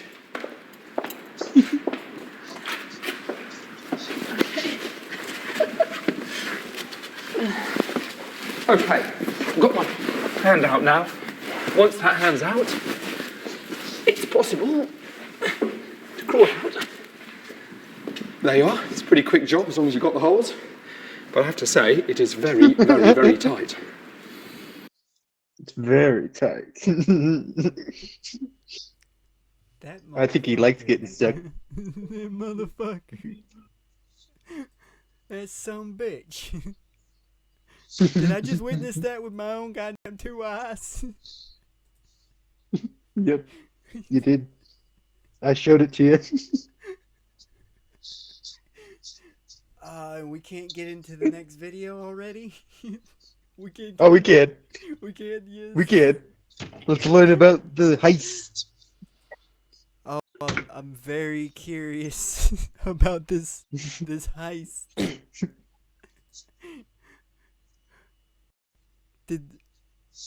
Did that dude really just pull a fast one though? Almost seems so.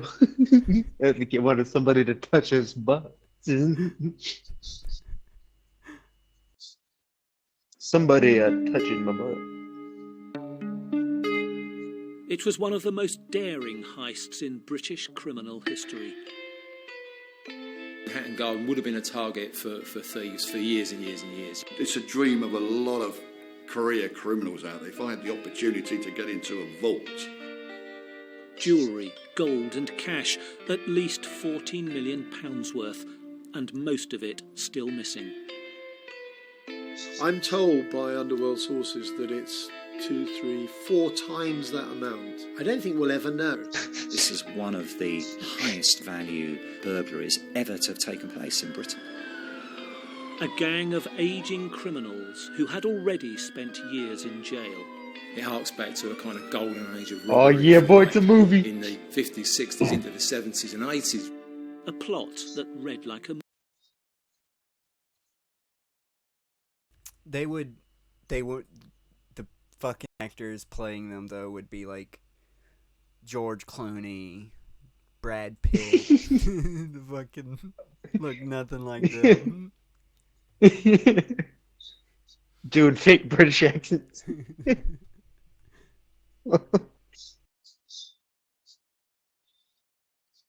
movie script. This was the one. This was the big one. They committed the perfect crime. But what happened afterwards was a disaster. This was their pension plan, their one last job.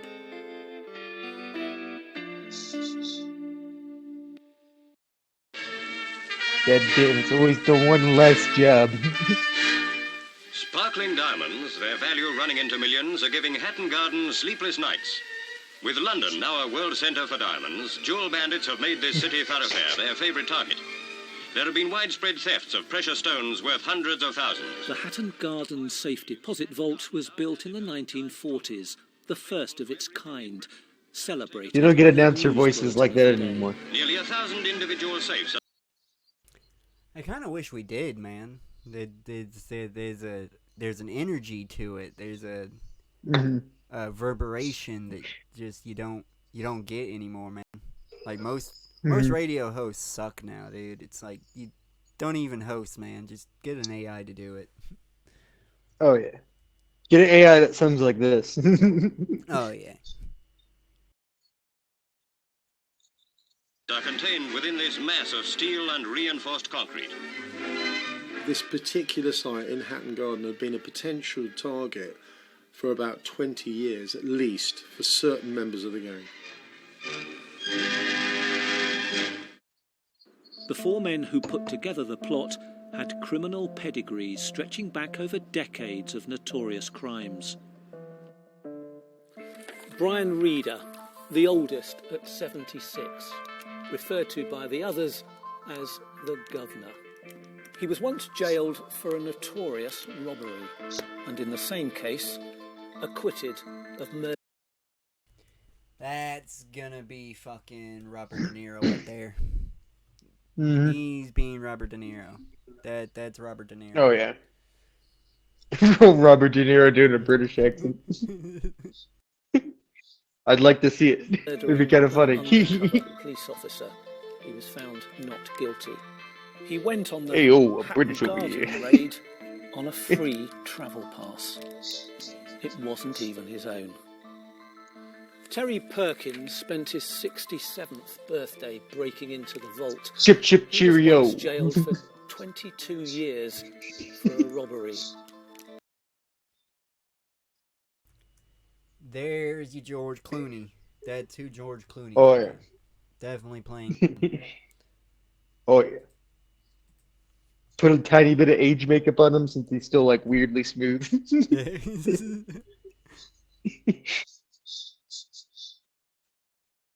He's a diabetic and took with him into the vault 3 days of medicine.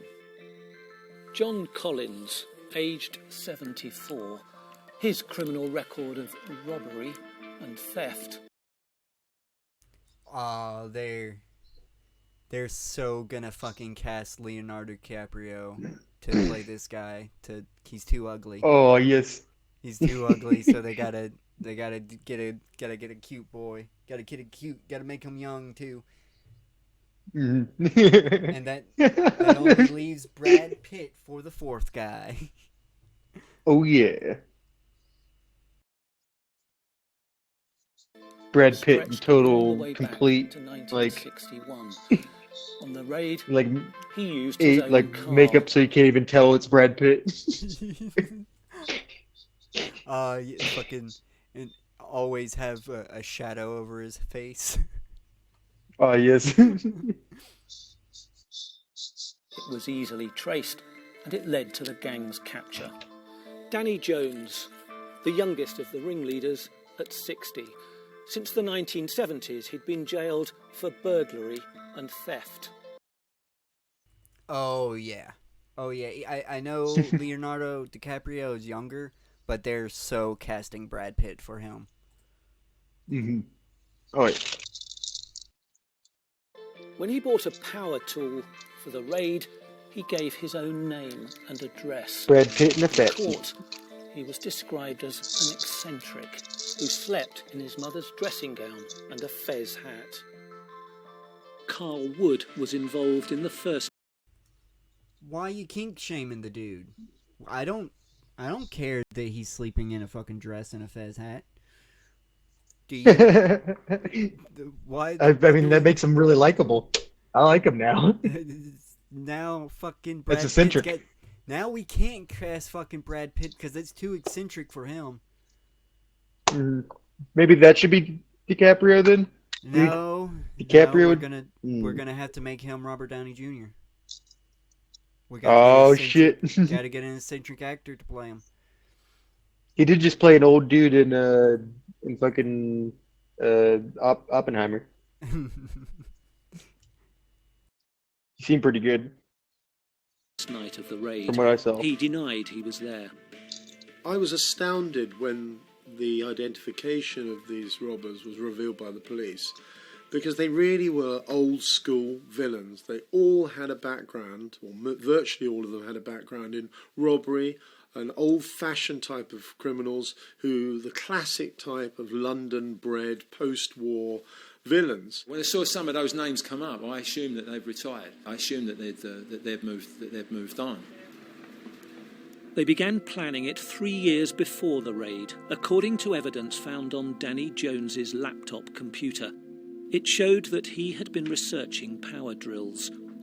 Detectives believe that one of them later visited the vault to discuss renting a safe deposit.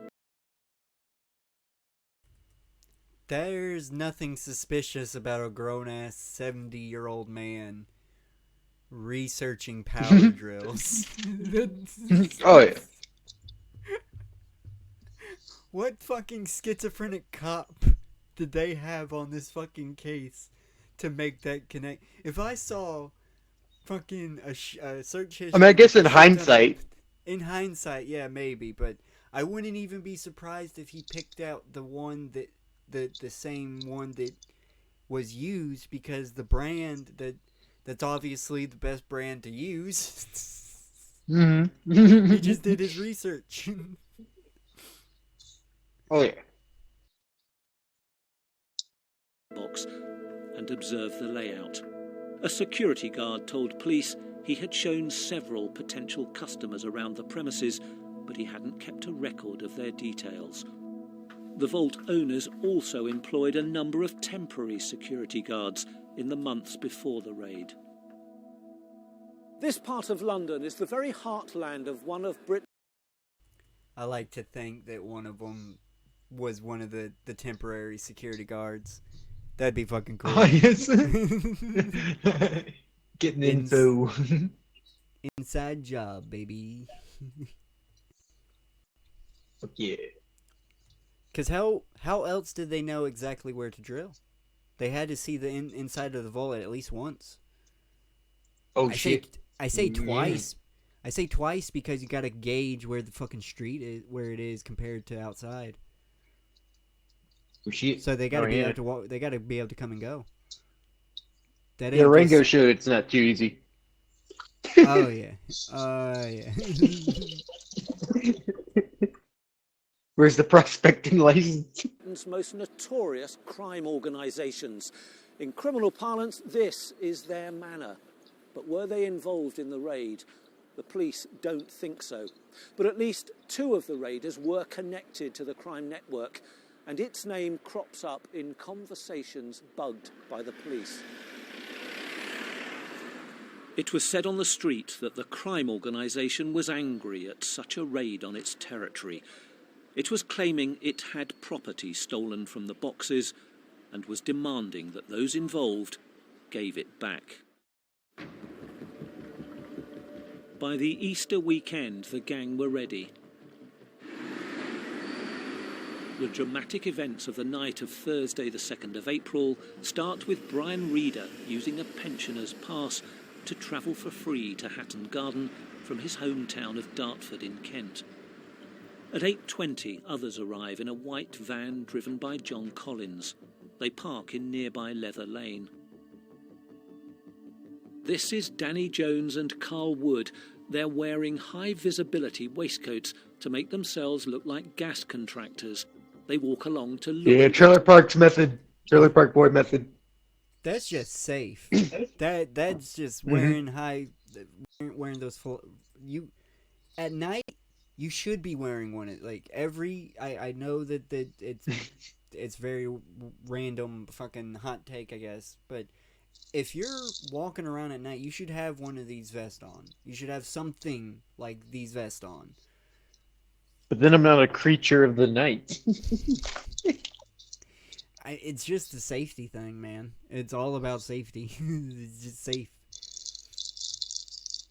I mean, yeah, you should wear a helmet when you skateboard, but also, are you going to be cool? Well, when it comes to the skateboard and not wearing the helmet, that's your own decision. But it's not someone else's decision to hit you because you decided to wear all black and you couldn't be seen until the last second. That is not that person's driving's decision, and you're the one that put them in that position because you just didn't want to wear a goddamn high visibility fucking vest. I didn't want to look like a fucking dweeb. You look like a worker. You look like you belong. That's the craziest thing about it. It's the number one. I would not have guessed that these were the two criminals. I just thought they were just workers. Yeah, it's a good way just like for the cops ain't gonna stop you. Like, oh, that's it. He's busy. Target Building, 88 to 90 Hatton Garden. At 9:20, another man with red hair appears. He's carrying a black bin bag on his shoulder to avoid CCTV. He goes into the building by the front door. Then you're super Other invisible. gang members later referred to him as Basil. Police have never been able to identify him. He goes through to the back of the building and, from the inside, opens the fire escape door on Greville Street. Moments later, the white van pulls up by the door. The gang can be seen unloading wheelie bins, bags of tools and large metal joists. They appear to be struggling with the weight. There is no doubt this was heavy, hard work. It was bold and daring for them to try at their age, and no doubt they would have benefited from probably having some younger... No, this is a pretty fucking ingenious. They literally look like workers that's just going and that service. That's when you do your service work is at night. You don't do it during the fucking day when the bank needs the power and shit on. You never know when, even if you're not an electrician, you never know when something is tied to power and you need to shut the power off still. You do your shit at night. So this is very fucking genius. I wouldn't have suspected a goddamn thing. It'd been like, oh, it's just some workers working on the bank. They must be installing new alarm systems or something. Ooh. Fitter men involved. Collins parks the van around the corner and positions himself as lookout in a building opposite the vault. police have never found the van. The gang carried their gear down the fire escape to the basement courtyard. The lookout, or what From I the like to call the inside, Basil Berkowitz. unbolted the back door. Two men climbed the stairs to the second floor, where they brought up and disabled the lift. From the ground floor, one or more of the gang dropped down the lift shaft to the basement and forced open a metal shutter. They crawled out, opened the unlocked cupboard under the stairs, and disabled the alarm. They cut the power to the outer iron gate and slid it open. They smashed the lock off the wooden main door and let in the others.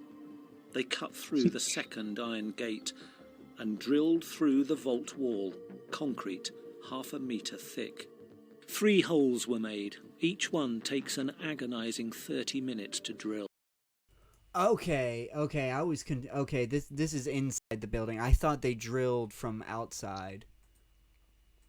I was wondering how the fuck did nobody notice somebody drilling a hole into the bank of a wall. But okay, that makes sense. That makes sense. Mm. Oh. The entrance is just wide enough for Danny Jones, a super fit marathon runner, and Basil, the mystery raider, to fit through. It's really a young man's game. Moving that stuff around can be quite exhausting. That was probably a fun time, though. Practice somewhere else. I love crawling through that hole after you finally get through it, dude. Like, oh shit, I'm There's a lot in. of things to go in to get into place before you actually start to drill. Oh, you best believe that they were just having the time. They weren't even trying to rob this place. They just needed a goddamn project to do, and this was it. Oh yeah. This is what I happens. love. That'd be funny if there's just like, you're going. No, you go first. It'd be funny if there's just like little like evidence of spills of beers and stuff. Like you had cans of beers in their hands this whole time. I was gonna say it'd be hilarious if they didn't fucking take anything. It was just like, oh, we're in, yay! Look at this, we got in, and then left. Leave a little like, I was here.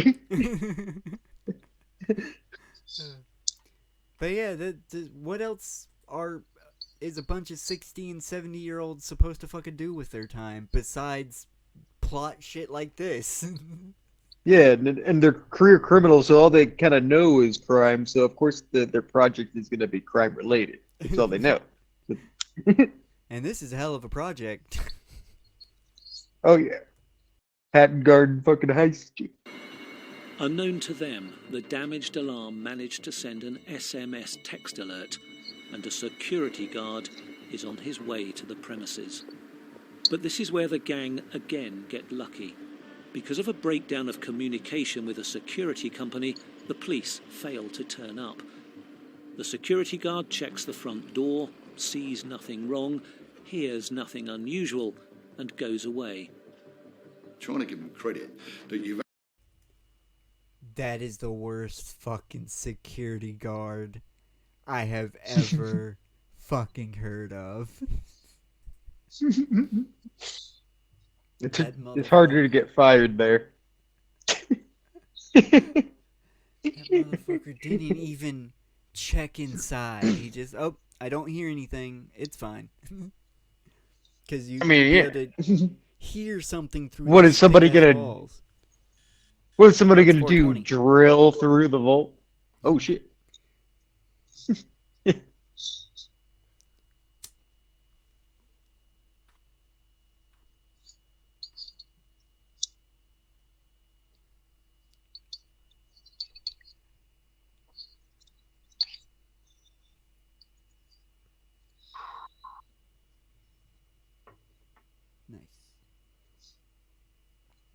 Be funny if he did see them, but he just didn't want to deal with it. He's just like, nah, I'm good. Took a couple of the jewels. We go in there. Actually, man. I know they didn't say he was, but I wouldn't be surprised if they got him involved somehow. Oh shit! If they had to be one of the temporary security guards, it like one day they were working on the same shift together. Mm-hmm. I want him to be Paul Giamatti. Because they didn't say how there was miscommunication, but there was miscommunication between the security company and the cops. I'm going to assume that it was the security guard that was handling the communication. How did he miscommunicate what building he was at? Who's the heavier set dude that's always with Simon Pegg? He was in Shaun of the Dead and Hot Fuzz. The other dude. I don't know his name outright. I'm making him. We have to have at least one British guy, and I think he should be the security guard that's in on it. Oh yeah, for sure. He doesn't even have to be in on it. He just has to be the security guard. Oh no, wait! I take it back. Our one British guy. It's got to be Carl. It's got to be fucking Carl. Oh yeah, it's got to be. He deserves He'd it. be like, yeah, we'd be like, hey, it's okay. This isn't a prank. We're not in any way affiliated with fucking what's his name, Ricky like, Gervais. you know, Ricky Gervais. It's your time to shine. Because that is Nick Frost is his name. Nick Frost. Nick Frost. He'll have a role in the movie. He Stick him in there. Hey, There's other people. He can be the. he could be the one of the bank managers or something. Oh yeah. Oh yeah.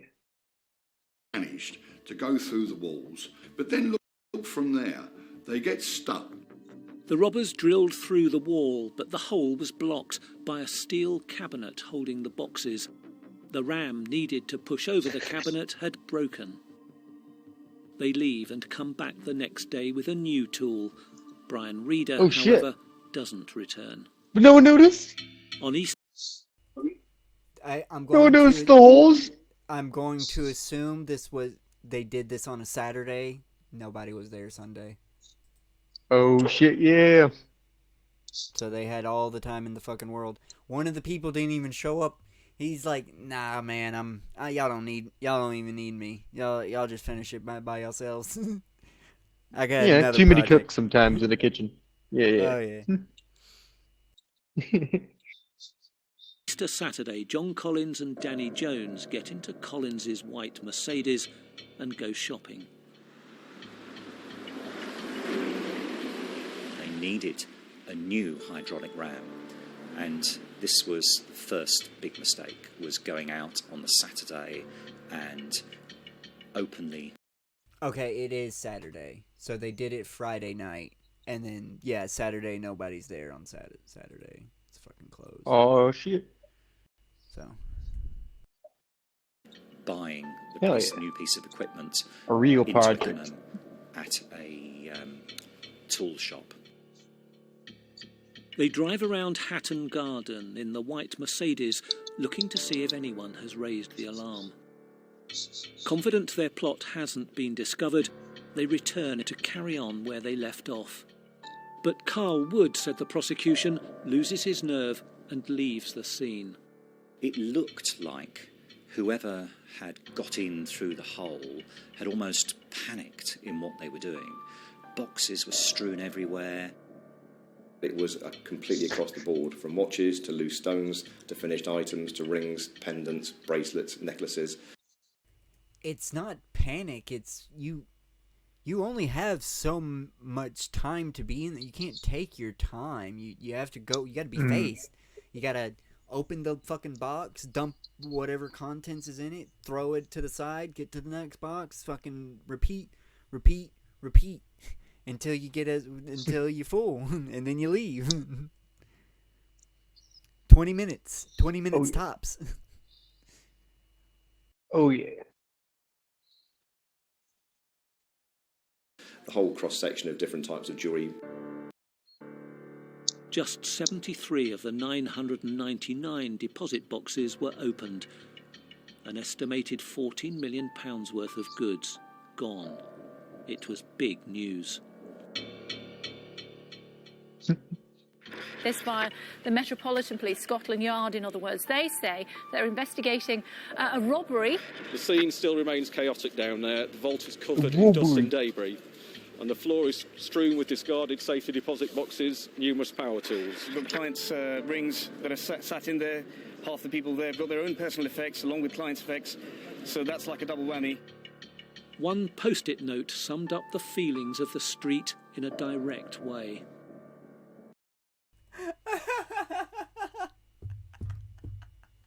Yeah, boy. Classic. That is great. Damn. That is good. Whoever Simple, did that, simple and effective. so good. So fucking good. The gang had been careful in the vault and left no forensic clues such as fingerprints, blood or saliva. No camera had caught any clear image of their faces and there were no witnesses. But there was a growing amount of circumstantial evidence. A key moment in the investigation was when one of the young detectives on the team was able to identify Collins's vehicle. Once you have identified an individual, you can then start to work out from them, much in the same way as the homicide detective uses the dead body to work out, or work backwards from, to see who brought the crime to bear there. And that moment was actually one, I think, of euphoria for the team, because now it opens up other opportunities. You can then start to look at the call data. You can see who they've been contacting. You have a start point for surveillance, so you can actually start to follow them around, see who they're meeting, look at their lifestyle. The white Mercedes was caught on a CCTV camera in Hatton Garden on the first night of the raid, and ANPR, automatic number plate retrieval, showed it was used to get a key bit of equipment on the second day of the raid. Police found it parked outside John Collins's North London home. Surveillance teams followed him and the car. They saw Collins and Danny Jones together inside the vehicle. Jones, they discovered, had visited the same DIY. You fucking morons are still communicating with each other after the fucking... You don't talk to each other for at least 6 months after you fucking do it. Also, you don't start spending the money in a very obvious way, too. You don't start spending the money at all. You, unfortunately, if you do a heist like this, you gotta wait 5-10 years before you start spending the money. You gotta sit on it. You just gotta sit. You just gotta, no matter what, you can't use it to pay a bill, can't use it to get a glass of fucking water. You just gotta let it sit. Oh yeah.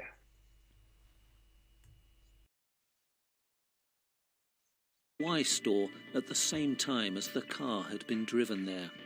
Collins and Jones's phone records revealed conversations with Terry Perkins before the raid. Surveillance on those three men showed them later having meetings with Brian Reeder in a North London pub. Police had connected the 4 ringleaders. It's almost too good to be true that they would not think about throwing their phones away every time they use them, or destroying their laptops when they looked up drills on them. Things like that. These were elementary mistakes they made. Again, it's not guilty for a fucking 70-year-old person to be researching drills online. That, like, I need a drill. I want to know what the best fucking drill is, and I need to I need to drill through concrete. So I want to know what drill I need to drill through concrete. Yeah. Nothing wrong with that. Members of the gang boasted of how they got into the vault. Police surveillance even caught Terry Perkins showing Brian Reeder how they did it and what he missed after he dropped out. This gang obviously do not watch CSI or Lock, Stock and Barrel, where people use a phone for 1 minute and it's gone. I'm just amazed, actually, with their attitude. They deserve to be caught. The ringleaders recruited other men to help them. William Lincoln, known as Billy the Fish, stored the loot at his home immediately after the raid. Can you really trust somebody with the nickname Billy the Fish with the loot? Dude, I don't trust that fucking dude at all. Billy the Fish. What the fuck? The, he didn't get that nickname in a good way, that's for damn sure. We just thought he was a Scientologist. Fucking most likely he slept with somebody that smelled, that had the unfortunate fucking what's the, I can't believe I'm blanking out. Fucking, it's not rumor. It's like something that everybody knows but doesn't talk about really. Fuck, what's the word for it? I can't believe I'm I'm interested in this word. What the fuck is the word? Holy shit. Like a known fact. This ain't everybody, it's like a known fact that this person smells like fish. And it's like and he slept with her, so he became Billy the Fish.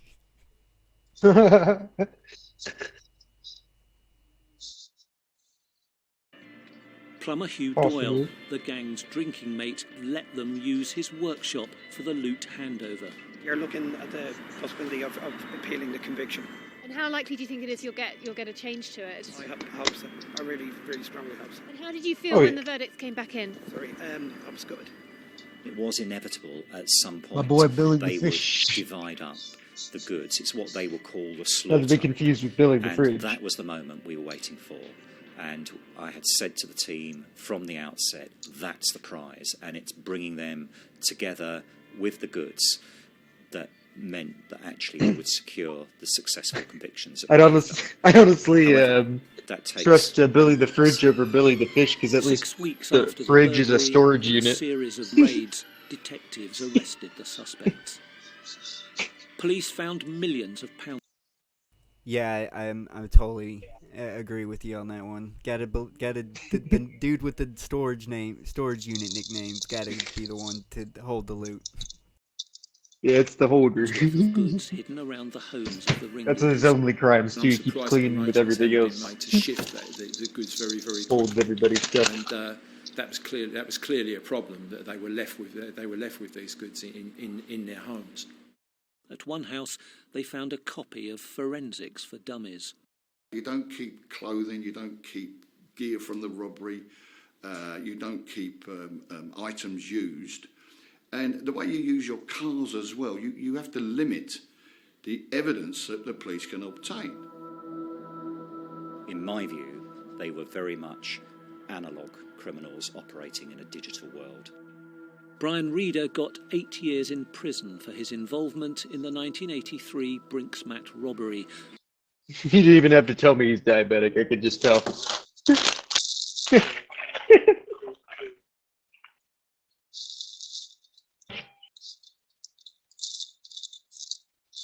Oh no. Yeah, they're old bloods. He's a genius for a certain time.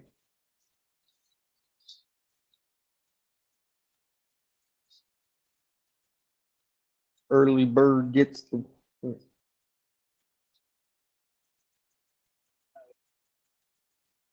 Oh. Oh no. Our connection is good.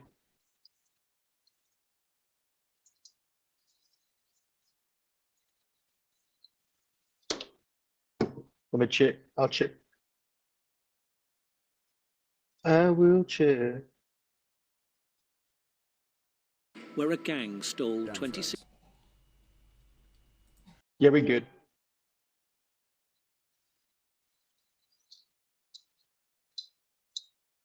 It always gets testy around the outro time.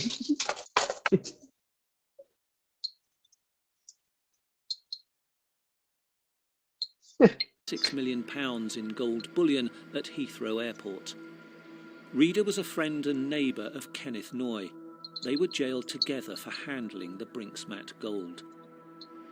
In the same case, they were both acquitted of murdering an undercover policeman, John Fordham. The detective was stabbed to death by Noy, who had found the officer hiding in his garden. Noy was acquitted after claiming self-defence. The jury cleared Reed. Really easy to get acquitted, Jay. You can't be hiding in someone's garden, man. You can't be sneaking around in someone's garden. Fucking in the tomatoes. Oh, I'm just watering my tomatoes. Oh my fucking god! Start stabbing them with the fucking hoe. Coen Brothers. Fucking burn after He reading. insisted he simply wasn't there. Perkins is a legendary name. Yeah, Loved people's by a lot of closets. other criminals. Terry Perkins also made a name for himself in 1983 in the Security Express robbery. £6 million was stolen from the vaults of Securicor. Perkins got 22 years for the Security Express job, and yet he came out of prison some years Right. later, ready to commit more crimes.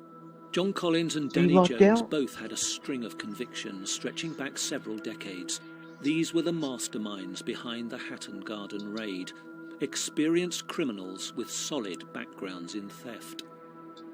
But in letters written to me from prison, Danny Jones said he wanted to show police where he had buried his share of the £14 million loot. I want to get back my share of the Hatton Garden burglary. Burmos won't release me to the police. What a load of bull. I'm the only person in the world to know where it is. Deep down, I want to do the right thing and give it back. I want to make amends to all my loved ones and show I'm trying to change. Eventually they did let Jones out to show police where he had hidden his stash. It was here at this North London cemetery. They pulled out 2 bags from under a graveside plaque. The detectives Oh, asked, shit. "Is this That's everything?" some old school shit. Yes, he said. That was all his share. Fucking that's from old, like he just happened to stumble upon that. That's definitely an old timey thing. I saw that coming. The stream dropped. No. We're so close. I'm recording. Okay. So. Alright, at least that. Yeah. I'll be able to just re-upload, thankfully. But I am going to try and do this real quick.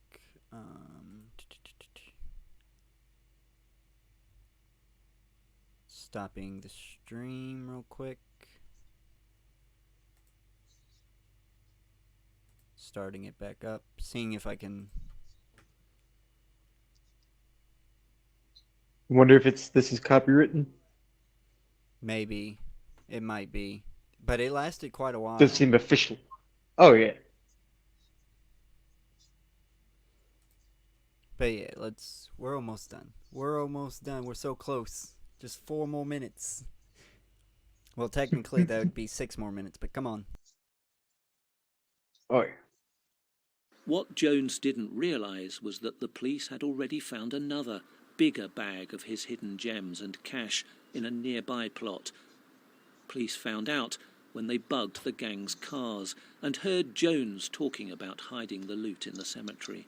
They will still want some profit from the criminality, and even if they're going to serve a sentence, they will do their utmost to try and reduce the sentence to as little as possible. Jones also questioned why an ageing bunch of burglars would be held in such high security. Well, let me tell you, Dad's army are like super sportsmen compared with this gang. Run, they can barely walk. One has cancer, he's 76. Another has heart condition, 68. Another 75, can't remember his name. 60-year-old with 2 new hips and knees. Crohn's disease. I won't go on. It's a joke. It's really wrong, as I can't see some of this so-called gang getting through this, once sentenced. Jones says he wrote to the Archbishop of Canterbury for help in improving prison conditions. The reply was he couldn't help me, but will pray for me in his next church service. He also said, sorry you got yourself mixed up in the Hatton Garden heist. And finished up by saying, Just being famous must now seem like a pretty poor reward. Best wishes, Lambeth Palace. Oh my God. After the raid, the Ah, yes, the tall tale favorite politician line of "I'll pray for you." Yeah, I'll pray for you. Always helps out. Always makes life better. Sure fucked up though, didn't you? Hatton Garden Safe Deposit Company went bust. Oh. It had been used mostly by local craftsmen, a small business which had served the jewellery industry for nearly 70 years. The vast majority of people working here are just ordinary people with ordinary lives, running workshops, making goods. Right now, I have had about 25% back, and I know they're on the next lot that were found at the churchyard. I know there's some of those pieces that are mine as well. So right now, it looks like I will get about a third back. People came up to me because of my position in the board. Can you help us? What can we do? And you could see they were quite cut up about the whole thing. They were, they're saying, my life's work has gone. I think the emotional side was as powerful, if not more so, than the monetary loss in many cases. Police have found only 1/3 of the estimated £14 million of loot. So where are the missing millions? And where is Basil, the man who got away? There's a £20,000 reward for information on him and the stolen goods. The loot the police recovered was, well, mostly the cheap stuff. What's still missing are many loose precious stones and gold bars. And Basil got away. That leaves, said the trial prosecutor, somewhere out Of course, there it's in the guy world, named Basil. Fuck yeah. I'm glad Basil got a fucking way. He got the best name. He deserved to get away. And he totally has they said only the cheapest of the loot was discovered. He totally got the rest of it. He's totally the one that had it. Mm-hmm. He knew. Of stolen property that's been hidden, disguised or sold. He knew what to do. Some of it could easily have been spent. Some of it could have been paying off debts, covering expenses. It could have been invested elsewhere. Some of it will just be hidden behind skirting boards, down drains, in attics. Well, it takes the imagination because it's a one-off. It certainly takes the imagination, a lot of money and so on that we can take the villains. But the villains, they're career villains. They've taken something that doesn't belong to them.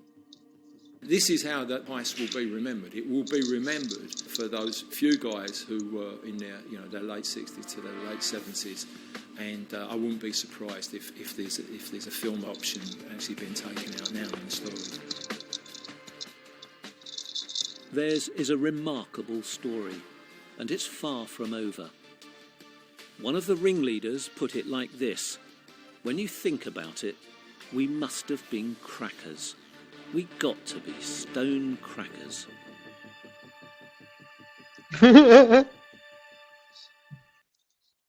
All right. That was a hell of a stream. Oh yeah. I'm gonna jumping all around. Yeah, we got a little true crime. We started off a little hot. Went to a few synagogue tunnels. Oh, the next stream is definitely going to be the tier list stream. Oh, my yeah. bad. But gotta mute everything.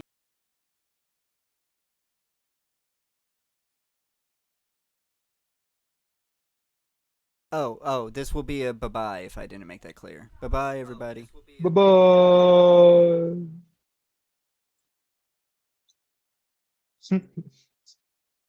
See you, chump. What the hell? Bye, bitch.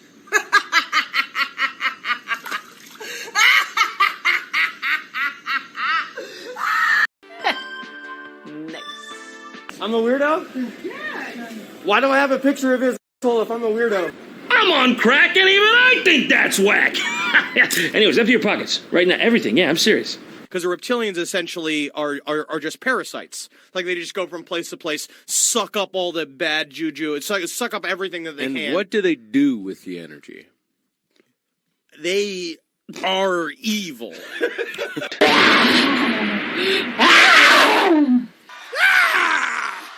You are self-consumed, no talent, mediocre piece of shit! Wanna know how I got these scars? Well, I'm the Joker, baby! In 1975, I walked Bob Dylan up on stage. Who the fuck are you? I knew the Grateful Dead from 1966. Who the fuck are you?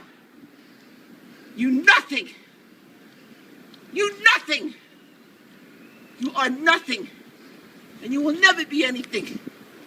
Never. How dare you? How dare you? How dare you? You miserable, mediocre nothing.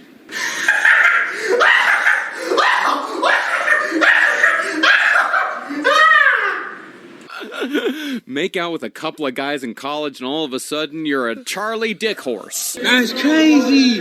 That's crazy. Accuser of the fucking brethren, you motherfucker. Say you're a good dog. Motherfucker. Give them gas and juicy slice. Hot drinks really get you going. Warmed you up when you feel you're slowing. Wendy's, we always serve it right away. And a smile and have a nice day. You're just thirsty, bitch. Go drink you some water. No! No! Don't drink the Jesus juice, Macaulay Culkin! You're going to get raped! You're going to get raped! Thank goodness for AIDS.